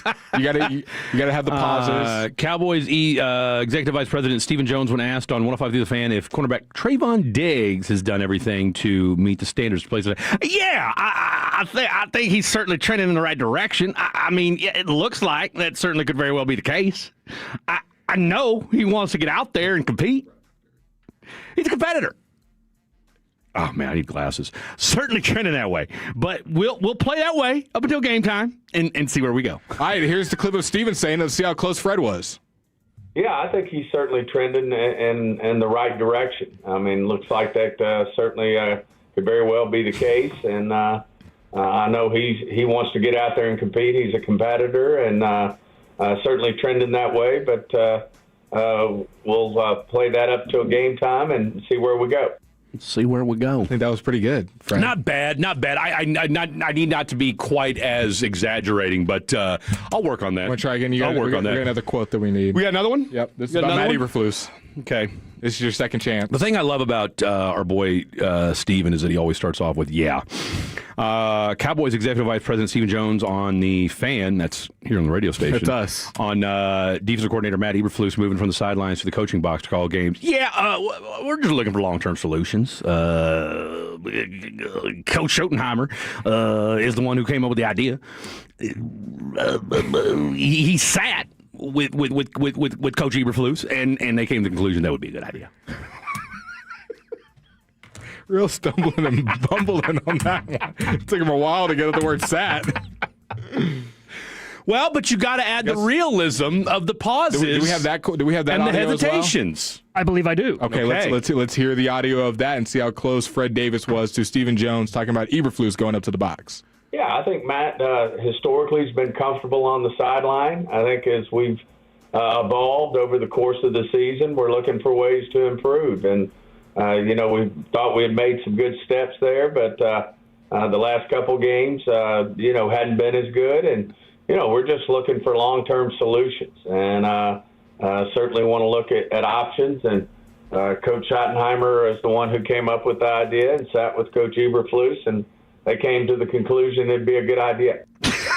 I think you got to throw in some more you knows. You got to throw in some more you knows. But I'm doing more of a mashup of him and his dad. Yeah. Okay. He doesn't have quite the hesitation and the pregnant pauses that his dad He's does. a one into the phrase, and then the setting up. Boom. He wants to get out there. It was Coach Schottenheimer's call. Is kind of his crutch to think about what he's about to say next. Yeah. You're about to get along. But it also kind of it's psychologically, subconsciously, kind of makes what he's saying feel correct. Like he's almost I won't say verifying, but he's almost giving you that confidence as the listener, confirming as the listener, like, oh, I do know. Yeah, we're on the same page. He's like, that he wants to get out there. Okay, yeah, he does want to get out there. Right. I mean, you're not wrong about that, Steven. So as he's talking, you're agreeing with him. He does want to get out. You're right. You're right about that. I hadn't really thought of it in those terms, but if that's Coach Schottenheimer and that's what he wants to do, we thought about it, and we'll make that decision on Sunday. So, officially the Cowboys quarterback Trayvon Diggs is expected to play tomorrow. He's been activated from the injured reserve. Deron Bland with the foot has been placed. Give our boy Brian Broaddus IR. a bell ring. If you're a real one, you know that news was broken right here on 105 through the Fan from Brian Broaddus, who will join us at 3 o'clock. That's 1500 for those of you operating on the 24-hour clock. And so we'll talk a little Cowboys and LA. Go Chargers, go. We do have a player that was questionable. Who dat? For tomorrow's game. His injury changed from just concussion to concussion and neck injury. Uh-oh. He's still questionable. That player is defensive tackle Quinnen Williams. So it's not he ain't playing tomorrow. Looking too great for him. Jumping up at the last second on the injury report of the neck. Yeah, no, he ain't. What about his back? I don't get it. How's his back? I don't see anything listed about his back. So no nothing wrong with his neck and his back? I thought you were saying because he's carrying this defense. No. I get it now. I know the song. I know you Why do. don't you start doing the rhythm? I know you do. Yeah. I know you do. Yeah, I like to throw. This game is so boring. I mean, it just feels boring. Have I mentioned that once or twice already? Okay, there we go. Nice little 40-yard run, 50-yard run by Miami. Okay, there we go. Miami, that was on their own 10-yard line, just ran the ball about 60 yards to get into A&M territory with under 4 minutes to go, right as I call the game boring. Big run, but I think that's Fletcher. He's going off.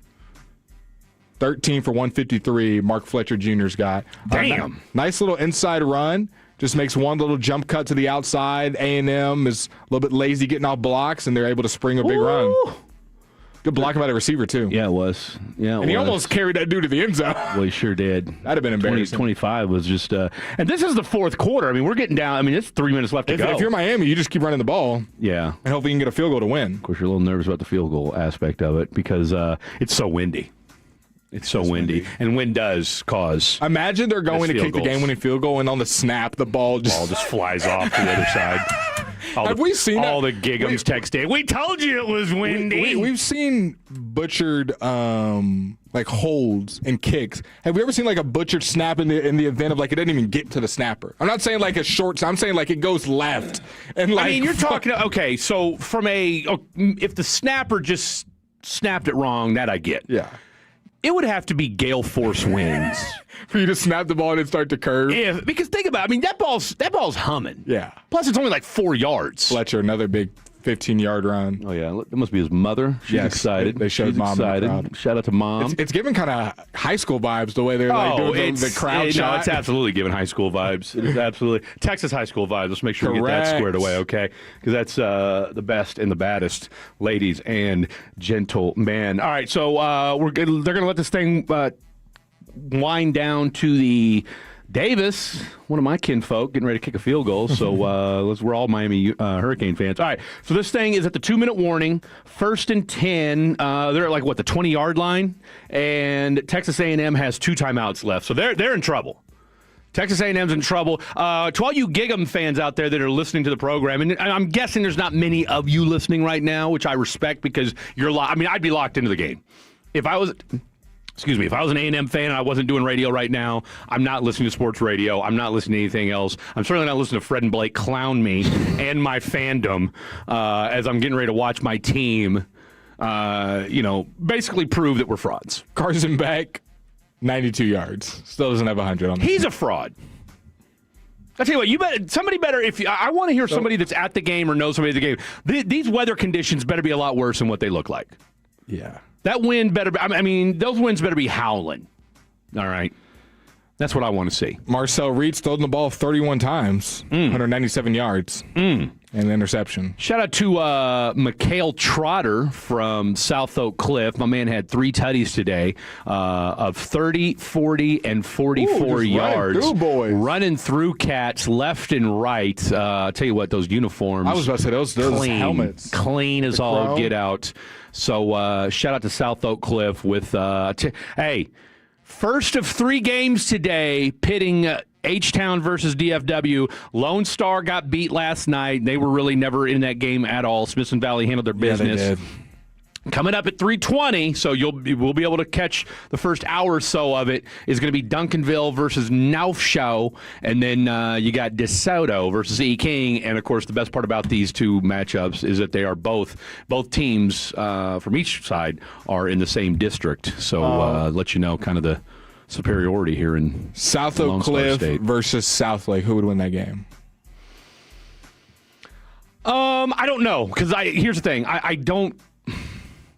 I guess I would kind of lean towards South Oak Cliff. Okay. Now, again, you and I didn't get to watch this game as intently as we've gotten to watch the South Oak Cliff DeSoto game that we did last week, right? Now, South Lake.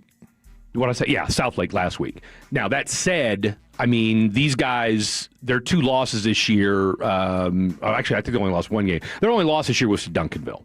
South Oak Cliff. And they beat North Shore in fact, South Oak Cliff beat North Shore, I want to say pretty handily to start the season. And every year, South Oak Cliff starts off with a DeSoto or a Duncanville or a North Shore. So to kind of give you an idea of what they're doing in the 6A ranks. So, all right, let's just say South Oak Cliff for the sake of conversation here today. So there you have it. All right, coming up next. I'll tell you what, here's what we're going to do.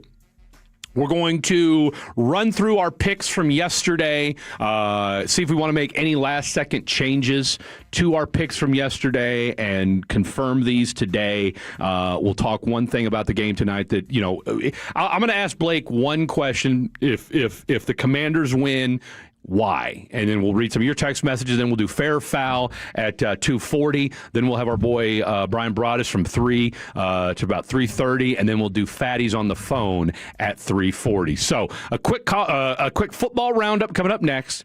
We'll do some text messages. Fair foul at 2:40. Brian Broadus, Fatties on the phone. Get your minds right. Don't go anywhere. Fan After Dark. Take us with you wherever you go. Now heard on the iHeartRadio app, YouTube, Twitch, the TuneIn app, our Odyssey app, and of course with the biggest mother of a radio signal in DFW. Thanks for making your favorite travel buddy 105.3 The Fan. Get that end zone dance ready. Football is back. And nobody brings a pregame party like Specs, proud partner of the Dallas Cowboys. Specs has Texas' largest selection of canned cocktails, spirits, wines, and gourmet bites. Everything you need to take your watch party from JV to the pros. So head down to Specs and cheers to savings. Down, set, delicious. Specs, the fun starts here. Hey guys, Tony Alberti here with East Dallas Diesel. If you're a business owner, December 31st is your deadline to take advantage of huge 2025 tax benefits when you purchase a qualifying truck or SUV. And when you buy from us, you're getting real quality. We only use premium parts, no shortcuts, no cheap components like big box stores use to pump up margins. Our builds are engineered for drivability, stability, and long-term reliability. Visit EastDallasDiesel.com or come see us today. East Dallas Diesel, where custom comes standard.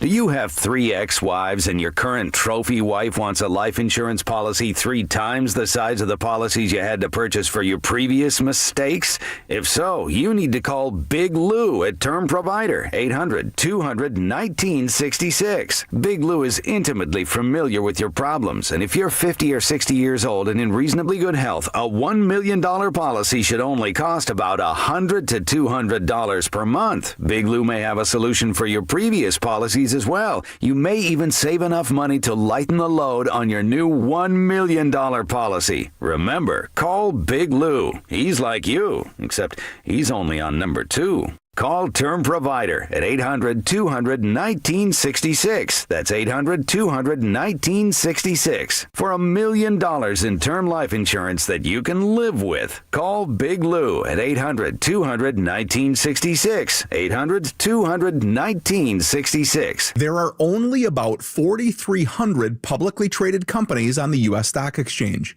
But there are an estimated 33 million companies in the U.S. Hi, I'm Jeff Jr., founder of Trajan Wealth. The average investor is missing out on over 99% of the investment opportunity that's happening in this beautiful country until now. True portfolio strength is found beyond the confines of the S&P 500, investing in promising companies before they go public. Private real estate, infrastructure, world-changing technologies. This is called the endowment model. The endowment model has historically outperformed the traditional model of just stocks and bonds. If you're an accredited investor and want more from your investments, it's time to think beyond just stocks and bonds. Call Trajan today, 469-579-3500. That's 469-579-3500. Advisory services offered through Trajan Wealth, LLC, an SEC-registered investment advisor. See website for details. It's the most wonderful time of the year at DFW Security. Get a jolly good deal on DFW Security's state-of-the-art cameras, access control, security, and smart home. From now until Christmas, protect your home or business with the best. DFWsecurity.com. Just hearing the word IRS can make people break out in a cold sweat. No one wants to deal with the IRS,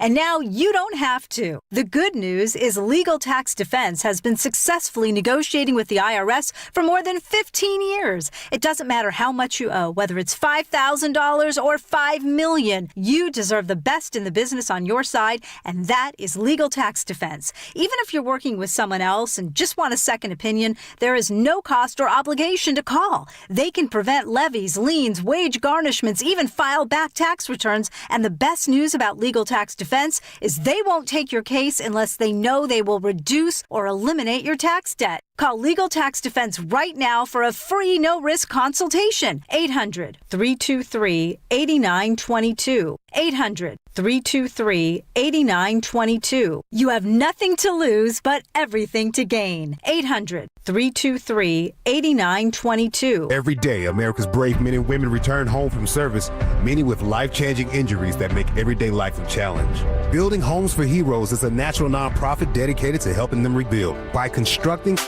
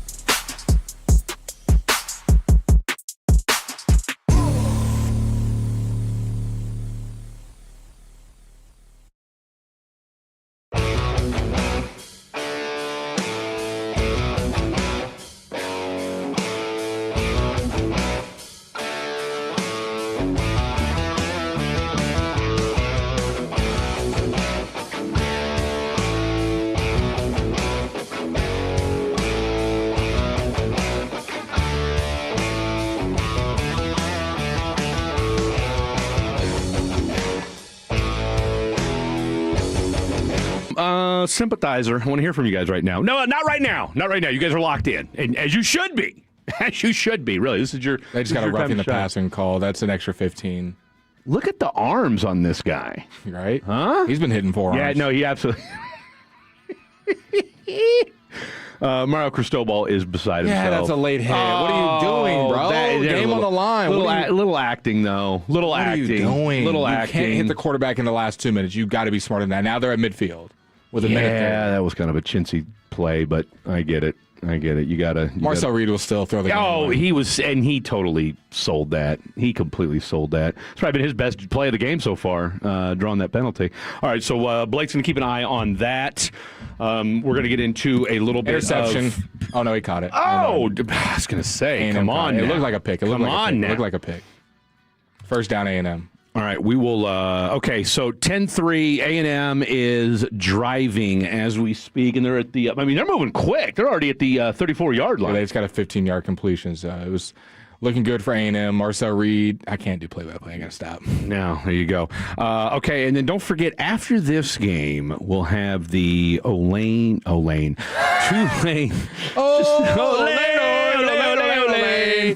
Tulane and Ole Miss are playing after this, and then of course you'll have James Madison and Oregon tonight. So we'll keep you posted on all that. Real Does JMU cover the spread yet? Don't think so. Good question. I agree.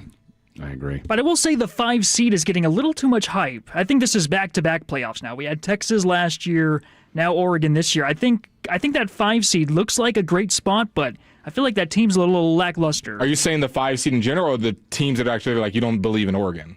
I think the 5 seed in general, because they get that 12 seed, especially this year. Like it was Clemson a year ago. Mm-hmm. Now it's JMU. I just think that they need that hard hit. Once they get through that, then they're kind of cruising into playoff mode. Mm-hmm. I feel like that 5 seed isn't really getting that. Do we have any Tennessee Titan fans here at the station?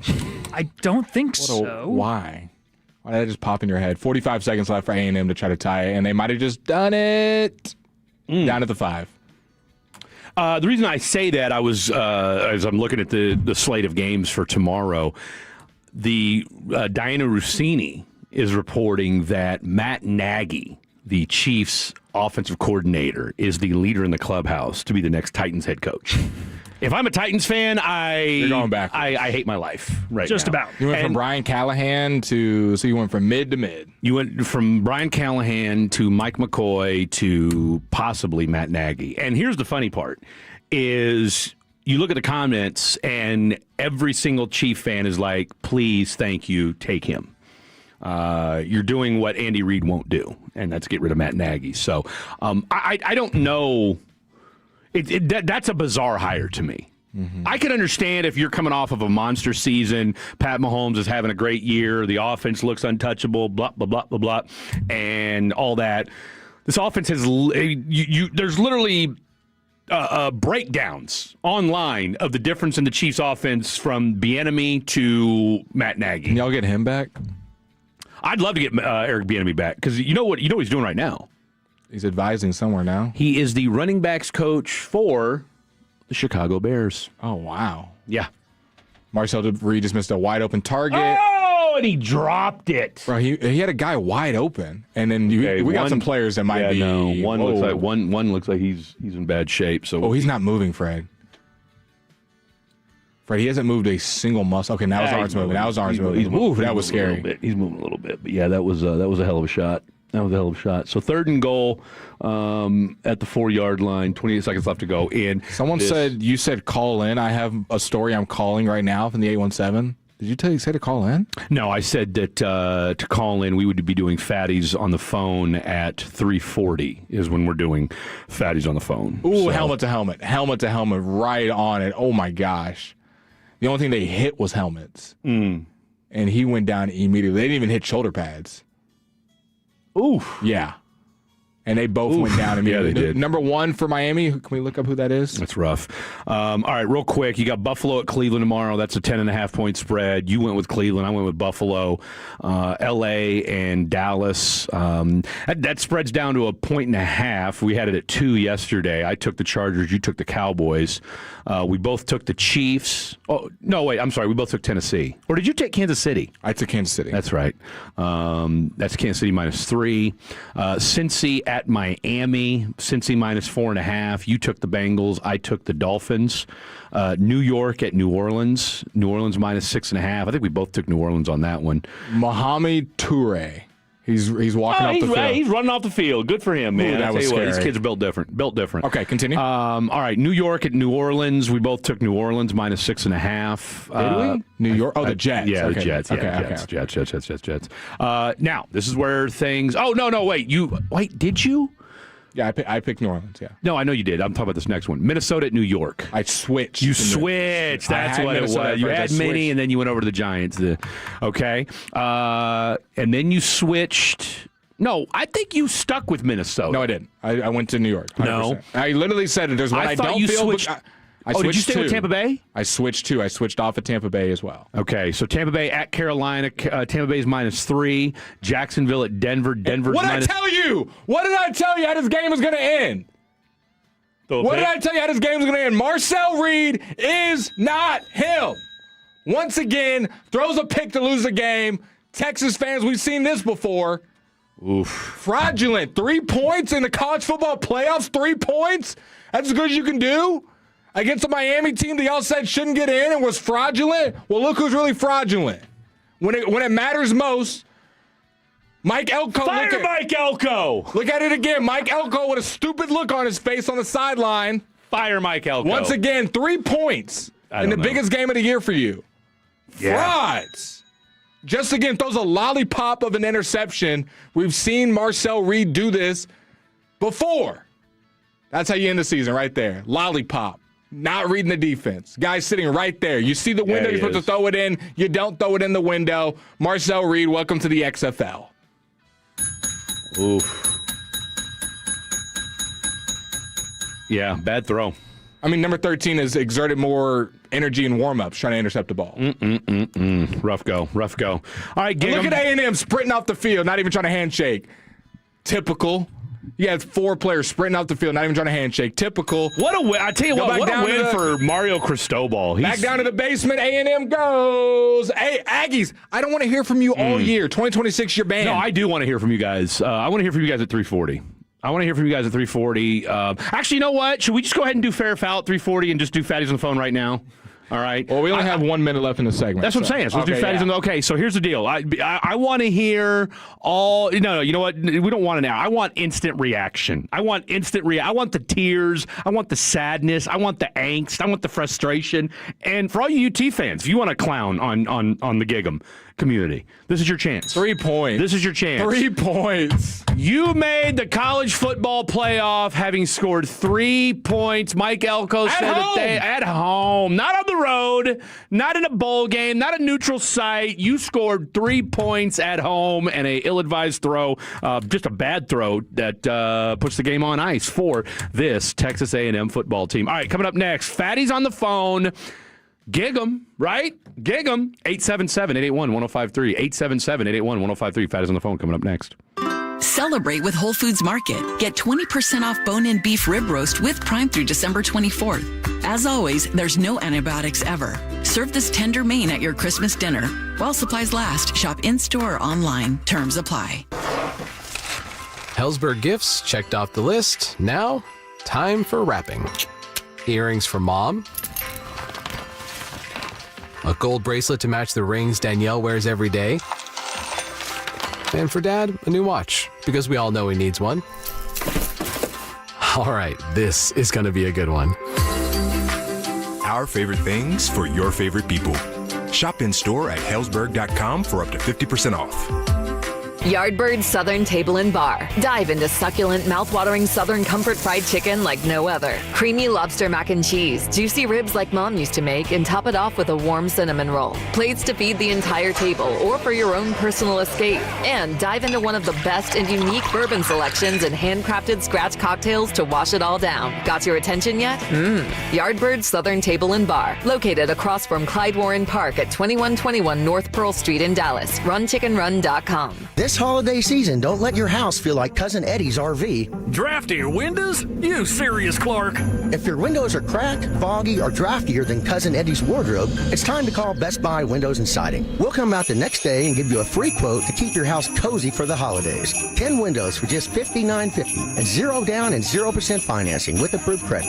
Call 469-WINDOWS or visit BestBuyWindowsAndSiding.com today and make sure your home is warm, welcoming, and Cousin Eddie-proof this holiday season. Guys, you've heard of TRT, but you have no idea what testosterone can do for you. Once you start treatment, you'll wish you had done it sooner. All the guys I know that go to Synergenics and Low T Center for TRT are thriving. The TRT test is free, not hundreds of dollars. The testo is pure, not compound. Guys feel full of energy, not like they're still waiting for it to kick in. So get in now for your free TRT test. No appointment necessary before 10 a.m. or book ahead at fixmylowt.com. That's fixmylowt.com. Create a new tradition by dining at the Reserve at the Highland on Mockingbird Lane. From all-natural Texas-raised cuts to inventive starters and handcrafted cocktails in an elegant dining room or on a fireside patio, every meal at the Reserve feels like an occasion. Celebrate the holidays this year with exceptional cuisine and fine wine by gathering around the table for an elegant three-course dining experience curated by Chef Andrew Bell. Go to theresearve@thehighland.com for more details. That's theresearve@thehighland.com. Nugget bells, nuggets all the way. Hi, I'm Kylie. I'm John. And I'm Garrison. And a little thing we love about the 30-count Chick-fil-A nuggets is sharing them when we cut down the Christmas tree. We will pack the car with gifts. And of course, we go and pick up our family's favorite nuggets. Every nugget is tasty times quadrillion. And we get all the sides. Yeah, the ooey gooey mac and cheese is a big hit. Share the nuggets, share the joy. Order the 30-count Chick-fil-A nuggets on the Chick-fil-A app. Real guests paid for their testimonials. Makita knows that pros never settle, and neither do we. With Makita, you get tools that perform at the highest level on every job without compromise. Makita is for the most detailed pros, expertly engineered to deliver precision, job after job. When your work calls for the best, call on Makita. Makita, built to be the best. Available at the Home Depot. How do you go from 95 days with your home sitting on the market to selling in just 3? Orchard. One family's home sat 95 days with no sale. They switched to Orchard and sold in just 3 days. When your home sits unsold, it leads to price cuts. Not with Orchard. Their agents sell 99% more homes than other agents. And with their Move First program, you can buy before you sell. Don't get stuck on market. Sell smarter with Orchard. Get your free home valuation at orchard.com. That's orchard.com. Nick Post again with K-Post Roofing, Waterproofing, and Solar. In the past year alone, over 260 outages have left thousands in the dark. Sometimes for hours, some...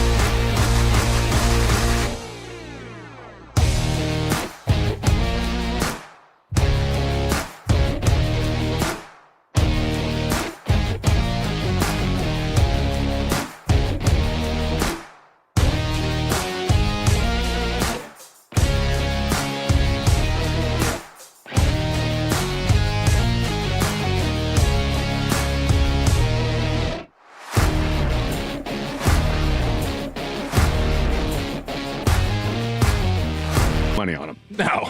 For better or worse, I don't even want to be associated. My money associated with Marcel Reed. All right, we got two folks. 877-881-1053. This could get spicy. We shall see. Hopefully it does. I want to hear the gig 'em. All right, now, real quick. Now, I just want to make sure, Jet, have we done a Fatties on the phone with you before? Yeah, I got this. Okay. They're on there. Okay. And we're comfortable answering phones. I know the guys missed a couple last night. I had to, we thought we did a good job. Well, you missed a couple calls. We good? Yep. And then and we know when to cut them off. And if you hear something doesn't sound right, I got the dump button. Boom. We are done. rolling. Okay. Perfect. Okay, we are ready to rock and roll. Everyone's saying to check on Hagee. Oh yeah, I mean, but he's Hagee's a realist. All right, I have the utmost faith that Kevin Hagelin, while probably disappointed, not surprised. Isn't that kind of the... Well, I'll tell you what, enough out of me. Let's go out to Steven in Arlington. What's up, Steve? What's up, boss? How you doing? Chilling. You? Well, I listen to y'all every night with Fan After Dark, so shout out to y'all. Come on. You're the best. There we go, Stevie. Clap. Right now at your house, clap for Stevie. That's it. All right, what you got, bub? Hey, first, I got two things. A&M still little bro, hook 'em horns. Yeah, little bro. Next. And they haven't been relevant since Johnny Manziel. But hey, next year hopefully we can get a title. But other than that, I'm just ready to hang up and listen to all these Aggie tears come through. Great way to start. Shout out to our boy Steven in Arlington. That's how you kick off a Fatties on the phone right there. Well done, Mike. Let's go Washington. Oh, forget the Eagles. Oh, the Commanders. The Commanders. Okay, I was going to say, was that a Husky? Was that a Husky laugh? Okay, I mean, a little random. Okay, but you know what? We'll go with it. We'll ride along with it. Yes, we're ready for the Commanders. Go Commanders. Real quick, give me a score for tomorrow while we got you here. Oh, hey, I'm a diehard. Let's go 30-17. 30-17. Cowboys. Okay. All right. That's our boy Steven in I Arlington. listen to y'all every night on my lunch break. So, hey, keep up the good work, guys. I love it. Steven in Arlington. You know what you need to do, Stevie? You need to start fatty right there. Start playing it out loud so the other people on his lunch break. No, that's exactly right. And then text us that you're listening. We'll be sure to shout you out so all your friends and coworkers know that you're a real one. All right, let's go out to Garrett in Granbury. What's up, Garrett in Granbury? Garrett. Hey, how's it going? Chilling. What's good? Another Tolo here, long-time listener. Actually, I went to A&M. I was a freshman with Manziel. Oh. I saw him upset Alabama his freshman year, so that was pretty legit. But I'm a diehard Cowboys fan and an Aggie, and how we feeling? I would just say that if you're an Aggie and you think you are big bro, then you're delusional. Marcel Reed is not him. So how do you feel right now? Like what's give us, you're an Aggie, like you went there. You know, every season, whether you're a Cowboys fan or an Aggie, it's this is our year. And then they'll give us hope through preseason, through the regular season. We'll see it. And then they'll break your heart. And then it'll be okay, next year's our year. And it never is. So it's just pure heartbreak right now. Do you think it'll ever end? No, I don't. Garrett, I'll tell you what, for as much as we wanted to lambast and feels like the poke Joe Burrow. That's exactly. I mean, honestly, like I don't want to laugh at you right now. I want to cry with you right now. Is kind of what I want. That's how I feel. And you know what? Today, instead of watching the game, it was so nice. I went and rode dirt bikes with my buddies. I was like, screw it. I'm tired of this. Damn, Garrett. Yeah, and I'm glad I did. Yeah. Man, you ain't wrong, Garrett. Well, Garrett, I'll tell you what, man. What kind of dirt bike? Yeah, what kind of dirt bike? How was the ride? I got a KTM 4-stroke 350. I don't know what that means, but it sounds fun. What are you going to do tomorrow? You going to watch Cowboys? Yeah, I don't got anything better else to do, so I guess so. The track's closed. Garrett, I'll tell you what, Garrett, man. You know what? You have restored my faith in humanity, and I'm pulling for you, big dog. All right. I have no dog in the proverbial Texas A&M Texas hunt, but anytime I watch Texas A&M, I'm thinking about Garrett and Granbury. Okay. Hey, pause. Appreciate you, big dog. All right, there you have it, Garrett and Granbury. I'm sad for Garrett. He's been through it. All right, let's go out to Lawrence in Allen. What's up, Lawrence in Allen? Hey, how's it going? Long time listener, first time caller. My man, what's good? Just super excited right now. A&M just lost. Longhorn fans. You know what I'm saying? They were proven to be frauds against South Carolina. Yeah. Texas confirmed that. This is what happens when you play cupcake schedule. Come on, talk to him. Yeah. Now, Lawrence. This is what happens. Lawrence, I'm guessing you're a UT fan? That I am. Okay. That I am. Okay, let me ask you this: when you were you able to catch Garrett and Granberry's last call? I was. That was very inspirational. I was there with. Did you feel like? Did it change the way you feel about today's loss? It definitely brought emotions to my body. Okay. Even more so than there already were, is what you're saying. Did it kind of humanize it for you a little bit? Oh, well, that combined with the four mimosas I'm on right now, it sure did. Bottomless mimosas. We're drinking to the Aggie L. We're feeling good. The pack is getting lit tonight. I can tell you that much. I love it. Now, are you a Cowboys fan as well? That I am. Okay, go ahead and give us a prediction for tomorrow's game. Well, since, Trayvon Diggs finally being let off the leash tomorrow, yeah, I'm going 24-0 Cowboys. Let's go! Does Trayvon Diggs get a pick tomorrow? Oh, he's getting a pick six. Come on! He's taking it to the crib, then he's going to just look at the camera like, I told y'all should have been playing me. Fair enough. Now, do you live in Allen? Are you an Allen graduate? I sure am, class of 2014. I was going to say, well, then you wouldn't know our boy Jacob Ray, because I want to say he's an Allen graduate, but he's class. I was going to say he's only like 12 years old, so him and Ty. All right, real quick. Your boys got beat by who? Duncanville last week? Yeah, I was actually at that game too. Okay, all right. So real quick, who wins today? Duncanville, North Shore. Duncanville. They just had some straight studs out there, and they're moving like they want this. Okay, fair enough. And then real quick, DeSoto and C.E. King, who you got? Oh, DeSoto. Done deal. DeSoto and Duncanville. We love it. We love where your head's at. Lawrence and Allen, great call. Call at any time. You are now officially a fatty. We love you, bro. Love it. Thank you, guys. Y'all Thank have a you. blessed day. Happy holidays. Hey, same to you, my man. Same to you. Okay. What was his name? Lawrence and Allen. He had a good voice. Great voice. Go out for, what's it called? Phenom next year. Yeah. All right. Eric in Dallas. What's up, Eric in Dallas? Actually, it's your president, Donald Trump. I am normally a weekday Tolo. Normally on my drive-in, Sean and RJ with a little side of Bobby. Drive home with a little bit of G-Bag Nation. I decided to listen in on this weekend, and I said, you know what? I like the occasional fatty. Let me call in. I want to say I'm glad that those losers, those Aggies lost on their own home field. If they'd like to say gig 'em, I'd like to say gag 'em because they choked like they always do. As far as the Cowboys, I got to say Dookie Dak's been playing all right this year, but the season's over. I'm rooting for 40-0. Cowboys lose. Mr. Trump, what a call. Mr. Trump, what do you think the Commanders and the Eagles game will be today? Well, I like to see them cry. She-Eagles cry. So let's go for a Commanders victory here. I'll tell you what a call by you, Eric / Donald in Dallas. That's a great call. And please feel free to fatty anytime you'd like. All right, let's go out to legendary first ballot Hall of Famer. You know what time it is. The hottest fatty around, Mr. Diamond Mike in Dallas. What's up, Diamond Mike? What up, man? That was hilarious, the previous caller, man. Y'all took me off schedule, man. At 3:40, I was going to drive to the post office to send your little gifts off and also go to the gym. But well, how far are you? Why don't you just come by the station? How far are you from the station? I'm by 30 and 75, so I guess it'll probably be an hour. Ooh. Oh, yeah. No, 30 and 75. That's probably about right now, probably about 20 minutes.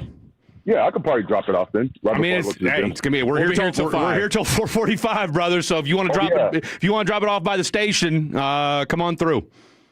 I'll probably do that. But, yeah, because that just took me off schedule. But I had to call in because, I went to the number 7 public university in the nation. And I just wanted to hear, like, the other school in Texas cry because they're always doing something and they haven't done nothing since 1939. Oh, yeah. Man. So, and like I said, we got them 2-0 in the SEC, and I know that hurts them. Because every year all they want to do is do a yell, do a whoop, and beat our school.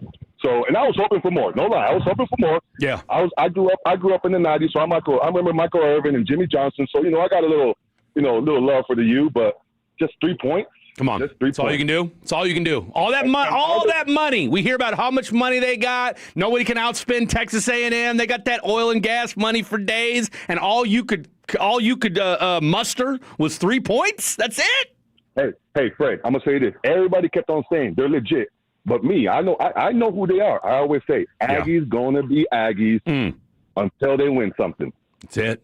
That's it. That's why we talk. We got championships. That's what we talk. We got titles, and everybody hates on us. Well, I'll tell you what, and I will jump in your jubilation today. However, that said, I will take some solace for our boy Garrett and Granberry. Garrett and Granberry I tell you what, for every Aggie that's obnoxious, shout out to our boy Garrett and Granberry and the Aggies out there. I mean, every fan base is obnoxious. It's a 50-50. If you disagree. I mean, look, I hate 90% of KU Twitter, so I'm right there with you guys. But yeah, so it's rough sledding out there. Diamond Mike, I'll tell you what, shoot me and Blake a DM so that and shoot us your number, and then that way we can get you squared away when you get here. Got you down. All right, big man. Someone said, that was a fraudulent Trump because he called them commanders. The real Trump would call them their real he probably. Well, that's a good point. That's a good point. All right, let's go out to. We got 3 calls left. Let's go out to Justin in Roanoke. What's up, Justin in Roanoke? Man, I'm just basking in this A&M loss. Oh, when A&M loses. Oh man, and the Longhorns are doing. They're doing great. Yeah. Can't complain at all. Love it. Beat OU and A&M this year. Can't complain. And they both lost in the last 24 hours. So come on. I was going to say, this is a right time for you guys right now. Yeah, I don't know who can smile bigger right now, my daughter or me. Fair enough. It's just great. Are you a big Cowboys fan too? Yes, huge Cowboys fan. Give me your Cowboys prediction for tomorrow. Oh, man, it's Cowboys all day. It's going to be 21-13. 21. Don't know how it's going to be 13. 21-13. Okay, I love it. I love it. All right, well, Justin in Roanoke, Merry Christmas, and enjoy the rest of your Saturday and the Cowboys tomorrow. Let's go Fatties all day. All day Fatties. There you go. Justin in Roanoke, shout out to you. All right, final 2 calls of the day. Let's go out to Jonathan in Mansfield. What's up, Jonathan in Mansfield? Hey, guys. How are y'all doing? Chilling. What you got? Oh, man, I'm just calling to comment on that idiot, the bottomless mimosa moron from Allen. Oh, whoa! Fatty on fatties. This is fatty on fatty crime is what this is. He can talk all he wants about like what he thinks he knows about football, cupcake schedules, whatever. The second he acts like the Cowboys are going to shut out anybody, he loses all sports credibility. I wasn't even going to call in. I'm an Aggie fan. I was just enjoying the talk. But when this fool starts talking about the Cowboys going to win 24-0, I was like, man, cut this moron off. Well, don't let this person talk anymore. Now, Jonathan, in fairness, okay, you guys just lost, so he's giddy about that. He said he's been drinking bottomless mimosas. Okay, so my man's a little turnt right now, making his fatty debut on the phone, feeling some type of way. We all know we can get a little loosey-goosey with some of our predictions sometimes. Does he really feel that they're going to win 24-0 tomorrow? I doubt it, but does it sound good in the spirit of the phone call? Just something to think about. No, fair enough. But at the same point in time, have some sports credibility. Well, and again, now, do you think this is just the fact that your team lost today and you're feeling a little salty? Oh, no, I wasn't even going to call in. I'm mad at our play calling. To me, Colin Klein's the most overrated OC in football. Okay. Well, let's pivot into that for a second because, as I'm sure you know, being the fatty that you are, rock, chalk, Jayhawk all day. But if you're telling me that Colin Klein's a fraud, do tell. Yeah, no, if you go back and look at any of our games, right, even the game against South Carolina, that last drive when we're about to score a touchdown, instead of Marcel, who was on fire that second half, he gives the ball to our running back to throw a pass. The running back then turns the ball over and gives South Carolina a chance to go down and win. Like, that's asinine play calling. But it's all season long. He does that. He's too cute. So you're right? not. So you have no problem with him going to K-State? Oh, I was hoping, honestly, when he took the job, I'm like, please let him be out for the CFE. Oh, okay. He is our biggest problem is our play calling. Wow. We have the weapons. Okay. We have the weapons.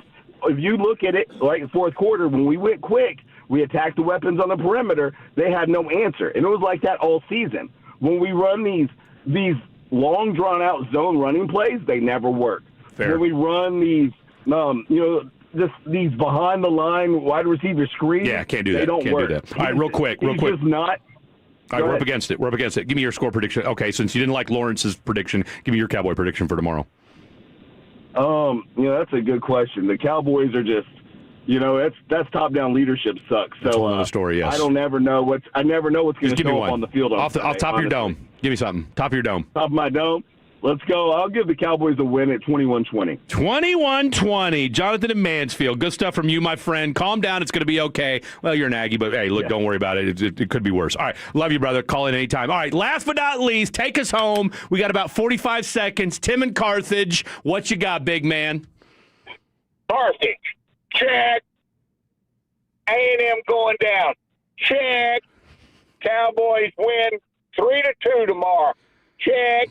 And I will be calling back next week when Miami takes care of, in a couple of weeks when they take care of Ohio State. Tim. Miami is not beating Ohio State, and you know that because you know good football. You watch Carthage every week. You know better than that, Tim. But you're missing the point. I'm listening. You're missing the point. They're going to beat Ohio State just to put it ACC put it in Notre Dame State. Okay. Wait a minute, real quick. They are highly motivated, and they've got Notre Dame pulling for them. By the way, real quick, Tim, just to make sure I heard this right, did you say Cowboys 3-2 tomorrow? Oh, yeah, we're going baseball score. 3-2, and Miami's going to beat Ohio State. 3-2 Cowboys baseball score. Your Carthage Bulldogs put an absolute ass whooping on West Orange Stark yesterday. Shout out to your boy Coach Surratt. Those boys looked untouchable yesterday, and that's how you do it. We've got two great high school games left. Tim, great hearing from you as always, my friend. Hey, have a wonderful holiday, guys. We'll talk to you before then. But hey, you enjoy your weekend, big dog. You enjoy your weekend. All right, bye-bye. All right, there you have it. All right, coming up next, I tell you what, hey, round of applause for all the fatties. You guys were tremendous today, as you guys always are each and every day. All right, coming up next, Brian Broaddus from G-Bag Nation joins us next, talking all things Cowboys and the Chargers.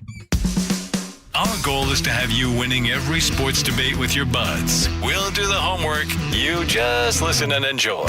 Turn it on and leave it on. The Fan and our Odyssey, iHeartRadio, or TuneIn apps. This is Ryan Watson, owner of Alliance Hyundai. During the Hyundai Getaway Sales Event, we have over 600 vehicles in stock, like the all-new 2025 Hyundai Santa Fe. Every new Hyundai comes with America's best warranty. 10 years, 100,000-mile limited powertrain warranty, and owner's assurance. Visit us at AllianceHyundai.net today. A paint job cannot be financed, but Rhino Shield can. It's Gary with Rhino Shield of DFW. With our ceramic coating and 25-year transferable warranty, you'll never worry about cracking, chipping, or peeling paint again. Rhino Shield also helps insulate your home and can lower your energy bills. And with our easy financing, payments can be under $200 a month. Right now, take 20% off through the holidays. Visit us online at rhinoshielddfw.com. Protect your home for decades to come. Don't paint your house, shield it. Never paint your house again. Rhino Shield. Hey guys, Tony here from East Dallas Motor Cars. If you're searching for your next ride, you're in the right place. Trucks, SUVs, luxury sedans, sports cars. We've got new inventory rolling in every single day. If you don't see the exact vehicle you want on the website, don't settle. Call me directly and ask for Tony. I'll help you source it, find it, or build it. And business owners, remember, purchasing before December 31st can mean huge 2025 tax advantages, depending on the vehicle. Don't wait until it's too late. Visit EastDallasMotorCars.com.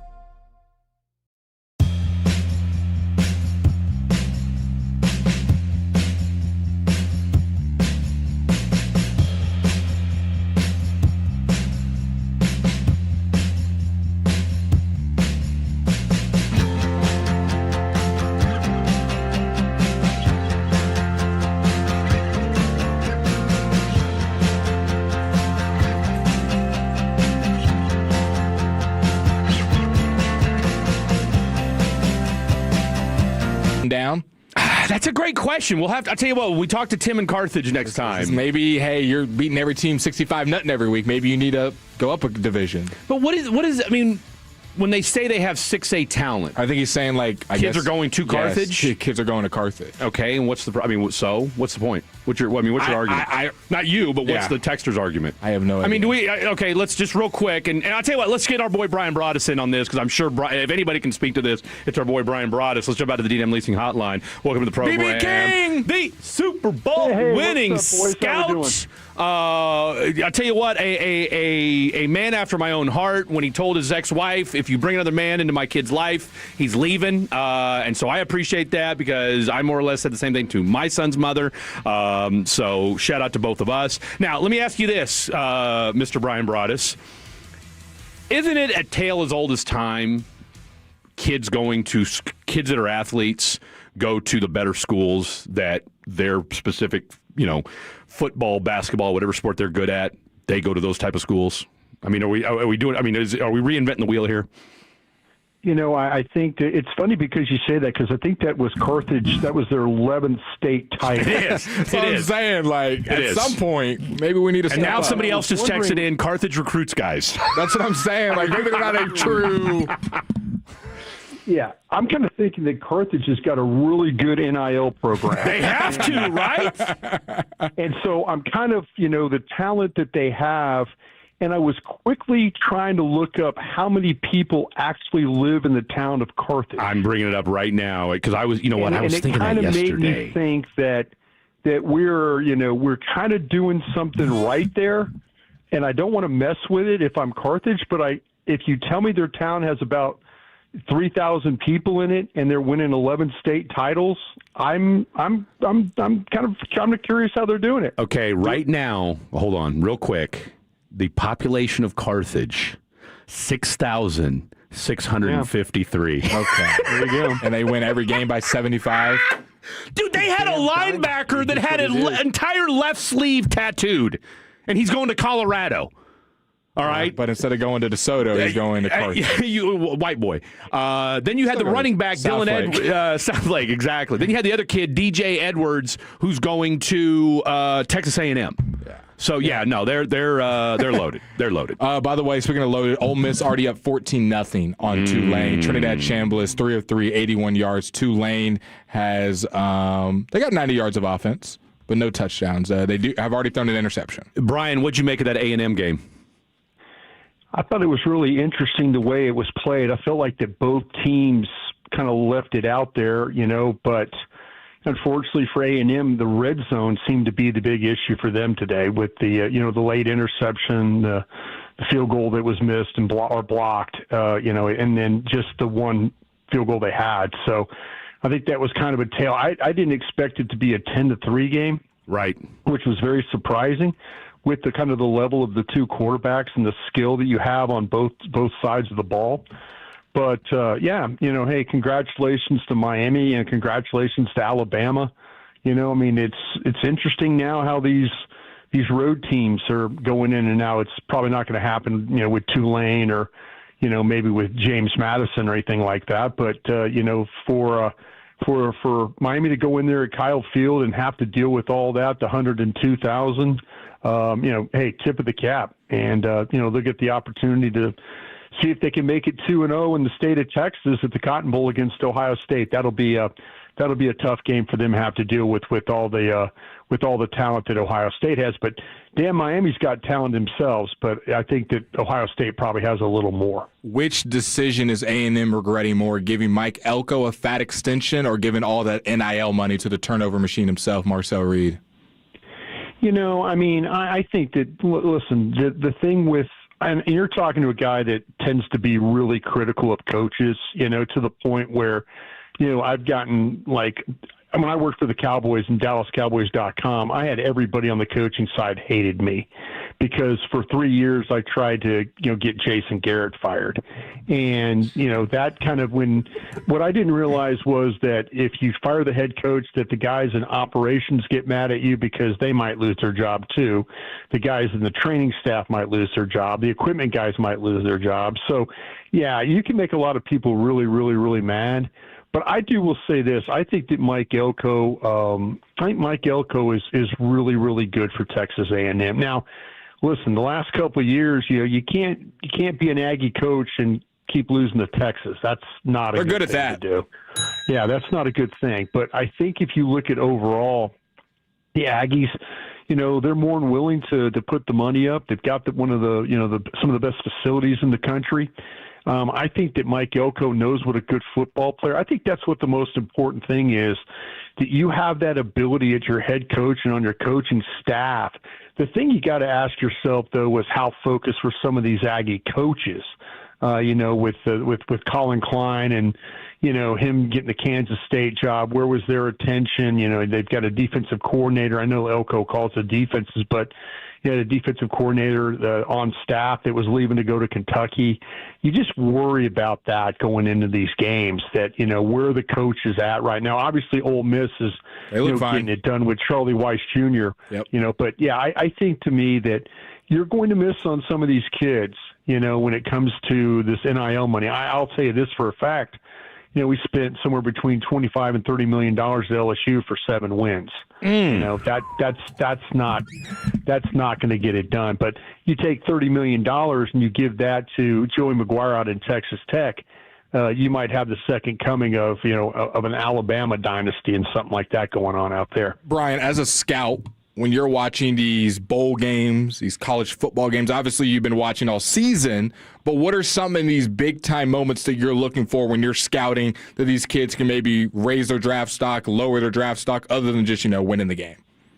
Yeah, I think it's, that's the thing, Blake, and this goes all the way back to when I first started in 1992, and I grew up in a Green Bay Packers system where it was always – we were a program that always really believed in the big school kids, where on the other hand, Bill Polian at Buffalo believed in, small school kids. I mean, he found Andre Reed at Kutztown. He was always seemed like he was finding somebody at these small schools, but we tend to kind of gravitate towards the bigger schools if we could. And, I can't tell you how many times I've watched like Florida State and Miami go at it on tape. That's what I love about these games. I mean, even if you're evaluating somebody from Tulane, you're seeing them play Ole Miss. I know they play during the season, but how about somebody like James Madison? If you're interested in a James Madison player, and not that James Madison doesn't play good football, but here's a big step up in class to go and play in Oregon. And you get to see those matchups. Oregon's got big time players, at tight end, defensive tackle. I mean, they've got players that you can evaluate. And I think that's the best thing I love about this college football playoff. That Alabama-Oklahoma film that we just got last night will be really, really good. This Texas A&M Miami film will be really, really good because you got matchups, big time offensive tackles against edge rushers and, the guys that are going to be very highly selected as edge rushers. So it's a good way of, it's a really, really good way of kind of just, if you want to say, hey, give me the tape with the good on good, and that's the best way to evaluate. And I'll take that every single time. Brian Broad, a Super Bowl winning scout for the G-Bag Nation. Of course, you hear him every Sunday as part of the Cowboys pre, half, and post-game shows. Real quick, because it's the last home game, barring some miracle finish tonight, it's you and Chief tomorrow morning, and then you and Zach Wolchuk closing things out with a halftime and post-game? Yeah, that's right. Yeah, we're 9 a.m. We were told that we'll be inside. So we're usually on the West Plaza for the outdoors. And but tomorrow it's going to be a little bit of some cold weather out there for us. So Tim Collins, who is the executive producer, the guy who runs the whole show, he told us that we'll be inside. So we'll be broadcasting 9 a.m. from the Brad Sham the radio booth. We'll make sure to rate 9 a.m. till game time at noon, and then, like I said, me and Zach will carry it after the game all the way to 6, and then I think we got a Specs post-game post-game tailgate show with Will and CA. So a little fan jam reunite. We got covered tomorrow for sure. All right. So that being said, how surprised are you, or was this a act of necessity that Trayvon Diggs is likely going to start and play tomorrow? Well, I heard yesterday afternoon before we went on our show at 2:00. I heard that he was going to be active and then likely start. And so, yeah, I think what we learned about with what was happening with Bland, this seems like to me that there was going to be a repair, something they were going to have to do potentially anyway.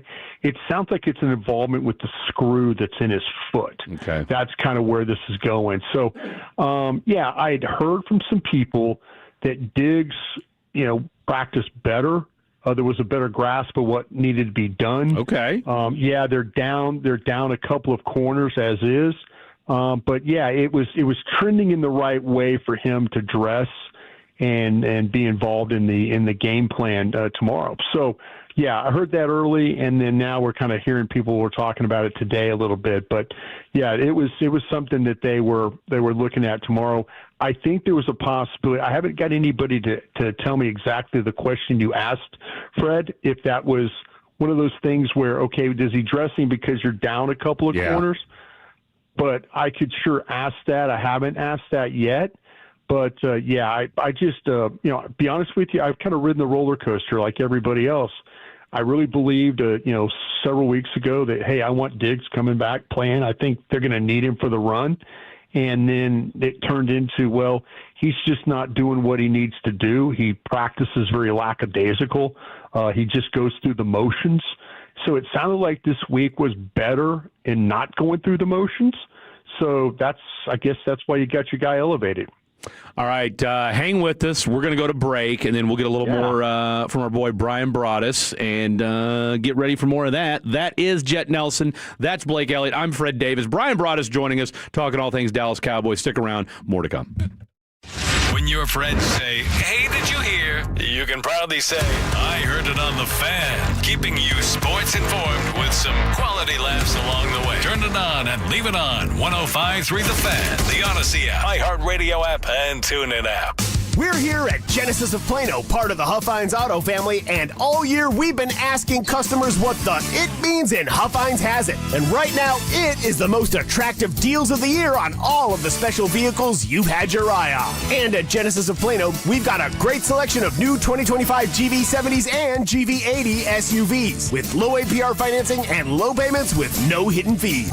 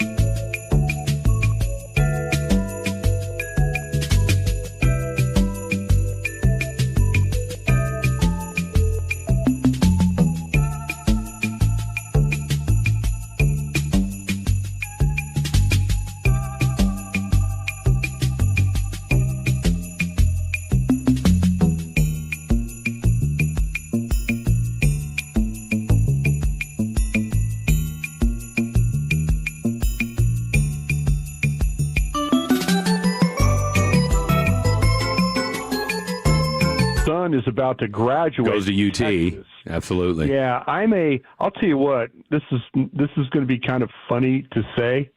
Now that we got Texas and Oklahoma in the Southeastern Conference, I'm not going to lie to you. I enjoyed seeing Oklahoma get beat last night. Yeah, you did.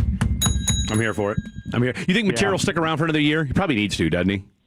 Man, I'll tell you what. That was there's some things that was going on with that guy. I would love to see him stick around for another year. I mean, it's funny. We got in this big discussion the other day on our show because we have NFL scouts who are really bad evaluators of quarterbacks. And we all act like that we have the answer on these quarterbacks, but we really don't. You know, I mean, I've had my moments where like, well, hey, you know, give me Josh Allen. Okay, it worked out. Give me Pat Mahomes. Oh, it worked out. Give me Blake Bortles. Didn't work out. No, it didn't. You know what I'm saying? That you know, give me, you know, when you start to kind of, it's a difficult position to evaluate. But these NFL scouts are like telling these kids, oh, you need to stay in for an extra year. You need to, you know why? Because none of us can evaluate quarterbacks worth a damn. See, everybody thinks there's a quarterback problem in the National Football League. But look what like guys like Baker Mayfield and Sam Darnold and those guys. You know what's hurt those guys? Teams that aren't patient with their guys. And how about this? How about we coach these guys up a little better? How about the quarterback coaches in the NFL be a little bit better? Then, I'll tell you another thing that might be affecting some of these quarterbacks going forward. What about the kid that goes multiple transfer portal? Yeah. And so maybe he goes from a really good program, like coach-wise, to a program that's not very good coach-wise. So now all of a sudden he goes, so if he would have just stayed at the program that he was at that had the good coaches, that maybe we'd have better development. But I think to sit there and say the scouts say, well, these kids need to stay in school. Yeah, it's because every one of you are cowards on how to evaluate these guys. Now, I think that's a problem. It's a hard position. I get it. Yeah. But there's things you can follow. I mean, you and I were talking about John Dorsey the other day, who I worked with in Green Bay. Yes. And John pushed to get Pat Mahomes at Kansas City. That was John's guy. And so John was never scared to evaluate quarterbacks. See, people were like, well, why'd you like Josh Allen so much? I'm like, bro, this guy's winning games throwing to cattle ranchers. Right. You know? Imagine if he's throwing to like real NFL receivers. And then you get a guy like Ken Dorsey. Okay, obviously Ken Dorsey knows what he's doing at quarterback. Yeah. And as an evaluator of quarterbacks or the way he works. Now, maybe he's a terrible play caller. Yeah, I was going to say, because Joe Brady's had a lot more success. Josh Allen. Look how he's maybe helped Dak Prescott. You know? Yeah, because he's on this staff. That's right. That's a great point. Look how Dak has improved. I mean, there are guys that coach these players up really, really, really well. And so you're like, okay. And then sometimes you go to these places and it's like the coaching there is just horrendous. And the guy's not developing. See, that's the thing, the question I had about Aaron Whitecotton at defensive line. You know, we all were like really super, super excited about having Whitecotton. But has Sam Williams got any better? No. Who on the defensive line is? You could argue Osa's regressed. Yeah, so that's what I'm saying. Though sometimes you get to these places. I give Jeff Zagina some credit for last year for what he did for Mozzie Smith. You know, but see, that's what I'm saying. It's really tough because we played this game of, we'll stay in school, okay, well, how about evaluate better? And how about when we get these kids to the NFL level that we coach them better? I think there's some really bad quarterback coaches in the National Football League. Well, and I'll take it a step further, and your boy, our boy Henry Thomas, and he does that stuff with Pete Jenkins, and he said he coached up a guy this past summer who this guy's been in the league 8 years, didn't know how to line up his feet when rushing the pass from the outside. That's big with Pete. Yeah, Pete recruited me to LSU, and Henry knows how to line up in a stance, and it's the same thing that Duke is doing with these offensive linemen. You know, like the hand placement. See, that's people are like, oh, I'm going to give up on Nate Thomas. Hell, this was Nate Thomas's first year playing. Absolutely. I mean, he's going to get stronger. He's got more experience. He's going to go over there with Duke, and Duke's going to work on his hand. Now we have tape to review. Yeah. Yeah, I mean, yeah. And by the way, he missed a whole year. His whole rookie year, he was out with a leg injury, right? I mean, people are just screaming that, like, well, I understand. I know what Terrence Steele is. I know what he is. Will he be back next year, Broadus? I have my doubts. You know. But I'll tell you one thing. I mean, I say I have my doubts, but is Tyler Guyton going to stay healthy enough to play? Okay, that's good. Could you see him moving back to right tackle? Do you think that's a possibility? I know we've talked about it a bunch. Here's where we're at, Blake. Here's where we're at with the right tackle thing. Tyler Guyton has played more snaps and games at left tackle than he has at right tackle. Yeah. He's now done that. The problem is, for a young man, he's kind of got an NBA body where like he, ankles, things like that. I mean, he's a tall, linear. He is a big guy. dude, yes. He developed he's developed a little strength, but he's kind of got that NBA athletic body. Okay. But he gets really banged up, and he's a young guy. Yeah. I mean, I grew up in an era, and again, I'm not trying to say my era was better than anybody else's, but I remember going to Cowboys games, and the same 5 guys started for 10 years and never missed a game. Yeah. Right? We're definitely past that. And like every week, I'm going to tell you about tomorrow in the pregame show about a Los Angeles Charger offensive line that's pretty compromised, pretty beat up, pretty bad. Hell, I've said it every damn week. Yeah, we've heard that before. Taking advantage of that? Nope. Not once. Nope. Not once. It's almost like they reel it back when it's a compromised O-line. They've looked better against good O-lines. It's crazy. Watch the Chargers block them tomorrow. Just watch. Because the reason I asked about... It's maddening to watch them play. The reason I asked about Guyton at right tackle is as my mind is trying to piece together this team for next year, as a bunch of Tolos are probably trying to do. I'm trying to figure out where the holes truly are at this team. I think it doesn't take a Brian Broaddus scout to know that you need some new linebackers next year. Really doesn't. But there's some positions, safety. Do we think that could be a position that they're drafting next year? Like, whose job is on the line these last couple weeks? Every defensive position, but maybe defensive tackle. Every defensive position. You could draft a corner here; it would help the team. Yep. You could draft linebackers; it would clearly help the team. Yep. You could draft a safety; it would clearly help the team. How about no pass rush? You think you need an edge? Yep. I would say so. I mean, this thing. See, what Dallas needs to do is, if Stephen Jones and Jerry Jones do the bottom fishing thing again and think, oh, we're just going to sign our own and draft and all that, then you know what? I'm going to pick you to go. 5 and 12. I was going to say 7 and 10. I don't. 6 come and on 11. now. If they could have an aggressive free agency period and sign some guys, and then it frees them up to be able to like keep a board pretty open instead of saying, oh God, we got to draft an edge. Oh God, we got to draft a corner. Oh God, we got to, if it gives them some flexibility, if they would just sign some guys and not their own guys, but go out and make a legitimate case to go out and get some legitimate players. Do you see them drafting any offensive players? I do. Offensive tackle could clearly be in play. If you ain't wrong about that. Is Eberflus in the booth? Is that moving deck chairs on the Titanic? That might be Brian Schottenheimer looking at him and like after what we saw last week when they had to burn a timeout down there. Yeah. It might be like, get the hell out of my face. Just go upstairs, I don't know. I mean, they're in a situation where everybody's talking about, well, you could see the adjustments. Oh, well, then why didn't you do this 6, 7, 8 weeks ago? Seriously, why are we waiting until the last 3 weeks when your season's effectively Why are we all of a sudden waiting for, oh, well, let's go get a view of upstairs? Yeah, you know what's going to happen? He's going to see the same damn thing that all of us do see when we're sitting up there.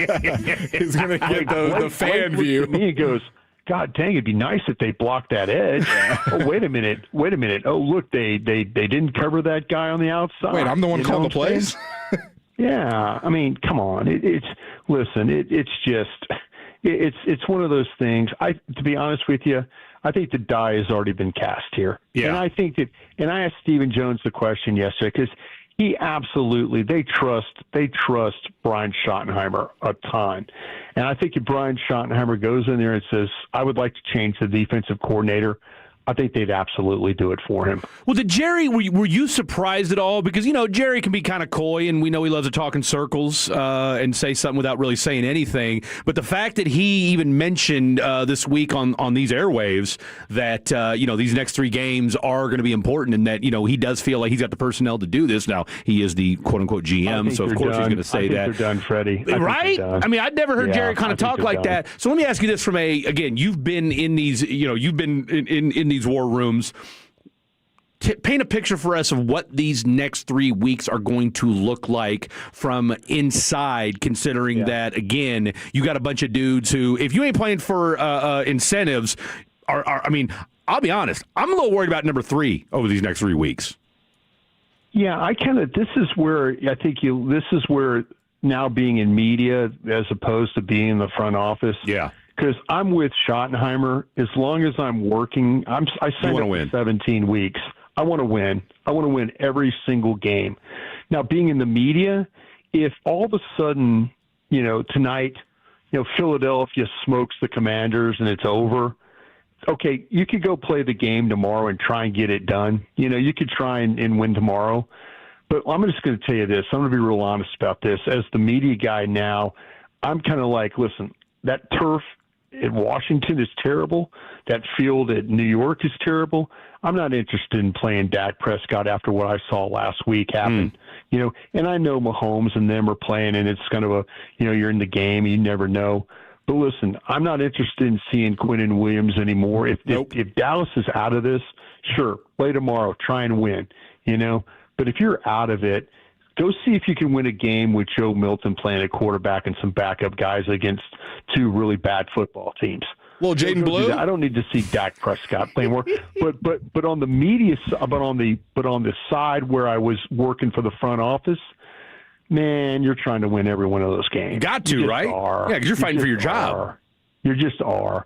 And I want them to have a top 10 pick. If you're eliminated, give me the top 10 pick. Hope the Packers completely fall apart, that kind of thing. But I just kind of feel like, though, to me, when it's over, it's over. And, you need to find a way to not have players dealing with injuries, late in the year that are gonna maybe affect how we're gonna operate in 2026. All right, maybe you can help me understand this a little bit, and we're up against it, but I don't care. I see a thing this morning. Now, we know the Titans have not been right since they let go of Mike Vrabel, and that's a whole other conversation. Yeah. Then we see this morning, Diana Rossini is pointing out that apparently Matt Nagy is the leader in the clubhouse to be the next head coach of the Tennessee Titans. How does this happen? Man, that's a really good question because there's a 100 different coaches that I would look at before Matt Nagy. 100%. And I think Andy Reid might be okay with that because I think Andy Reid's going to shuffle that group up. He's got to. I think you're going to see Mike Kafka back there. Yeah, I think once Mike Kafka gets let go, I think he's coming back, and Andy's going to have to make some determinations what he wants to do in Kansas City. I just don't know how you can look at Matt Nagy and think, wow, that's the absolute best hire that we can make. I just don't see that as being something that, there's hundreds of other coaches I would rather have than Matt Nagy. All right, real quick, Tulane's losing 14-3. Then we've got James Madison in Oregon tonight. I'm guessing you'll be locked into that. Anything we should be looking for? Any surprise predictions from Brian Broaddus? No, I tell you what, and you just hope that these two, that the Tulanes and the James Madisons and stuff can just.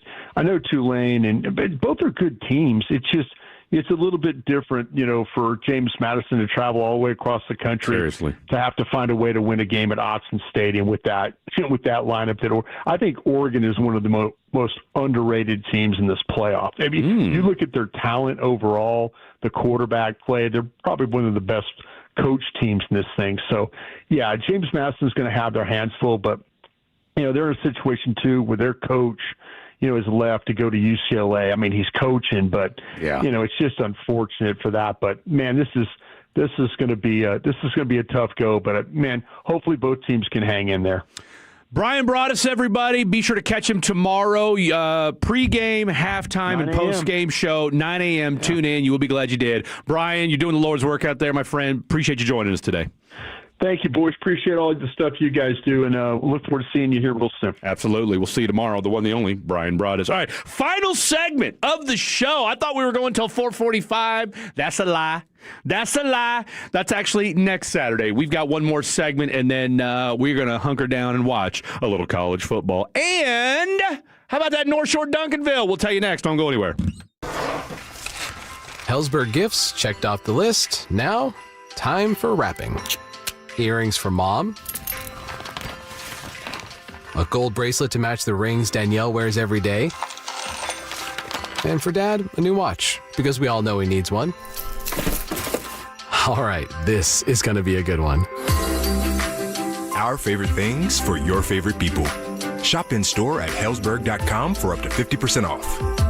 It's the most wonderful time of the year at DFW Security. Get a jolly good deal on DFW Security's state-of-the-art cameras, access control, security, and smart home. From now until Christmas, protect your home or business with the best. DFWsecurity.com. There are only about 4,300 publicly traded companies on the U.S. Stock Exchange. But there are an estimated 33 million companies in the U.S. Hi, I'm Jeff Jr., founder of Trajan Wealth. The average investor is missing out on over 99% of the investment opportunity that's happening in this beautiful country until now. True portfolio strength is found beyond the confines of the S&P 500, investing in promising companies before they go public. Private real estate, infrastructure, world-changing technologies. This is called the endowment model. The endowment model has historically outperformed the traditional model of just stocks and bonds. If you're an accredited investor and want more from your investments, it's time to think beyond just stocks and bonds. Call Trajan today, 469-579-3500. That's 469-579-3500. Advisory services offered through Trajan Wealth, LLC, an SEC-registered investment advisor. See website for details.